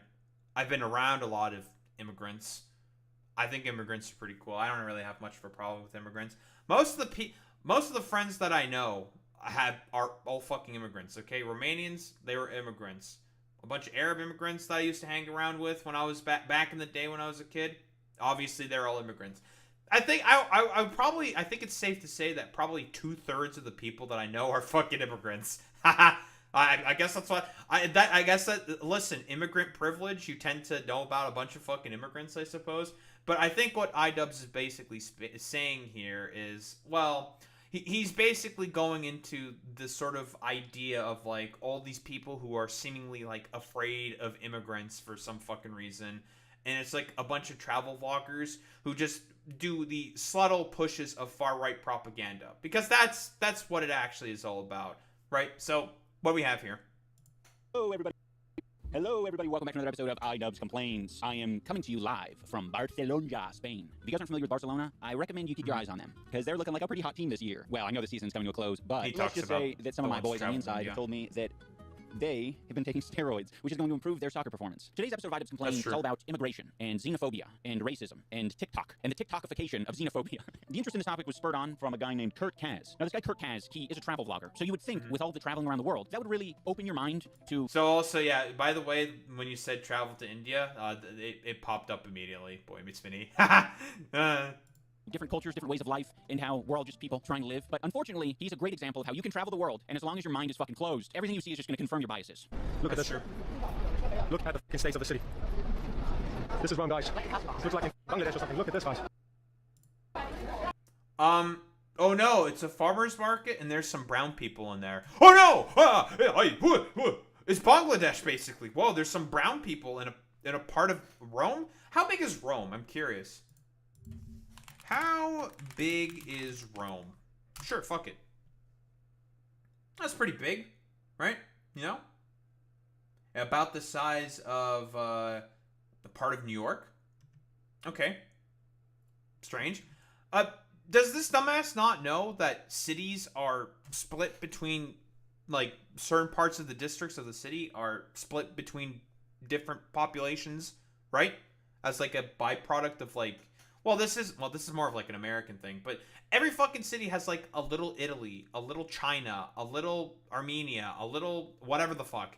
And they're typically just a bunch of enclaves of immigrants that congregate in those particular parts of the fucking city, but they're still all like broadly integrated with the fucking city. Like, is this like a really common thing that happens? Like, what's going on here?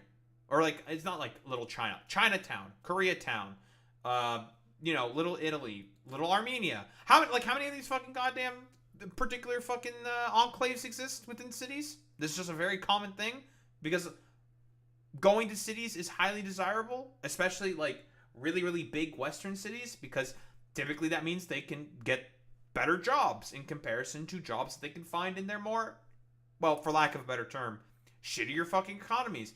So they can have like a good living. That's the kind of how it works. What do you mean, or something? I would like to hear more, but you're just saying it looks like Bangladesh. Is that because there's people from Bangladesh here, or are you just assuming where people are from? There's a lot of people with brown skin in the world, and they don't all come from Bangladesh. I don't know, do they have fresh fruit and vegetables in Bangladesh? I mean, that's one indication it might look like Bangladesh. I've seen this guy's videos, by the way. He goes to Bangladesh. He's gone to a random farmer's market where the population of immigrants is a bit higher than other places in the city, and he's saying, yep, we're in fucking Bangladesh. Look. Well, that's, well, that makes, well, so crazy, huh? So it's the exact same thing that I said. Oh, he's in a particular part of the district of the city of Rome where there's more immigrants there. Huh? Crazy. And this guy is shocked Pikachu facing, saying, like, why is there so many fucking brown people here? You're in one of the immigrant parts of the fucking city, man. Like, so there's going to be more immigrants. Shocker, I know. Look at the states of this place. You mind telling us what the state is? Look at the states of the city. Look at the states of this place. Look. I mean, there's like some graffiti, I guess, on the walls. There's like some dude sitting on a curb. Okay, whatever. I mean, by the way, while he was like walking around filming, there were some fucking white people in there as well. Like, again, what this guy obviously wants is he just wants a fucking white ethno state. Like that's it. I think Idubbbz even says to himself that this is like a white South African dude, I think with like a company called Conquest. So, not being very subtle there, my man. White a fucking white Afrikaner going around complaining about fucking brown people within an immigrant part of the city. Because again, like, you're going into an immigrant part of the city. It makes sense that you're going to see a bunch of fucking immigrants there, because that's like the area that they congregate. Like, what?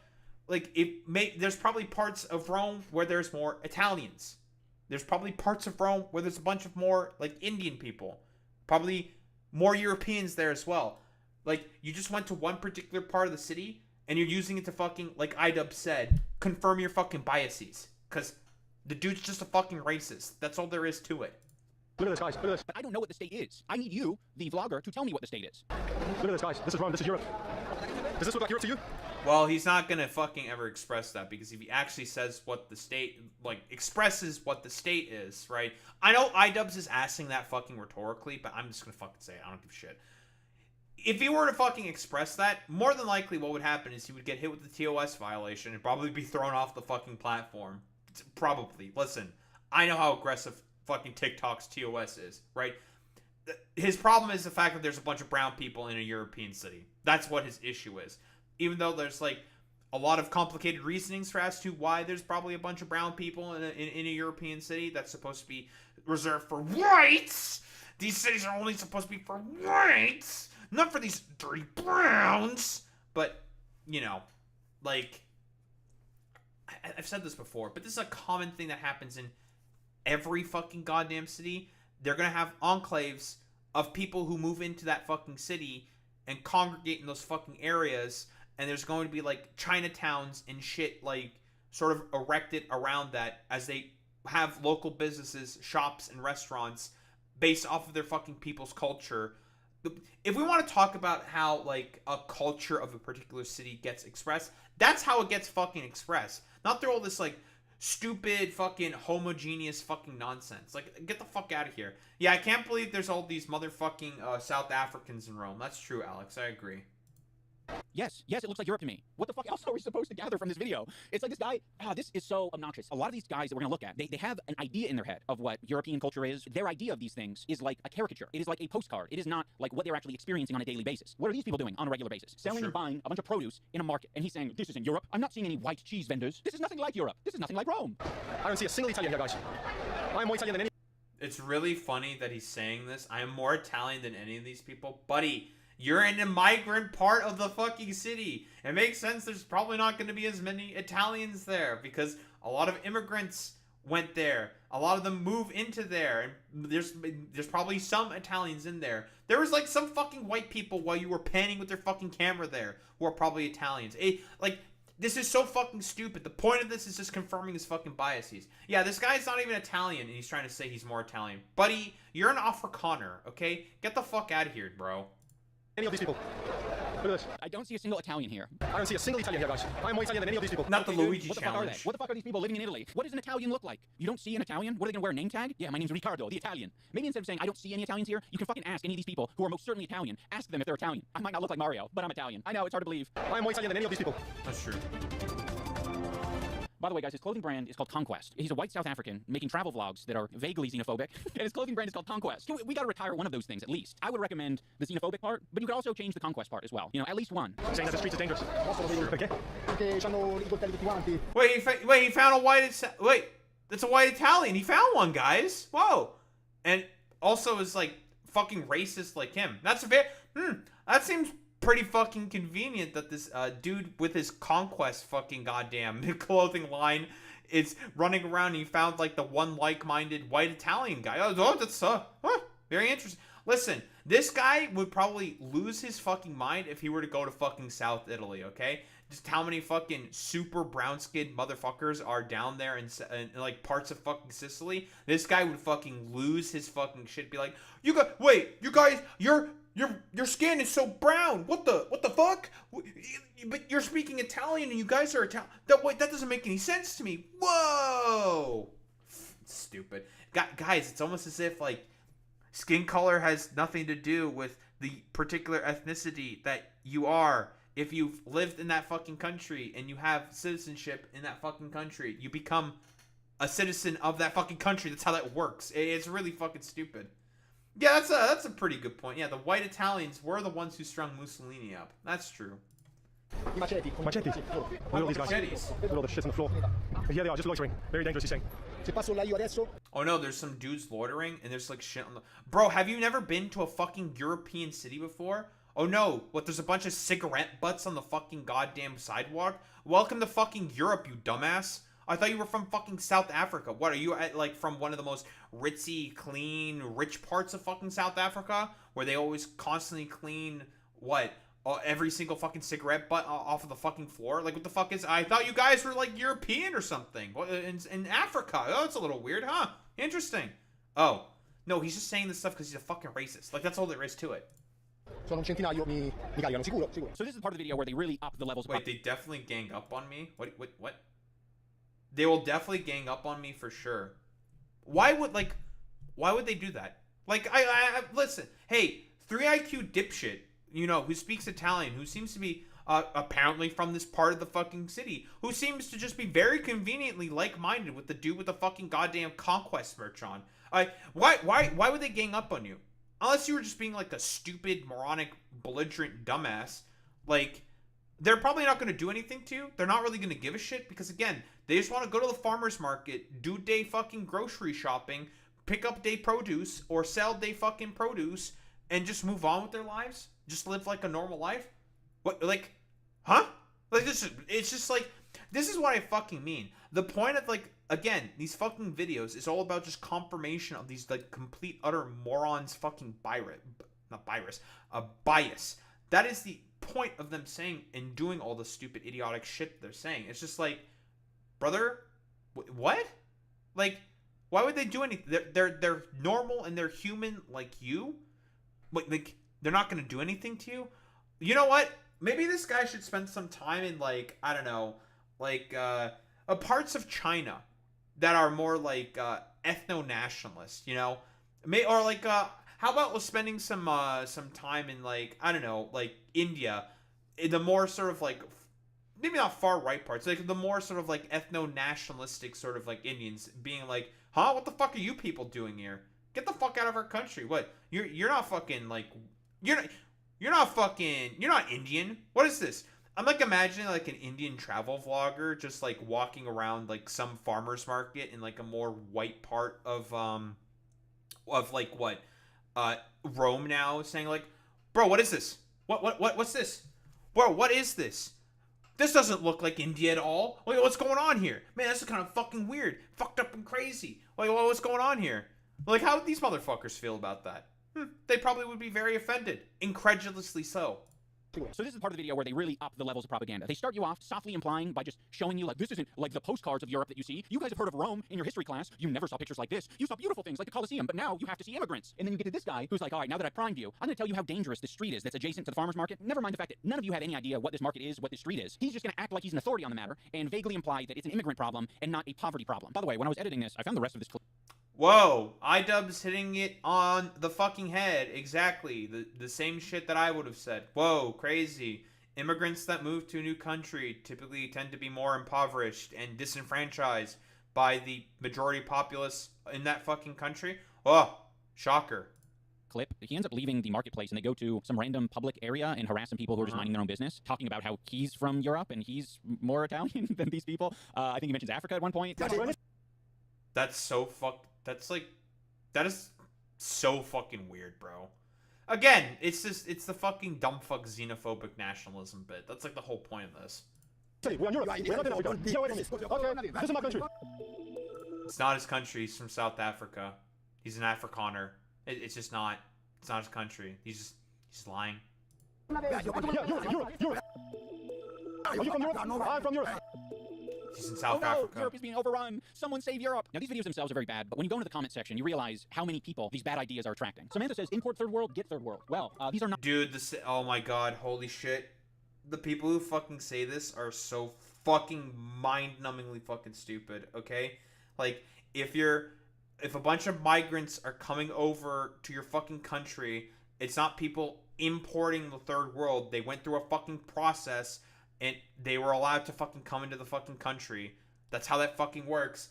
It's not their fault, generally speaking, that they get fucking systemically disenfranchised by the majority fucking populace within that country as a part of a reactionary fucking backlash. It's so fucking stupid, okay? Because, again, the problem is with austerity and fucking poverty, not with the fact that migrants are coming in. It's just incredibly fucking stupid.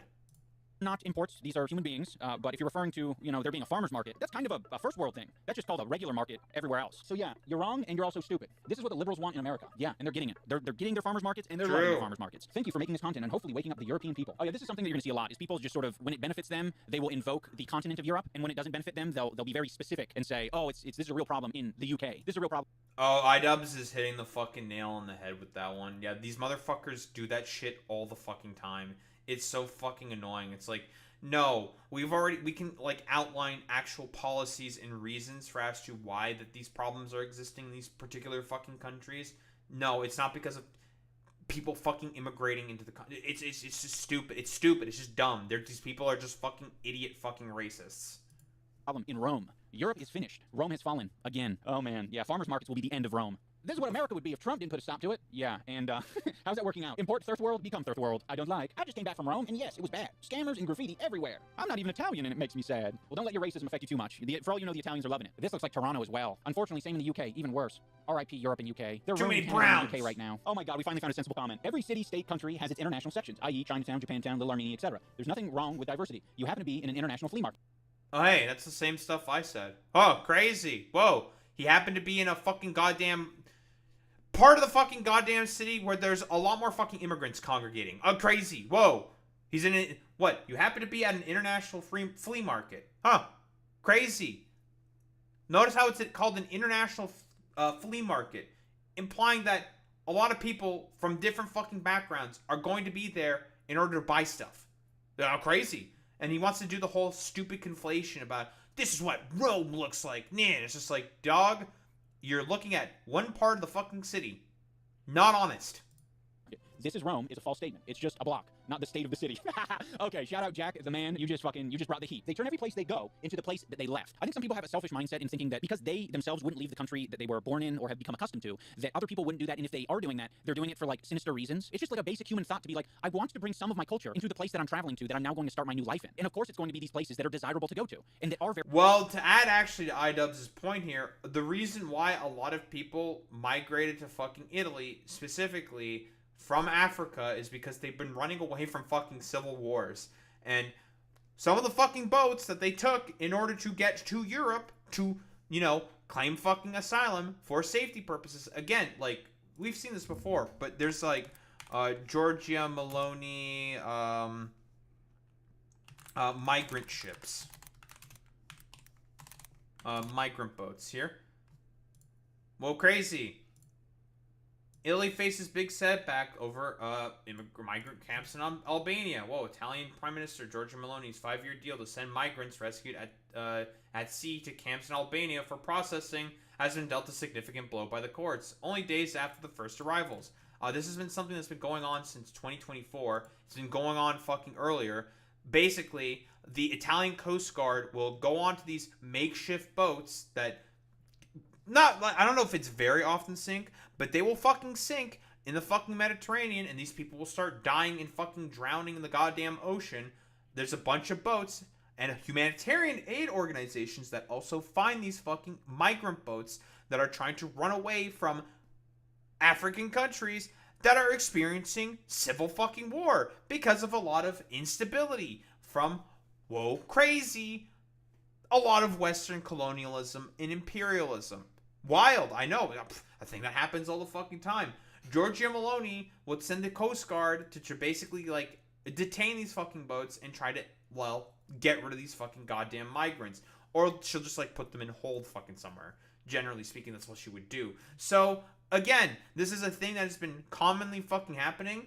Meanwhile, a lot of people get into fucking rickety boats, travel to, like, fucking Tunisia in order to get into those boats to try to get into fucking Italy, to get into Europe, to try to get a better fucking lives for themselves. Because again, hey, I know that conservatives don't understand this fucking concept, but it's a pretty fucking simple one.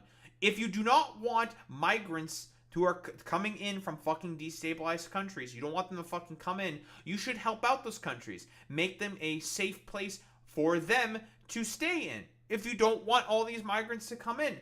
You know, as they say, a rising tide raises all ships.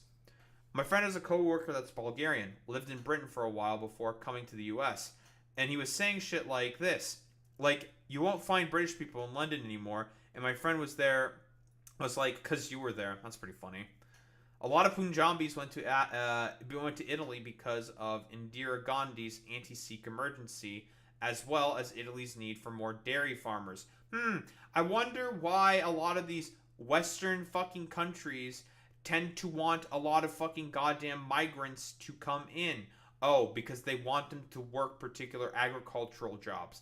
Same fucking thing happens in America with a lot of, well, Hispanic people from fucking Latin America, Central and South America coming in order to do fucking agricultural work within the United States of America. Crazy. Very multicultural. There's a reason why people are referencing Canada and the UK. It's because people who are immigrating to these countries like these countries. They like that their culture is either already kind of established there, and there are foods and routines and places to go and people to meet that are going to allow them to integrate better into the society. Okay, we got another comment. It says... That's also a very good point there by Idubbbz. Yes. Whoa.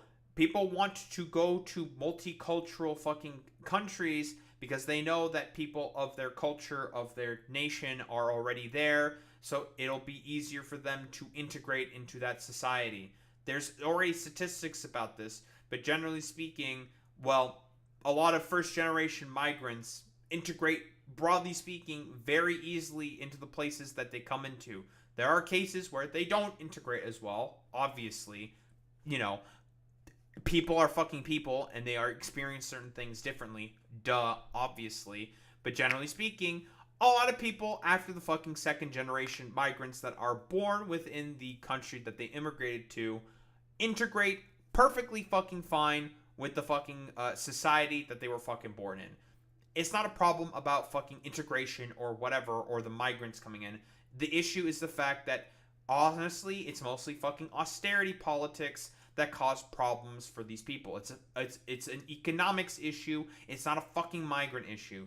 But a lot of these fucking schizophrenic freaks, specifically in like TikTok comments, and like far-right fucking morons and dipshits, will take advantage of that in order to scapegoat a problem, you know, that they know probably exists, that being economic issues because of concentrations of wealth and power in the hands of fewer and fewer and fewer people. Well, crazy, will scapegoat it to those who do not have as much of a voice, that being migrants. The world is getting pretty racist, and this person responds with, you can't go into a new country and overtake it like this. You assimilate into their culture. They're also ruining property, so in no way is it racist. It's a pattern. After watching... Like, what property are they fucking ruining? Like, what, they sprayed a little fucking graffiti? Do you even know if it's them that sprayed the fucking graffiti? Like, how do you know? Migrants cause and do less crime in comparison to naturalized born citizens. The crazy doing, like, you can look up the fucking statistics on this. It's true. It's fucking stupid. Watching that video, a little while later, I started getting more content that was adjacent to that, this time in the form of Robin bagpipes. Normalize spreading European culture with some, like, loser twink, Scottish twink, walking around playing bagpipes. Oh boy. Of European culture. I will not show embarrassment around European culture, and I will continue to spread European culture. You might be taking a lot of credit here by saying that you're spreading European culture. You'll notice that a lot of people going into the UK and a lot of Mexicans going into the US, they're... Also, I didn't know that European culture is just a random fucking dumb fucking ginger twink walking around in a skirt playing the day bagpipes or some shit. I didn't know that was all European culture. Huh. I wonder what they mean by European culture. I wonder why he's saying specifically only European culture. Makes you think, doesn't it? They're not doing this shit. They're literally just living their lives. And I think a lot of people, like Robin bagpipes, perhaps, see, I don't know, Muslim people wearing hijabs or Indian culture being expressed or any of these, like, foreign cultures and religious traditions, and they think to themselves, oh, this is... Let me help you out there, Idubbbz. Hey, hey, Europeans. Well, what's this? Like, we want to complain about people wearing fucking, headscarves. What about Orthodox traditions? Orthodox headscarves? Well, what's going on here? Well, wait a minute. Uh-oh. Oh, what's going on here? Uh-oh. Oh no, women wearing headscarves. Wait, but they're not Muslim. They're white. Oh my god. Wait, I don't know how to fucking process this. This is European culture that's doing this. Keep in mind that you can't go into certain Orthodox churches if you're a woman if you're not fucking wearing a headscarf. Like, that's a very common thing that fucking happens. But this is European culture. I thought are we trying to spread and normalize European culture? Maybe all the people that are wearing burqas and niqabs and stuff like that are actually celebrating European culture. And well, who knows? Do people understand just how fucking stupid that fucking this point is about, like, normalizing fucking European fucking culture? No, what this guy actually means is it's talking about fucking white culture, and it's supposed to be inherently fucking exclusionary. That's the point. It's fucking stupid, man. This is performative. This would be like me dressing up in my full Scottish regalia and marching down the streets playing my bagpipe in India. It's like, that's not what it is at all. The immigrants going to your country of Scotland or wherever else, they're literally just trying to live. And wait, hold on. Look at these people. Look at these people wearing their hijabs. Uh-oh. Uh-oh. Uh-oh. Oh, no. Wait, they're also wearing headscarves and hijabs. Oh, no. But it's white people are not supposed to do that. I thought that, listen, I thought only the Muslims were the fucking sexually repressed backwards ones. Oh, what's going on here? It's almost as if this is a very common trend amongst Abrahamic religions. Fucking stupid, bro. You interpreting their culture as like this exuberant display or them bringing the third world to your country is just ignorant. He says, I brought cultural enrichment back to European markets. I love this British market. He is... Wait, he's talking about this being in a fucking British market? Dude. Boy Meets Mini... Do we need to do the fucking meme? We all know about how many fucking Pakistanis live in fucking goddamn Britain because of, again, a little funny thing called the British Raj. A bunch of Pakistani is moved to England as indentured fucking servants. Effectively, slaves. Well, that's a little fucking interesting. Oh, it's almost as if a lot of this is a byproduct of imperialism and colonialism. Oh, no. Also, like, in, like, London, there's enclaves of fucking Pakistanis and fucking Indians. Because, again, you know, funny thing. Here, listen, really, really funny thing. It's called the British Raj. You know? This what a fucking big-ass thing. This shit right here. This shit right here. The British Raj. Did this, like, stupid fucking dumb fuck forget about this thing? Huh. Well, that's a little interesting. Performing for these Indian people, it's very interesting to them. And instead of owning the fact that this is a great way to spread your culture and also get views online, he's deciding to bring this sort of disgusting xenophobic element to all of his content. You hate your own country so much that you want this to replace it, that there's something seriously wrong with you. Follow me around the world. You want to spread European culture. Because I think it's like it caught my attention. I'm sure it caught a lot of people's attention because of the contrast. You don't often see the little ginger kid in India playing his bagpipes. My baby don't mess around. They hate it, and I absolutely love it. Well, you don't know what they hate.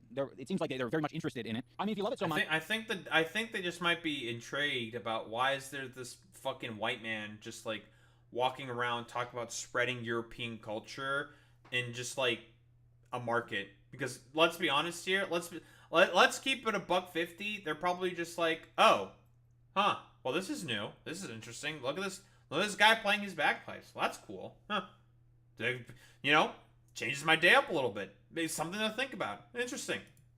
Then you might want to take up bagpiping culture because obviously it's being, you know, overrun by immigrants. He's fighting for his culture. No, you think this guy's wearing this shit every day? He's putting on a show for you. That's what he's doing. He's not fighting for shit. His culture is probably wearing some blue jeans and eating a cheeky Nando's. That's probably his culture. And, you know, I don't blame him for it, right? That's closer to my culture. I brought cultural enrichment back to European markets. And you have people genuinely confused saying, This is so fucking weird that he's saying this because he's in fucking India while he's doing this, right? So, again, it's a misnomer. Okay, I guess farmers markets are a European thing only now or some shit? Like, what the fuck is this? Markets, very, very common thing to only see in Europe. Probably have never been seen in, like, I don't know, Mesopotamia, in ancient Mesopotamia, in ancient Egypt, in ancient Greece, or anything like that, or ancient India, or China. There's never been any, like, markets where people just sell produce to people. That's the thing that never happens. Is really somewhere in Europe? They don't know. So it's a double whammy. You can say that this is what Europe looks like, but then simultaneously you're not in fucking Europe. So you're fear-mongering, but you're actually also just lying to people. But you can say, oh, I'm not lying, I'm just being satirical. But is it really that satirical? It's not. What are you satirizing? The fact that immigrants exist in your country? Or is it the fact that too many immigrants exist in your country? Or is it the fact that a specific type of immigrant exists in your country? Because you need to be a lot less generally racist to be able to pull off satire. White race, heart emoji. Do this more, please. Show the world what white culture is. Damn, I'm on my Britney shit. Oops, I hit again. He's also doing this disgusting AI content where it says Indian jumps into dirty water. Some of the Indian studies actually are true. Hey, Boy Meets Mini. Here's your, hey, India mention. Well, what's this? It is AI, guys. Chill. And then you read the description and it says, I love Indians. Some of the friendliest, funniest, warmest people I met on my travels. Then you go to the comments and he likes the comment saying it's not AI. It is so cowardly, right? Because it is... That's so fucking funny. He says it's AI and likes the comment saying it's not AI. Are you So then what is it, buddy? Like, again... The people who, like, conservatives who fucking talk about satirical content and fucking irony, like, these are the motherfuckers who kill irony, okay? Irony means fucking nothing to conservatives. it can be like just this completely amorphous blob that can mean 17 different things at a particular time, depending on the fucking context and the situation, right? Like, these people don't give a fuck about any of this stuff. Again, the only thing that they care about is xenophobic fucking nationalism. Also, I don't know why he's again, European markets, and he's walking around in India, because the concept of the market is a European-only fucking thing. It's fucking stupid. One, not acknowledging that there is already so much racism towards Indians on the internet and in the country that you're coming from. It is perpetuating so many negative, awful stereotypes. And then you're using AI to fabricate something that didn't fucking happen, but many people will interpret as real. And then you go to his page and you realize all of his videos are basically about tearing down and shitting on Indians. I really have to say that the people who genuinely think it's real, again, like, this is the broader sort of death of critical thinking and education. Mostly thanks to a lot of TikTok videos like this, right? Just like mind-numbing, stupid slop fucking content. And people just engaging in this. And also because of, well, the critical defunding of fucking education, right? Like, that's also another problem that contributes into this. Like, why are people unable to fucking critically think for themselves? Oh, fairly fucking obvious. They can't critically think for themselves because of the fact that education is fucking dead. Especially within fucking America. I don't know as much about Europe in terms of, like, educational attainment. That one I don't really know, to be honest. But if we're talking about America, education is dead. It's fucking dead. Critical thinking skills are just completely out of the fucking window. That shit's just a thing that doesn't fucking exist, broadly speaking. Like, nobody fucking critically thinks anymore. Not in America. Like, so they're able to fall for, like, the stupidest, most, like, lazy slop content, nonsense, and bullshit. And I don't know, should we just extend this concept to just, broadly speaking, like, any fucking, like, white country or some shit? Is this, like, the sort of, like, broader sort of byproduct of, like, austerity politics? Is austerity politics and poverty fucking dumbing down all these, like, stupid motherfuckers into being, like, just virulent dipshit fucking racists? I don't think that's, like, a ridiculous assertion to necessarily make. But, again, like, death of fucking critical thinking. I've talked about this before. Also, death of subjectivity also comes up here as well. A lot of people, because they've become such shut-ins and so socially stunted because of austerity politics, because of the fucking destruction of Keynesian fucking economics, which produced the most economically prosperous time in human history, all that getting fucking undone and more wealth being concentrated in the hands of fewer and fewer people, making it such that a lot of people are just not able to go out there, get themselves educated as well, because again, they are not able to pay for the education that they need in order to be successful, and broadly speaking, well, it makes them a lot fucking stupider as a byproduct, as a fucking consequence, because again, they can't just fucking go out there and get themselves educated, because that stuff's expensive, and they have to fucking work in order to be able to afford money just to pay fucking rent and get fucking food on the fucking table. It's a very, very big economic issue, but also, broadly speaking, a lot of these people just don't fucking understand how to live in someone else's fucking shoes. They can't fucking do it. Death of subjectivity. Indian culture. And not really even propping up Scottish culture. It's more about saying that Scottish culture is European culture. Very bizarre. Oh yeah, it's the same thing I also said, Idubbbz. Again, like, European fucking culture, yeah, because everyone in fucking Europe walks around in a fucking goddamn skirt playing the fucking bagpipes. Very, very common thing that happens all over fucking Europe. We've heard from a South African, and we've heard from a Scottish. Now we're going to hear from a Canadian. I'm talking Mr. Nelk. This might be very controversial. I can't say it. This is the way I'll say it. Tim Hortons, if I walk into a shawarma restaurant, I don't want to see a white person serving me. Does that make sense? If I walk into a shawarma restaurant and I see a white Whoa, we doing some white racism? That's fucking crazy. Yeah, the Nelk Boys, by the way, yeah, they're fucking Canadian. These complete fucking dipshit dumb fucks. These complete fucking utter morons. Yeah, they're fucking Canadian. Yeah, we made those guys. These fucking dude bro fucking dipshits. God, I fucking hate these guys so much. They're so fucking stupid. I really fucking despise them.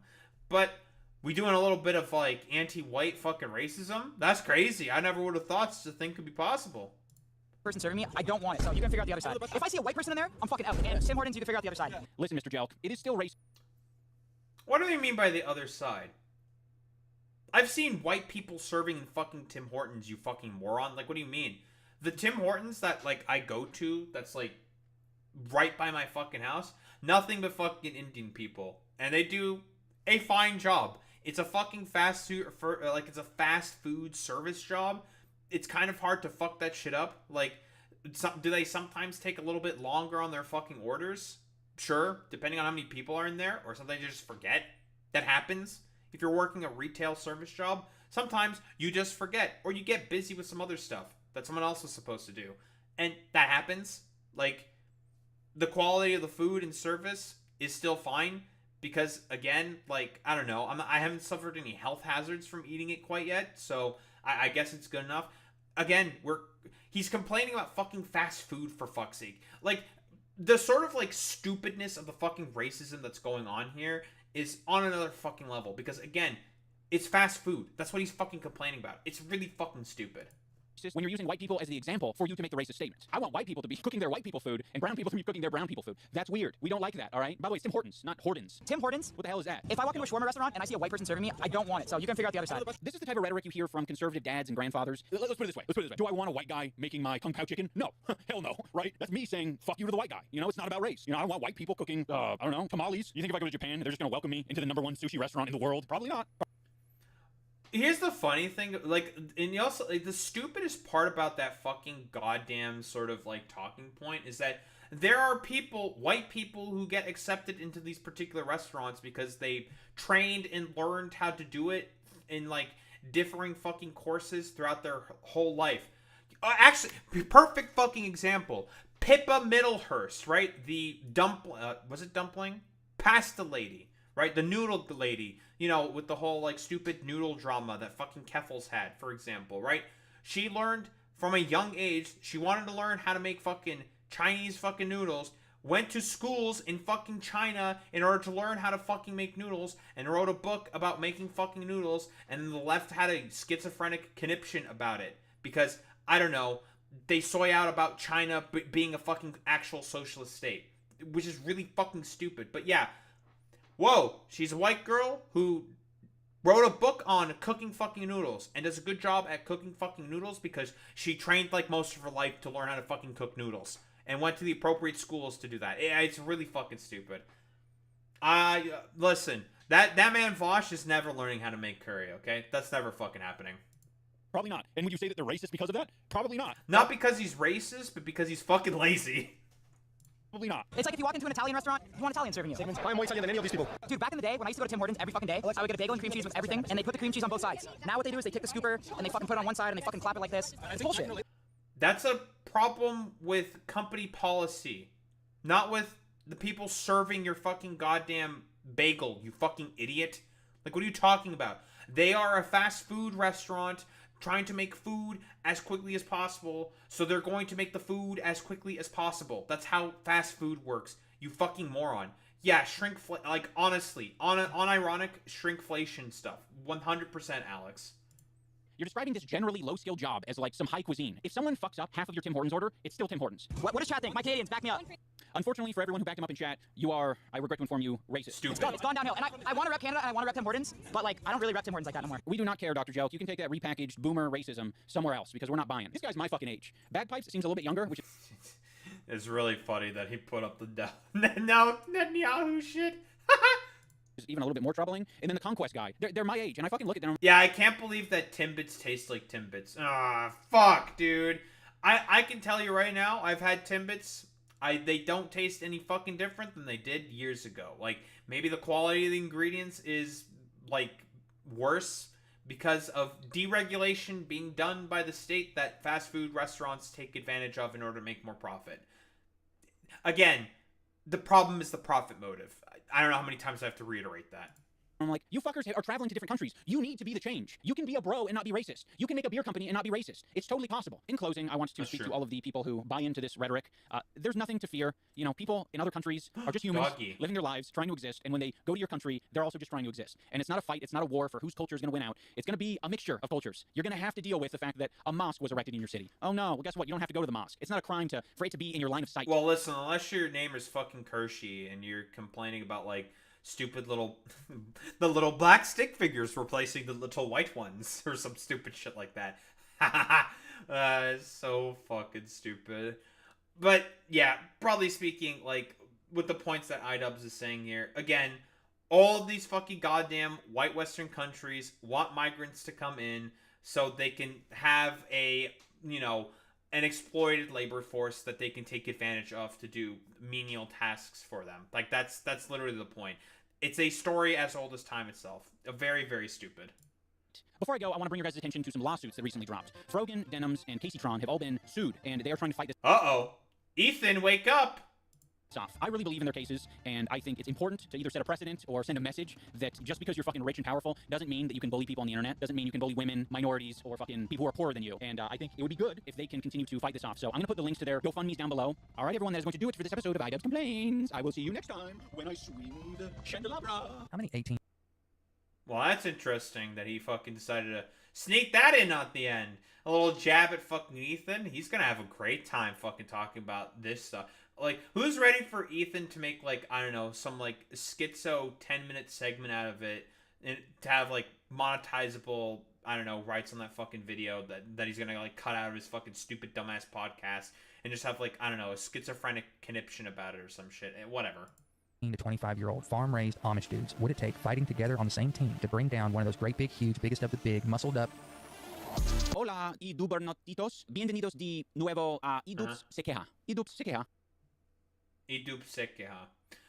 I don't think there's really much else to say besides, whoa, these people are dumb fucking racists. The point is the fucking racism, and they're just really, really fucking stupid, dumbass fucking motherfuckers who, I don't know, just want to push a particular fucking agenda. And you are exactly right, Boy Meets Minnie. This is like the Jimmy the Giant video that we looked over in the past. Man, that was fucking long ago. Jesus fucking Christ. But again, the point of this is not about, like, you know, talking about problems with, like, economics or austerity, because that's the actual fucking issue there. It's more about just, I don't know, having a racist, schizophrenic conniption about migrants. That's the point. They are just mad about migrants fucking existing, and they just want to do everything possible to make their lives worse. For what reason exactly? I don't fucking know. Because they're just stupid, dumb fucking racists who have no idea how to fucking critically think for themselves. That part of their brain is fucking dead, along with whatever sort of, like, subjective sort of thinking ability that they used to fucking possess. Don't think there's really much else to say besides that.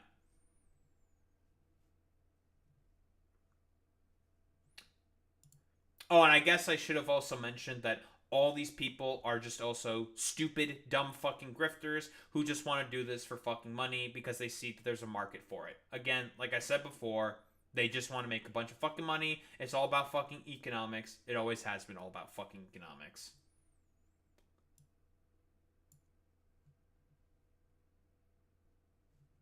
Splice that in. Easy clap.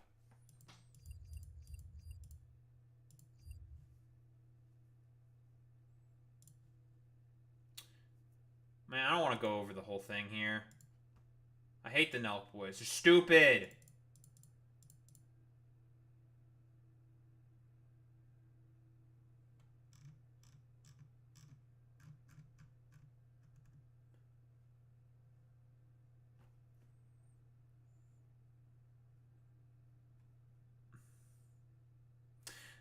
Well, to be fair, maybe I should only get fucking clips of this because I didn't watch the whole Nelk Boys interview with Benjamin Netanyahu in it because, again, I probably would have been sitting there for probably like 5 fucking hours just, I don't know, calling them fucking idiots because, yeah, they're just idiots and I hate them.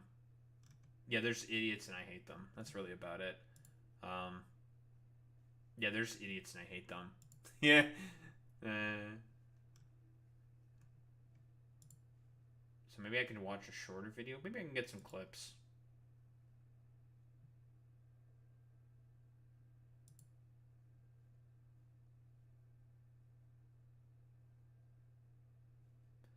Very cool. Very good.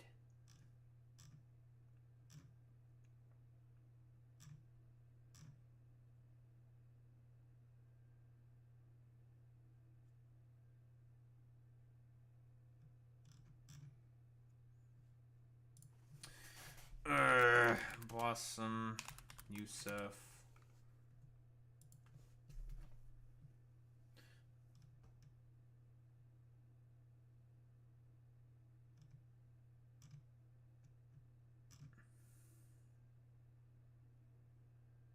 Israel has the highest rate of sex offenders. I mean, that's true.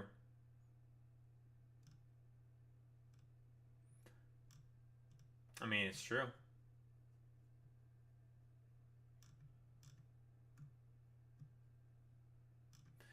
Yeah, not Hamas. Not Hamas. Not Himis.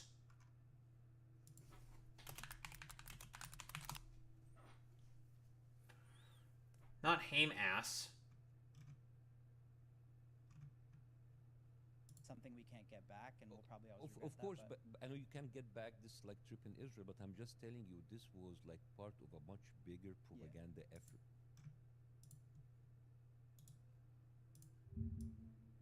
Yeah, I'm definitely not watching the whole fucking podcast. Fuck that shit. Okay, I don't want to subject myself to these, like, complete fucking morons. Fuck that. I'm gonna go through the highlights and just make fun of them.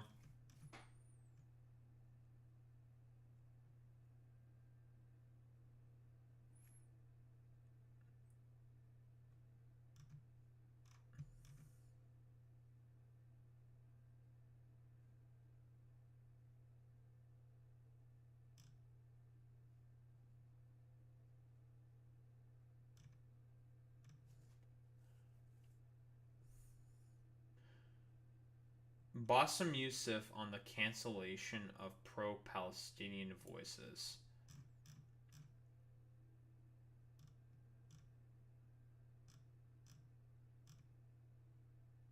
I guess that's a way to fucking say it. They're not technically wrong.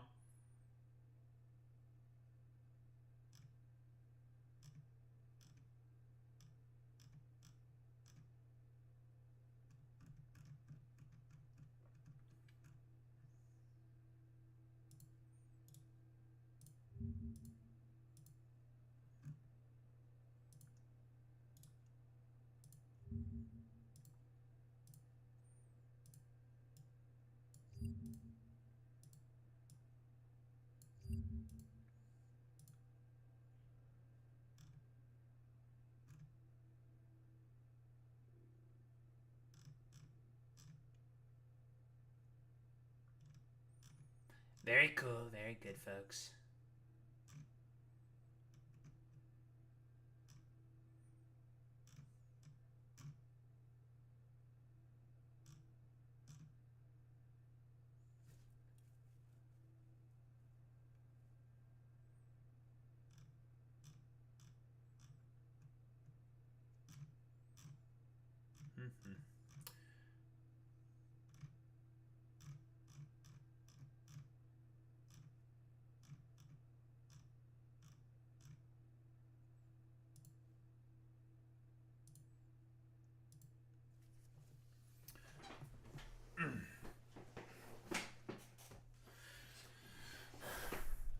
Yeah, I'm just gonna only watch the fucking clips.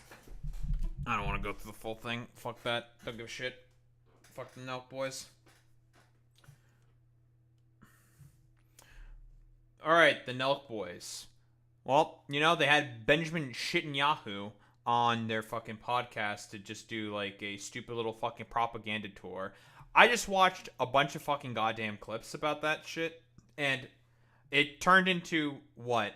A complete 50-minute fucking bender simply due to the fact that Benjamin Netanyahu does so much fucking lying and fucking propaganda and just lies to the fucking Nelk Boys. Because do you really think that the two motherfucking dude bros here know any better than to sort of like counteract a lot of the idiotic shit that fucking Netanyahu sort of pushes out there? They're not... No, they don't fucking know about any of that stuff. But I guess to sort of like quell the criticisms that they were getting from the modern day Hitler, their words, not mine, sort of to quell those like potential fucking criticisms, they decided to have Bassem Youssef on, who lost most of his family because of Israeli fucking bombings. So, you know, they're probably not good. He's not probably going to be very light, or maybe he will be very light in terms of dealing with the sheer idiocy that the fucking Nelk Boys sort of put up there. And, you know, they already admitted themselves that this was something they had in the works with the fucking White House for a while. And they had the Benjamin Netanyahu interview with him because, again, for Benjamin Netanyahu and the Trump administration, they've been constantly losing a lot of, well, younger right-leaning men simply due to the fact that they're either A, anti-Semitic, which does have a role to play, or B, don't want to go out to a fucking war, don't want to go out there into another Middle Eastern war in order to fight and die for fucking Israel. You know, so, what do we got here? Bassem Youssef stuns the Nelk Boys. Israel has the highest rate of sex offenders. That's actually true. How many times... Okay, we all know the fucking meme about, like, you know, was a sex offender in the United States migrates to fucking Israel. Well, for some reason, they have a bunch of them in Israel for some reason. It's kind of weird, isn't it? Here's a nice, like a nice tip. Do you know that Israel has one of the highest rates of sex offenders in the entire world? And many of them are Jewish Americans who actually Is that a fact? Oh yeah. You can actually like per capita? Yeah, no, you can actually right now there's a CBS report about sex offenders fleeing from Israel. No, they're being let out. Oh no, the sex offenders are breaking containment from Israel. Ah, fuck. Wait, someone put him back in. Put him back in. Patch it up real quick. No, don't let them out. No, they can stay in Israel. You know, fuck it. You know, Israel can keep all the fucking sex offenders. Those, like, fucking freaks who are all probably on a fucking list. You know, yeah, Israel, you can keep those guys. You know, some of Israel's favorite guys. Sex offenders. These are people who get indicted in America. They have a conviction and they flee. Do you see it? Oh yes. How Jewish American pedophiles hide from justice in Israel. This is on CBS. You don't have to play it, but like I don't want to like kind of like stop the interview. I just want people that they reference it. So there's like tens of people who basically get no high-end ads here. Yeah, who get like indicted for actually like being sex offenders, being pedophiles, and they go hide in Israel, and Israel doesn't bring you back because like they're protected by their Israeli passport. That's so fucking funny, dude. Like, I know I've heard about the fucking statistic before. I didn't look 100% into it, right? I saw the actual statistic. It's like, that's a little weird. And like, I've seen the fucking memes about how, like, Israel, for whatever reason, tends to harbor a lot of fucking goddamn pedophiles, which is really, really fucking funny that they tend to fucking harbor a lot of them. And also, it tends to be, like, a fuel for fucking goddamn conspiracy theories and shit like that. So, you know, there's a whole darker side to it, obviously. But it's broadly speaking, it is really funny just how fucking completely and utterly fucking wretched of a society that fucking Israel is, that they're willing to accept a bunch of fucking Jewish American fucking pedophiles who have convictions on them just because they're fucking Jewish. It's fucking crazy. But what we have here, the cancellation of Palestinian voices. Let's see, what do we have here? I mean, cancellation is certainly a way to sort of put I don't know, like, journalists in Palestine getting fucking murdered. But if I were to take a guess, more than likely they are talking about quite specifically, like the pro-Palestinian protesters. That being your, I was gonna say Imam Khalif. That's not the correct person. Your like Ramesa Ozturks of the world. Your Mosa Madawis of the world. Like these motherfucking people. Like the people who like just wrote an article saying like, guys, maybe we should stop bombing the shit out of Palestinians. Which, you know, true and real and based. And guys, maybe we should stop genociding them. It's like, yeah, that's also true as well. And like, or like Mosa Madawi and, oh my god, why am I blanking on his fucking name? Holy shit, it's the guy who was about to get fucking deported back to like Lebanon or some shit. Why am I fucking blanking on his name? I'm really fucking bad with names, like Jesus Christ. Holy fuck, I'm just blanking on his fucking name. God. Jesus Christ. How am I fucking forgetting his name?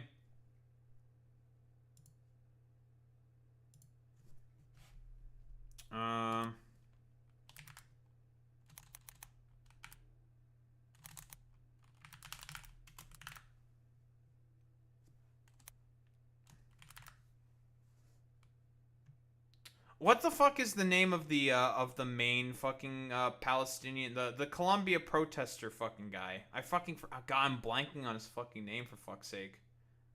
What the fuck is his name? I hate blanking on this. Mahmoud Khalil. There we go. Thank you, Alex. Yeah. Also, like the I don't know, for lack of a better term, the cancellation of Mahmoud Khalil, which again, you want to know what his fucking crime was just organizing some fucking drum circles at fucking Columbia University, and he gets like apprehended by by like Marco Rubio in the fucking State Department to fucking get deported because they think he's like a fucking danger to U.S. fucking foreign policy. Yeah, again, what was Mahmoud Khalil's fucking goddamn crime? Oh, just organizing some fucking drum circles. It's fucking insane. We haven't heard of Jewish people being expelled from Colombia. There are people who lost their immigration status for standing pro-Palestine, not pro-Israel. And the Jewish people who actually got hurt were the people on the pro-Palestinian side. That's there true. Are like Jewish professors. 1,000% by like a lot of the fucking protesters were anti-fucking Zionist Jews, because again, a lot of average fucking people, broadly speaking, within New York do not like the actions that Israel is taking, and a lot of those people are fucking Jewish. Jewish Voices for Peace is quite a fucking large anti-Zionist protest organization who has had, enough of a lot of fucking Israel's bullshit, for lack of a better term. You know, if we want to just put it like nicely, for fuck's sake. And a lot of the people who tended to sort of cause instigating fights with the fucking protesters, bring the fucking police, were Zionist fucking agitators, and also the administration of the university. A bunch of out-of-touch, right-wing fucking weirdos. Whoa, who would have thought that the out-of-touch, right-wing fucking weirdos were typically the ones who did not like the pro-Palestinian side. And yeah, there was a bunch of Jewish professors who have lost their credentials. It's crazy. Who lost their position because they stood with the pro-Palestinian side. They don't talk to you about the Jewish Voices for Peace. Their slogan is "Not in my name." We will not allow Israel to use our name in order to continue with this genocide. We haven't heard of... That's true. Bassem Youssef just fucking cooking right there. What was Bassem Youssef cooked the Nelk Boys, the guys who interviewed Benjamin Netanyahu recently on their podcast. Well, let's see the cooking. I'm curious. We should have grilled him 50,000, 100,000 times harder, but something we can't get back, and we'll... You were never going to grill him, because again, Benjamin Netanyahu would have never fucking agreed to that interview if it was going to be adversarial. Again, Benjamin Netanyahu does not do adversarial interviews because he's a fucking coward. He's a coward who never wants to fucking address any of the fucking crimes that he's perpetrating through the fucking state of Israel. Never. He'll never fucking do any adversarial anything, because again, he's just a little fucking coward. He'll never answer for his fucking lies. He'll never answer for the anti-Semitism that he also fucking does. Again, Benjamin Netanyahu is a fucking Holocaust revisionist. He thinks that Hitler was inspired to do the fucking Holocaust from the Palestinian Grand Mufti when he fucking visited Palestine, which is, again, a conspiracy theory. There's no evidence to suggest this. It's complete rank nonsense. It's bunk. It's stupid. It's ridiculous. Probably of course, but I know you can't get back this like trip in Israel, but I'm just telling you, this was like part of a much bigger propaganda effort, right? And a country that spends Yep, I've also said this before. The reason why Benjamin Netanyahu agreed to this interview with the Nelk Boys is because Benjamin Netanyahu knows that he is losing support in the main state that he needs to have in order to have all the support that he needs for his existence as a state, right? Israel, without their dependency on the fucking US, will probably cease to exist. There's no way they can handle the current structure that they have in terms of the apartheid, in terms of the genocide, in terms of the attempted fucking ethnic cleansing. No way they're going to be able to maintain any of that if they do not have the support of the United States of America, basically bapping away any potential, challenges from the UN. I hope so. No, I know so. They're not going to have the fucking... If the US loses, If Israel loses support of the fucking United States, guess what? Every fucking Security Council resolution that's looking to fucking investigate Israel and help organize a Palestinian state, all of those are going through 100 fucking %. Israel is going to be completely fucking cooked if they do not have the US's fucking veto power within the UN. They'll be able to do absolutely fucking nothing. $150 million on its image. They are covering something. They are, when Oh yes, and like I was saying before, again, the reason why Netanyahu was doing this interview is because he knows he's losing support of young men specifically. That is who he's looking to shore up in particular, whether it be to anti-Semitism or the fact that they just don't want to go to Israel and die for Israel in a fucking war. But one of those fucking two. Mostly the fact that they don't want to go to Israel to die in a fucking foreign-born out war, more than likely because of, Israel's fucking insanity. When they spread all of this propaganda, it's like, we're not starving people in Gaza. You understand that this conversation has been happening for 2 years. First of all, I'm not... Oh yeah, wasn't there like a recent video of like Benjamin Netanyahu talking about aid being like airdropped in or something? And it was just like complete nonsense. Like, what is it? Benjamin Netanyahu... I don't know. What is it? Benjamin Netanyahu video on Gaza siege or some shit. Netanyahu reportedly planning Israel's full occupation of Gaza. Interesting. What's this all about? Malnourished Palestinians risking their lives to collect aid from the US and Israeli-backed Gaza Humanitarian Foundation. At least 10 of them were reportedly killed today by Israeli forces. Another 5 people appear to die of starvation in what humanitarian agencies warn may be an unfolding famine. Today they I don't think this famine is unfolding, Mr. Newscaster guy. No, I think it's unfolded itself at this point. I think that's pretty fucking safe to say that the famine has unfolded itself. Buried some of the 27 killed collecting aid on Sunday. Now a contract. By the way, this happened just yesterday on the 4th. Crazy. Actor previously involved with the foundation, which largely replaced the UN's operations in May, is speaking out about the situation.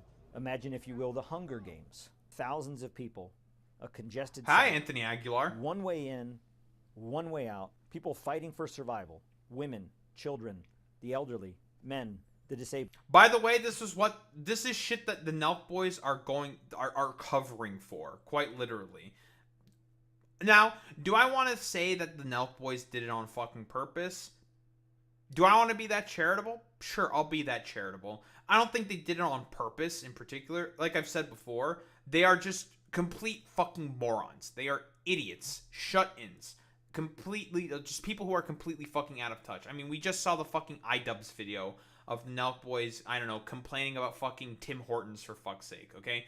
They're two stupid shut-in fucking dipshits because of the fact that they are completely out of touch because of the amount of fucking money that they have, okay? Like, that's not hyperbole, it's not ridiculous to say. They're out of touch because they're just, millionaires.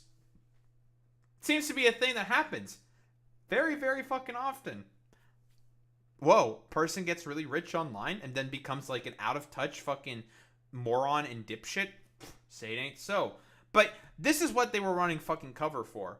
A siege, which is against the Geneva Convention. People getting fucking starved. Not being able to get food assistance that they need desperately. This is what they were fucking running cover for. People trying to control that is impossible. In Israel, hostage families have been holding rallies calling on the government to secure their release after another hostage video was released. This one... Oh yeah, Hamas did recently release a fucking hostage video talking about like, dog, these are the fucking hostages we have. Yeah, they look emaciated. We didn't do that. That wasn't on purpose. There's like no fucking food. You know, for all the times that, because Benjamin Netanyahu was constantly complaining about fucking food being stolen by Hamas. Hey, I wonder why they're fucking stealing that food. Oh, to feed the fucking hostages that they still have. Well, crazy, I know.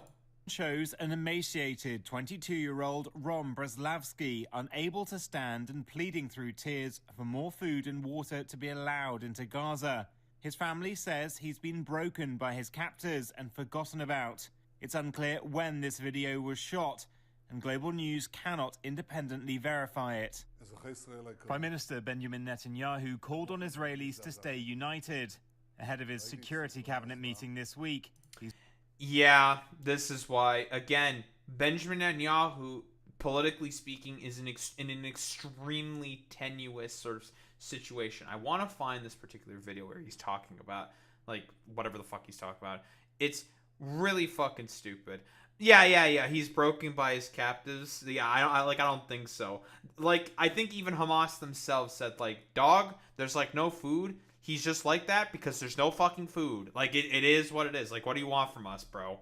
He's reportedly decided on a full occupation of Gaza, expanding military operations into areas where hostages are believed to be held. Sure, man. Some 600 retired Israeli security... Dude, we're going to do a full occupation of the Gaza Strip, guys. Whoa, crazy. Whoa, the inevitable conclusion is inevitably fucking... shocker, I know. Whoa, crazy. Wow, what who would have thought such a thing could happen? Why am I having dropped frames? Yay, dropped frames. Oh, we're good now? Okay, I think we just had a little hiccup. That's okay. Officials, including former heads of intelligence agencies, have written to US President Donald Trump to urge Netanyahu to immediately end the war in Gaza, arguing Hamas no... Dog, you know it's fucking bad if people are having to fucking write letters to this stupid, complicit motherfucker to be like, can you just tell Benjamin Netanyahu to literally just send in a bunch of food? Because again, like I've said this before, if you're so concerned about Hamas stealing a bunch of fucking food, okay, flood the fucking zone. The fact that there's a scarcity of fucking food is what allows a black market to emerge if Netanyahu is so concerned about that. But then again, Netanyahu in reality doesn't give a fuck about any of that. For him, it's all about the fucking genocide because again, he's a fucking, well, not only is he a fucking genocide denier of himself, but he's also a Holocaust fucking revisionist. So, you know, denying genocide is a thing that tends to happen very often with Benjamin Netanyahu. He loves denying genocide. It's one of his favorite fucking things to do besides turning Palestinian kids into fucking mulch. No longer poses a strategic threat. The two leaders' relationship has become fractious in recent weeks, and Trump has commented on the hunger now apparent in Gaza. But throughout this war, Netanyahu has resisted attempts to pressurize his government, much to the frustration of Palestinians and hostage families. Wow, who would have thought? Hey, Nelk Boys, this is what you're doing cover for, you fucking morons. Not absolving you from your trip. You guys are not little kids. You are fucking 30 years old, right? People in your age have families and they have a career, and you need to stop. I'm just saying this because you're my little brothers, but you're not little, right? You need to stop infantilizing yourself. It's like, we're just stupid people doing stupid stuff. You're 30 years old and you need to be aware. Oh my god, this is such a good point here by Bassem. Oh my fucking god. Dude, all the fucking sane washing and shit like this, all the fucking, like, stupid bullshit. Like, by the way, motherfuckers like this, you know, because they complain about, like, participation awards. Dude, by the way, motherfuckers like this, like the fucking Nelk Boys, are why the fucking participation awards come into fucking effect. Or why they fucking exist. Not come into effect. Why they fucking exist, okay? Like, because of people who are so astronomically fucking stupid, like the fucking Nelk Boys, it has to be necessary. It's like, well, we don't want them to feel all bad for being as stupid as they are. So, I don't know. We can give them, like, a little medal for saying that, I mean, you tried, I guess. Aware of what's happening in the world, and that your reach and your platforms mean something. And it affects people. And I think the biggest reason why... I have bad news for you, Bassem. They're not going to fucking understand this. Because, again, this is a broader, like, position the left has fucking said before. And you know what? Motherfuckers like this said in response, because they're just fucking freaks and just really fucking stupid. They'd be like, well, they're just, like, saying this because they're, like, trying to cancel us. It's like, no, No, this is a teaching moment. This is people trying to help you engage in a form of critical thinking. Because, like, this is a position that I've said before. The Nelk Boys, since they are out of touch fucking elitists, death of fucking subjectivity. These guys do not engage in any form of fucking subjective thinking. Do you think that these two dumb fuck millionaires know how to fucking engage in subjective thinking? Understand what people might be fucking experiencing in their fucking lives? Doubtful at best. Because, like I've said before, they are just two out-of-touch dude bro podcast millionaires. That's the fucking issue. Because, listen, they don't have a worry in their lives in terms of, like, monetary position. Because they're good. If they want to fucking retire, they can fucking retire. They just probably do this for fun at this point. Like, whatever. They just do they little stupid dumbass fucking podcast. And just, like, talk about, like, random fucking shit constantly. It's just like, dog... Like, you have a big voice. Millions of people listen to you every day. You have a responsibility to use that platform in a particular way that is responsible. That is how that fucking works. But again, these two dipshits don't fucking understand any of that stuff because that's, I don't know, too highfalutin of a concept for, like, two dumbasses like this to understand. Fucking stupid, dude. People were so upset for you, not because you brought someone and you didn't contest him, that it is the talking point that he used is the same talking points that have been used for 2 years to kill thousands of people, right? That's true. Well, here's the problem, Boy Meets Mini. I'm racist specifically against prank. That's one of the other groups of people that I am racist towards. As the critical racist theorist, I am very racist to silly prank tubers. Looking at you, Joey fucking Salads, you dumb fucking prick. I mean, and part of the reason why people were so angry is that, forget, even if you don't know anything about the conflict, there was like a total lack of critical thinking. Holy shit. Wait, that's what I also said. Just lack of critical thinking. Because they're just two fucking morons. They're just stupid. Another clip. Right? You were used, right? And it didn't start with the podcast. It started 2 years ago, in March 2023, when you went to Israel, because I know that... So I know that Bassem, he said that earlier in a particular clip. They went to fucking Israel? Really? Well, I'm curious now. Nelk Boys in Israel. Well, there's a Benjamin Netanyahu. Full send in Israel. Holy shit, yeah, they did go to fucking Israel. Yep, this is just for fucking propaganda bullshit. 1000 fucking %. That's fucking wild. Yeah, they did go to fucking Israel, huh? By the way, the only reason why a lot of motherfucking, like, media personalities are going to get invites to fucking Israel, like, am I ever getting a fucking invite to Israel? Fuck no. Look at my fucking video catalog. I would say a good third of my videos is shitting on fucking Israel, okay?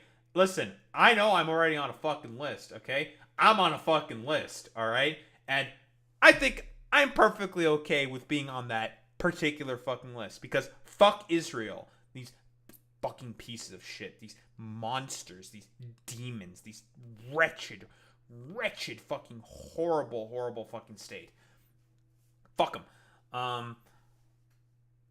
Yeah, if you get fucking invited to Israel, looking at you, fucking Destiny, and you're a media personality, it's because you're willing to fucking peddle the propagandistic line of Israel, and you are a puppet that they can use to help launder their sort of goodwill, good graces, and idiot fucking propaganda to a broader base of audience and support within the U.S. And again, specifically, this very, very often targets people in the U.S., or like in Canada or whatever, white Western fucking countries, generally fucking speaking, right?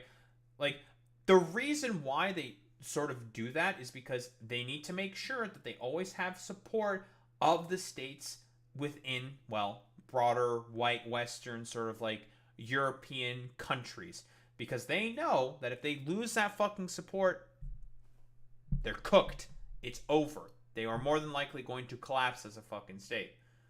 By the way, Michael Brooks got detained at an Israeli airport for 6 hours. According to him, it's because his middle name was Jamal. Whoa, wait, Alex, you're telling me that Israel is racist? The Zionists are racist? Say it ain't so. Who would have thought?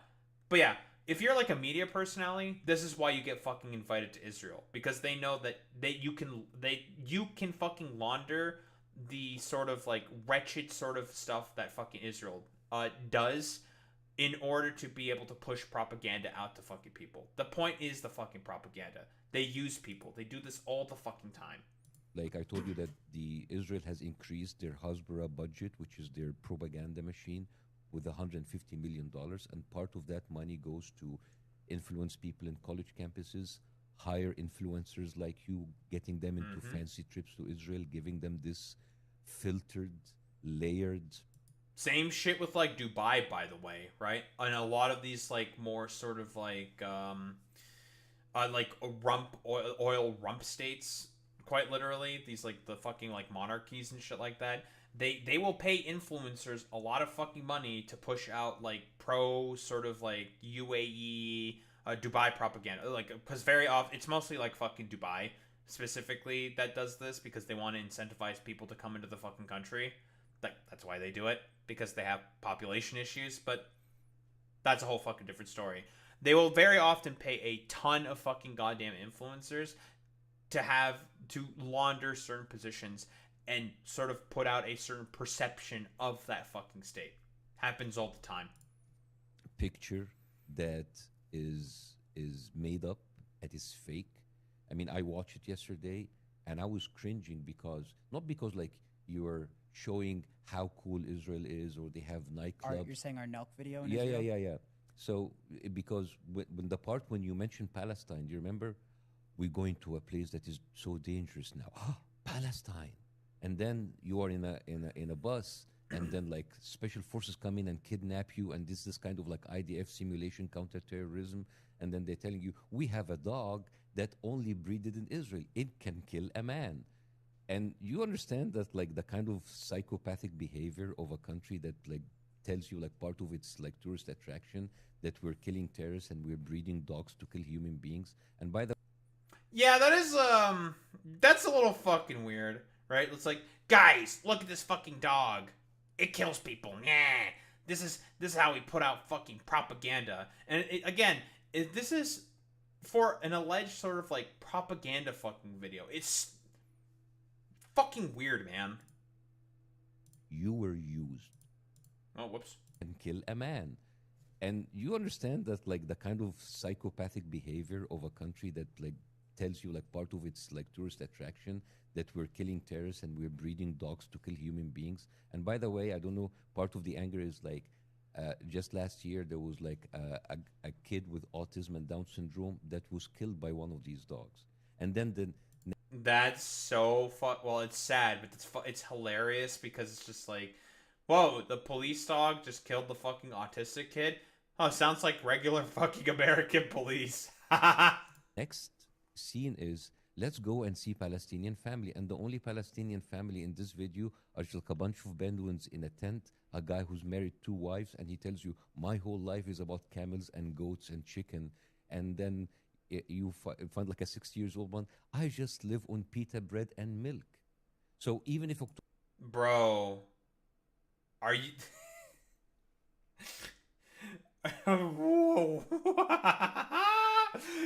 Dude, it's just caricatures of like Arab fucking stereotypes. That's incredibly fucking racist and fucking wild to hear about, bro. But again, whoa, Bassem, you're telling me that Israel might be fucking racist? Oh, shocker. October 7th didn't happen.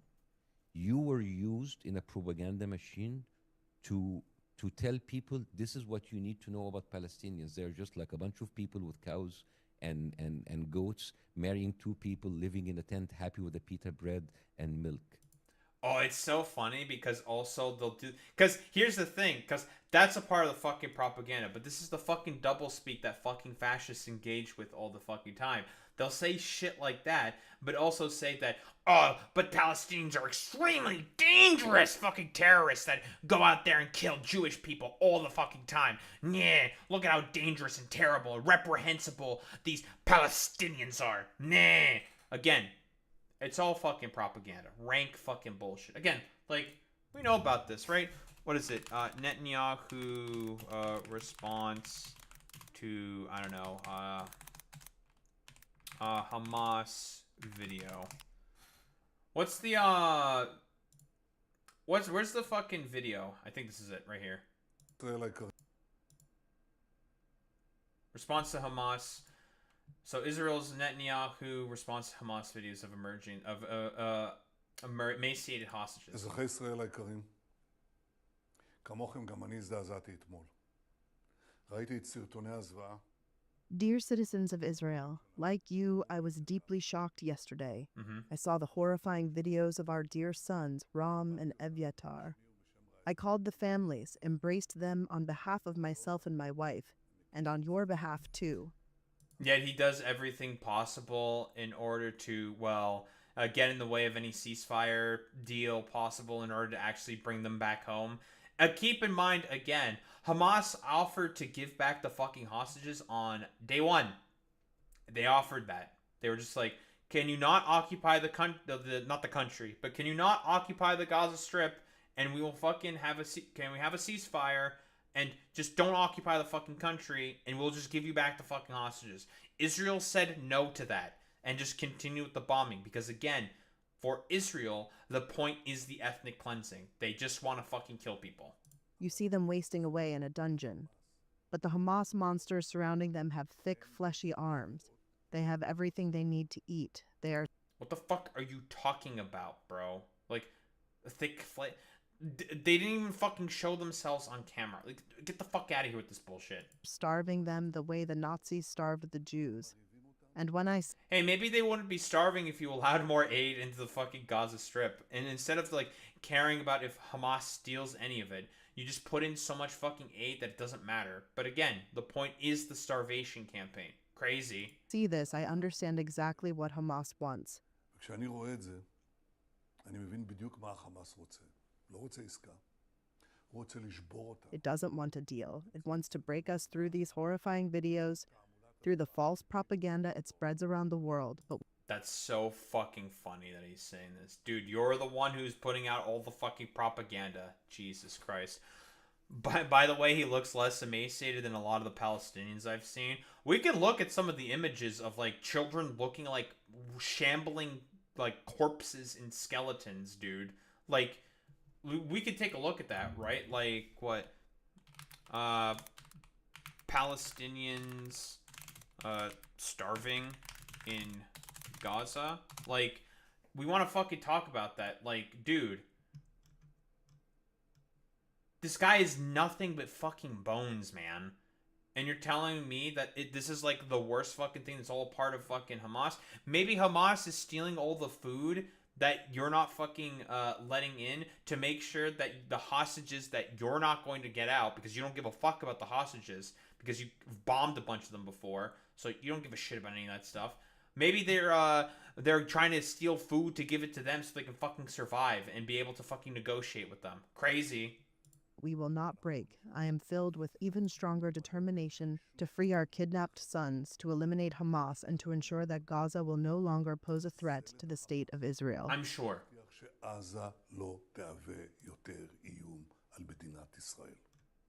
I'm sure he really, really cares about that stuff. Totally, bro. Where's the main fucking video of this? Netanyahu English response. Right?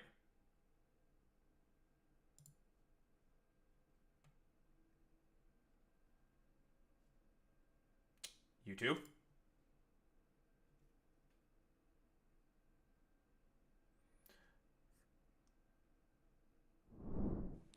אזרחי ישראל היקרים, כמוכם גם אני זרועות אבות בשר.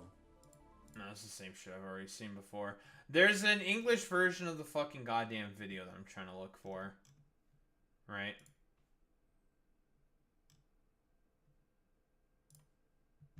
Oh, this is 5 months ago. Where he was talking about it in English. Right? Netanyahu's speech. What, the Hamas fucking video. I'm not fucking getting it. What do we have here? Is it this one? These images of emaciated haunting Israel's prime. Break us with these horror videos, with this horror. Again, we've seen this already. Compares Hamas to Nazis.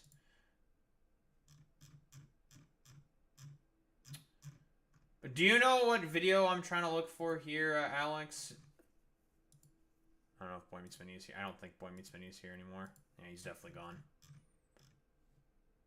But there's like there's basically an English version of the fucking video where he's like speaking in English because he wants to directly like try to propagandize and talk directly to fucking Americans. There's an English version of the fucking video of this particular press conference that Netanyahu's having in response to the fucking Hamas video where he's fucking speaking in English. I'm looking for that specifically. Dear citizens of Israel. Oh, I think I found it. Never mind, I just found it. Damn it, this is what I'm supposed to have a chat, and the chat doesn't help. Useless.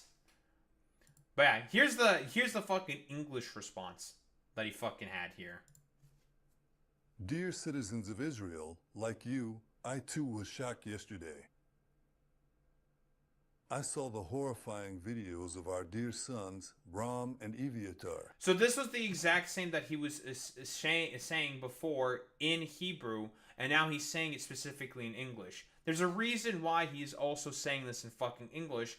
It's because, and this is a thing that constantly, that Netanyahu does all the fucking time, he's trying to speak specifically to American audiences.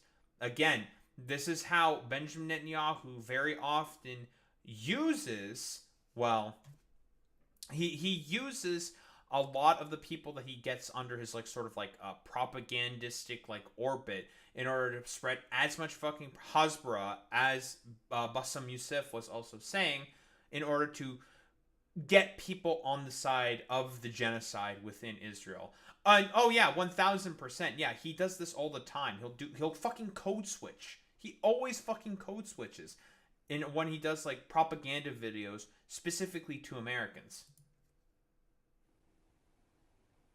I called the families, embraced them on my behalf and my wife's, and also on your behalf. Do you see them? They're vomiting. Again, it's the same thing he said already in fucking Hebrew, but he's saying it in English to play to an American audience. That's the point.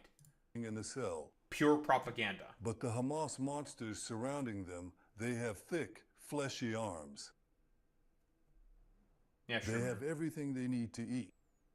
Why don't you say that to some of the fucking Palestinian children that your fucking military is doming in the head with sniper rifles, you fucking freak? They're starving them, just like the Nazis starved the Jews. Ah. And when I see this, I understand exactly what Hamas wants. They don't want a deal. They want to break us with these horror... Again, like I said before, they wanted a deal since day one. You're the one who doesn't want the deal. You're the common factor here, bud. ...videos with the false horror propaganda they're spreading around the world. Sure, man. But we will not break. I become even more determined to free our kidnapped sons, to eliminate Hamas, to make sure Gaza will never again be a threat to the state of Israel. Sure, man. Again, rank propaganda. It's nothing but fucking propaganda. So you were recruited in March 2023 and you were activated in July 2025, right? He's correct. Final fucking meme, I suppose. Bassem Youssef responds to Netanyahu's allegations of Hamas stealing food in Gaza. Again, like, is Hamas stealing food in Gaza? Maybe. Probably. Who the fuck knows, to be honest, right? Because there's no way the Israelis fucking know about that. You can't trust them on anything. They lie as they fucking breathe. The propaganda fucking machine. The IDF lies as they fucking breathe. All the ministers in Israel fucking lie as they fucking breathe. All these motherfuckers just lie. Constantly. All the fucking time. You can't trust or believe anything these people say. They're just liars. But let's see. What does Bassem Youssef have to say? Now the thing about like him saying we're not starving, it's Hamas. Hamas steals the food. There is like multiple articles of Israel killing aid workers, UN workers. So people that are not even in. Oh, hey. Great opportunity. Thank you, Bassem Youssef. How about Israelis attacking known aid work location? Man, I've brought up this fucking exact same article so many fucking times from Human Rights Watch. Huh, crazy. Again, this was a World Central Kitchen convoy. 7 fucking vehicles were in the convoy, traveling along a pre-approved Israeli route, pre-approved by the IDF, and they still attacked the convoy with fucking drones. How about Israel killing aid workers? Oh, I thank you. Oh, it's the same thing. Israel killing aid workers. Oh, the same fucking link that I've been constantly clicking. Again, this was a thing that was uncovered about a couple months ago at this point. What, we're in August?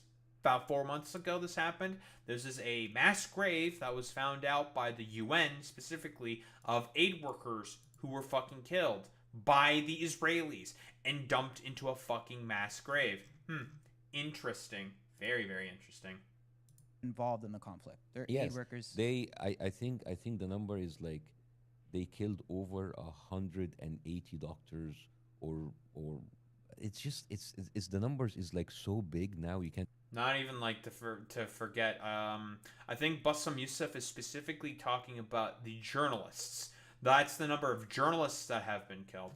They've also killed doctors as well. They've killed a bunch of them as well. Who remembers the raid on the fucking, I think it was Al-Aqsa Hospital, I think? Or Al-Nusra. One of the fucking hospitals where the Israelis disguised themselves as doctors in order to go after Palestinians in fucking hospitals in Gaza. And it should go without reasoning, without saying why it is a really bad idea to do that, and it is against international law to do that. Can't even like catch up with the numbers. Now the thing about That's true.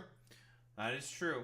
Well, again, I think it should go without much of a saying that, whoa, because of their stupid, idiot, dude bro sort of mentality and attitude, the Nelk Boys were very, very easily manipulated into a fucking propaganda machine that they barely understand, because these are 2 motherfuckers who are out of touch millionaires who don't really know any better in comparison to when it comes to fucking dealing with propaganda. So, you know, they can wax poetically about like, oh yeah, we should have done a better job at challenging Netanyahu. We really regret that. We're sorry that we didn't challenge him much better. It's like, dog, you're 30 years old. You can make decisions more for yourself. I've even said this before. If you feel like you are not prepared to do a fucking interview, don't do the interview. Just don't. If that's how you're fucking feeling like. No, you went ahead with the fucking interview because you knew that it was a fucking thing that was organized specifically by contacts that you have in the White House, which is also information that the Nelk Boys have themselves revealed, and they want to make sure that they stay in the good graces of those fucking contacts, because again, those are pretty fucking powerful fucking contacts. Access to the fucking White House people, dude? A lot of dude bro dipshit podcasts could only dream of access like that in order to get like particular fucking interviews for their fucking goddamn podcast. So again, whoa, they got used for propaganda like Israel has constantly been using so many other fucking content creators for their own fucking propagandistic purposes in order to justify their fucking ethnic cleansing and genocide of the Palestinians, to make sure that the American people stay on their side as the abhorrence continues. Don't think there's really much else to say besides that.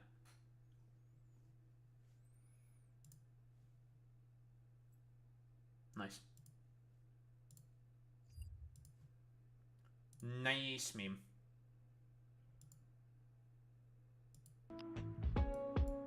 Alright, who are we rating out to today?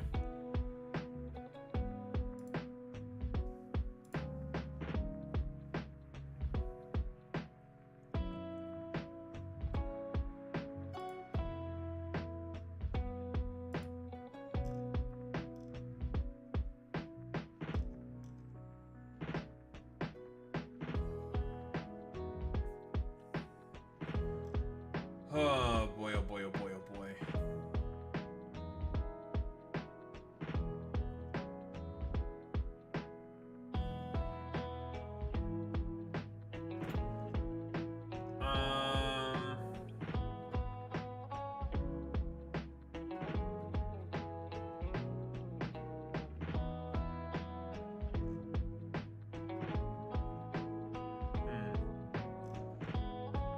Why don't we raid out today to one-hand politics? Why not?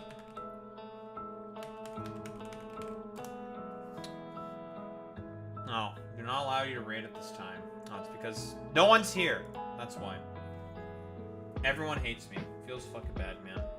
It'd be like that. I'm kidding.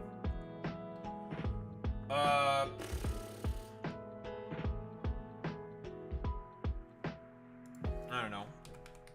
Raid out to someone else. Straight or raid. Sure, fuck it. Such is the plight of the fucking tiny fucking streamer. Can't raid out to people because, you know, well, Nazi raids. It's understandable, but whatever. Alright, idiots, raid messages. You know what to do, you know what to say. Transstride with the Daho raid buff. If you're a sub, if you're a non-sub, you say the Wowee with the Daho raid buff. That's how you show appreciation to those raid 20K gamers. I'll be back tomorrow, and we'll be, I don't know. I don't know what we're going to be doing. More Factorio. Probably the Jank Jubilee thing.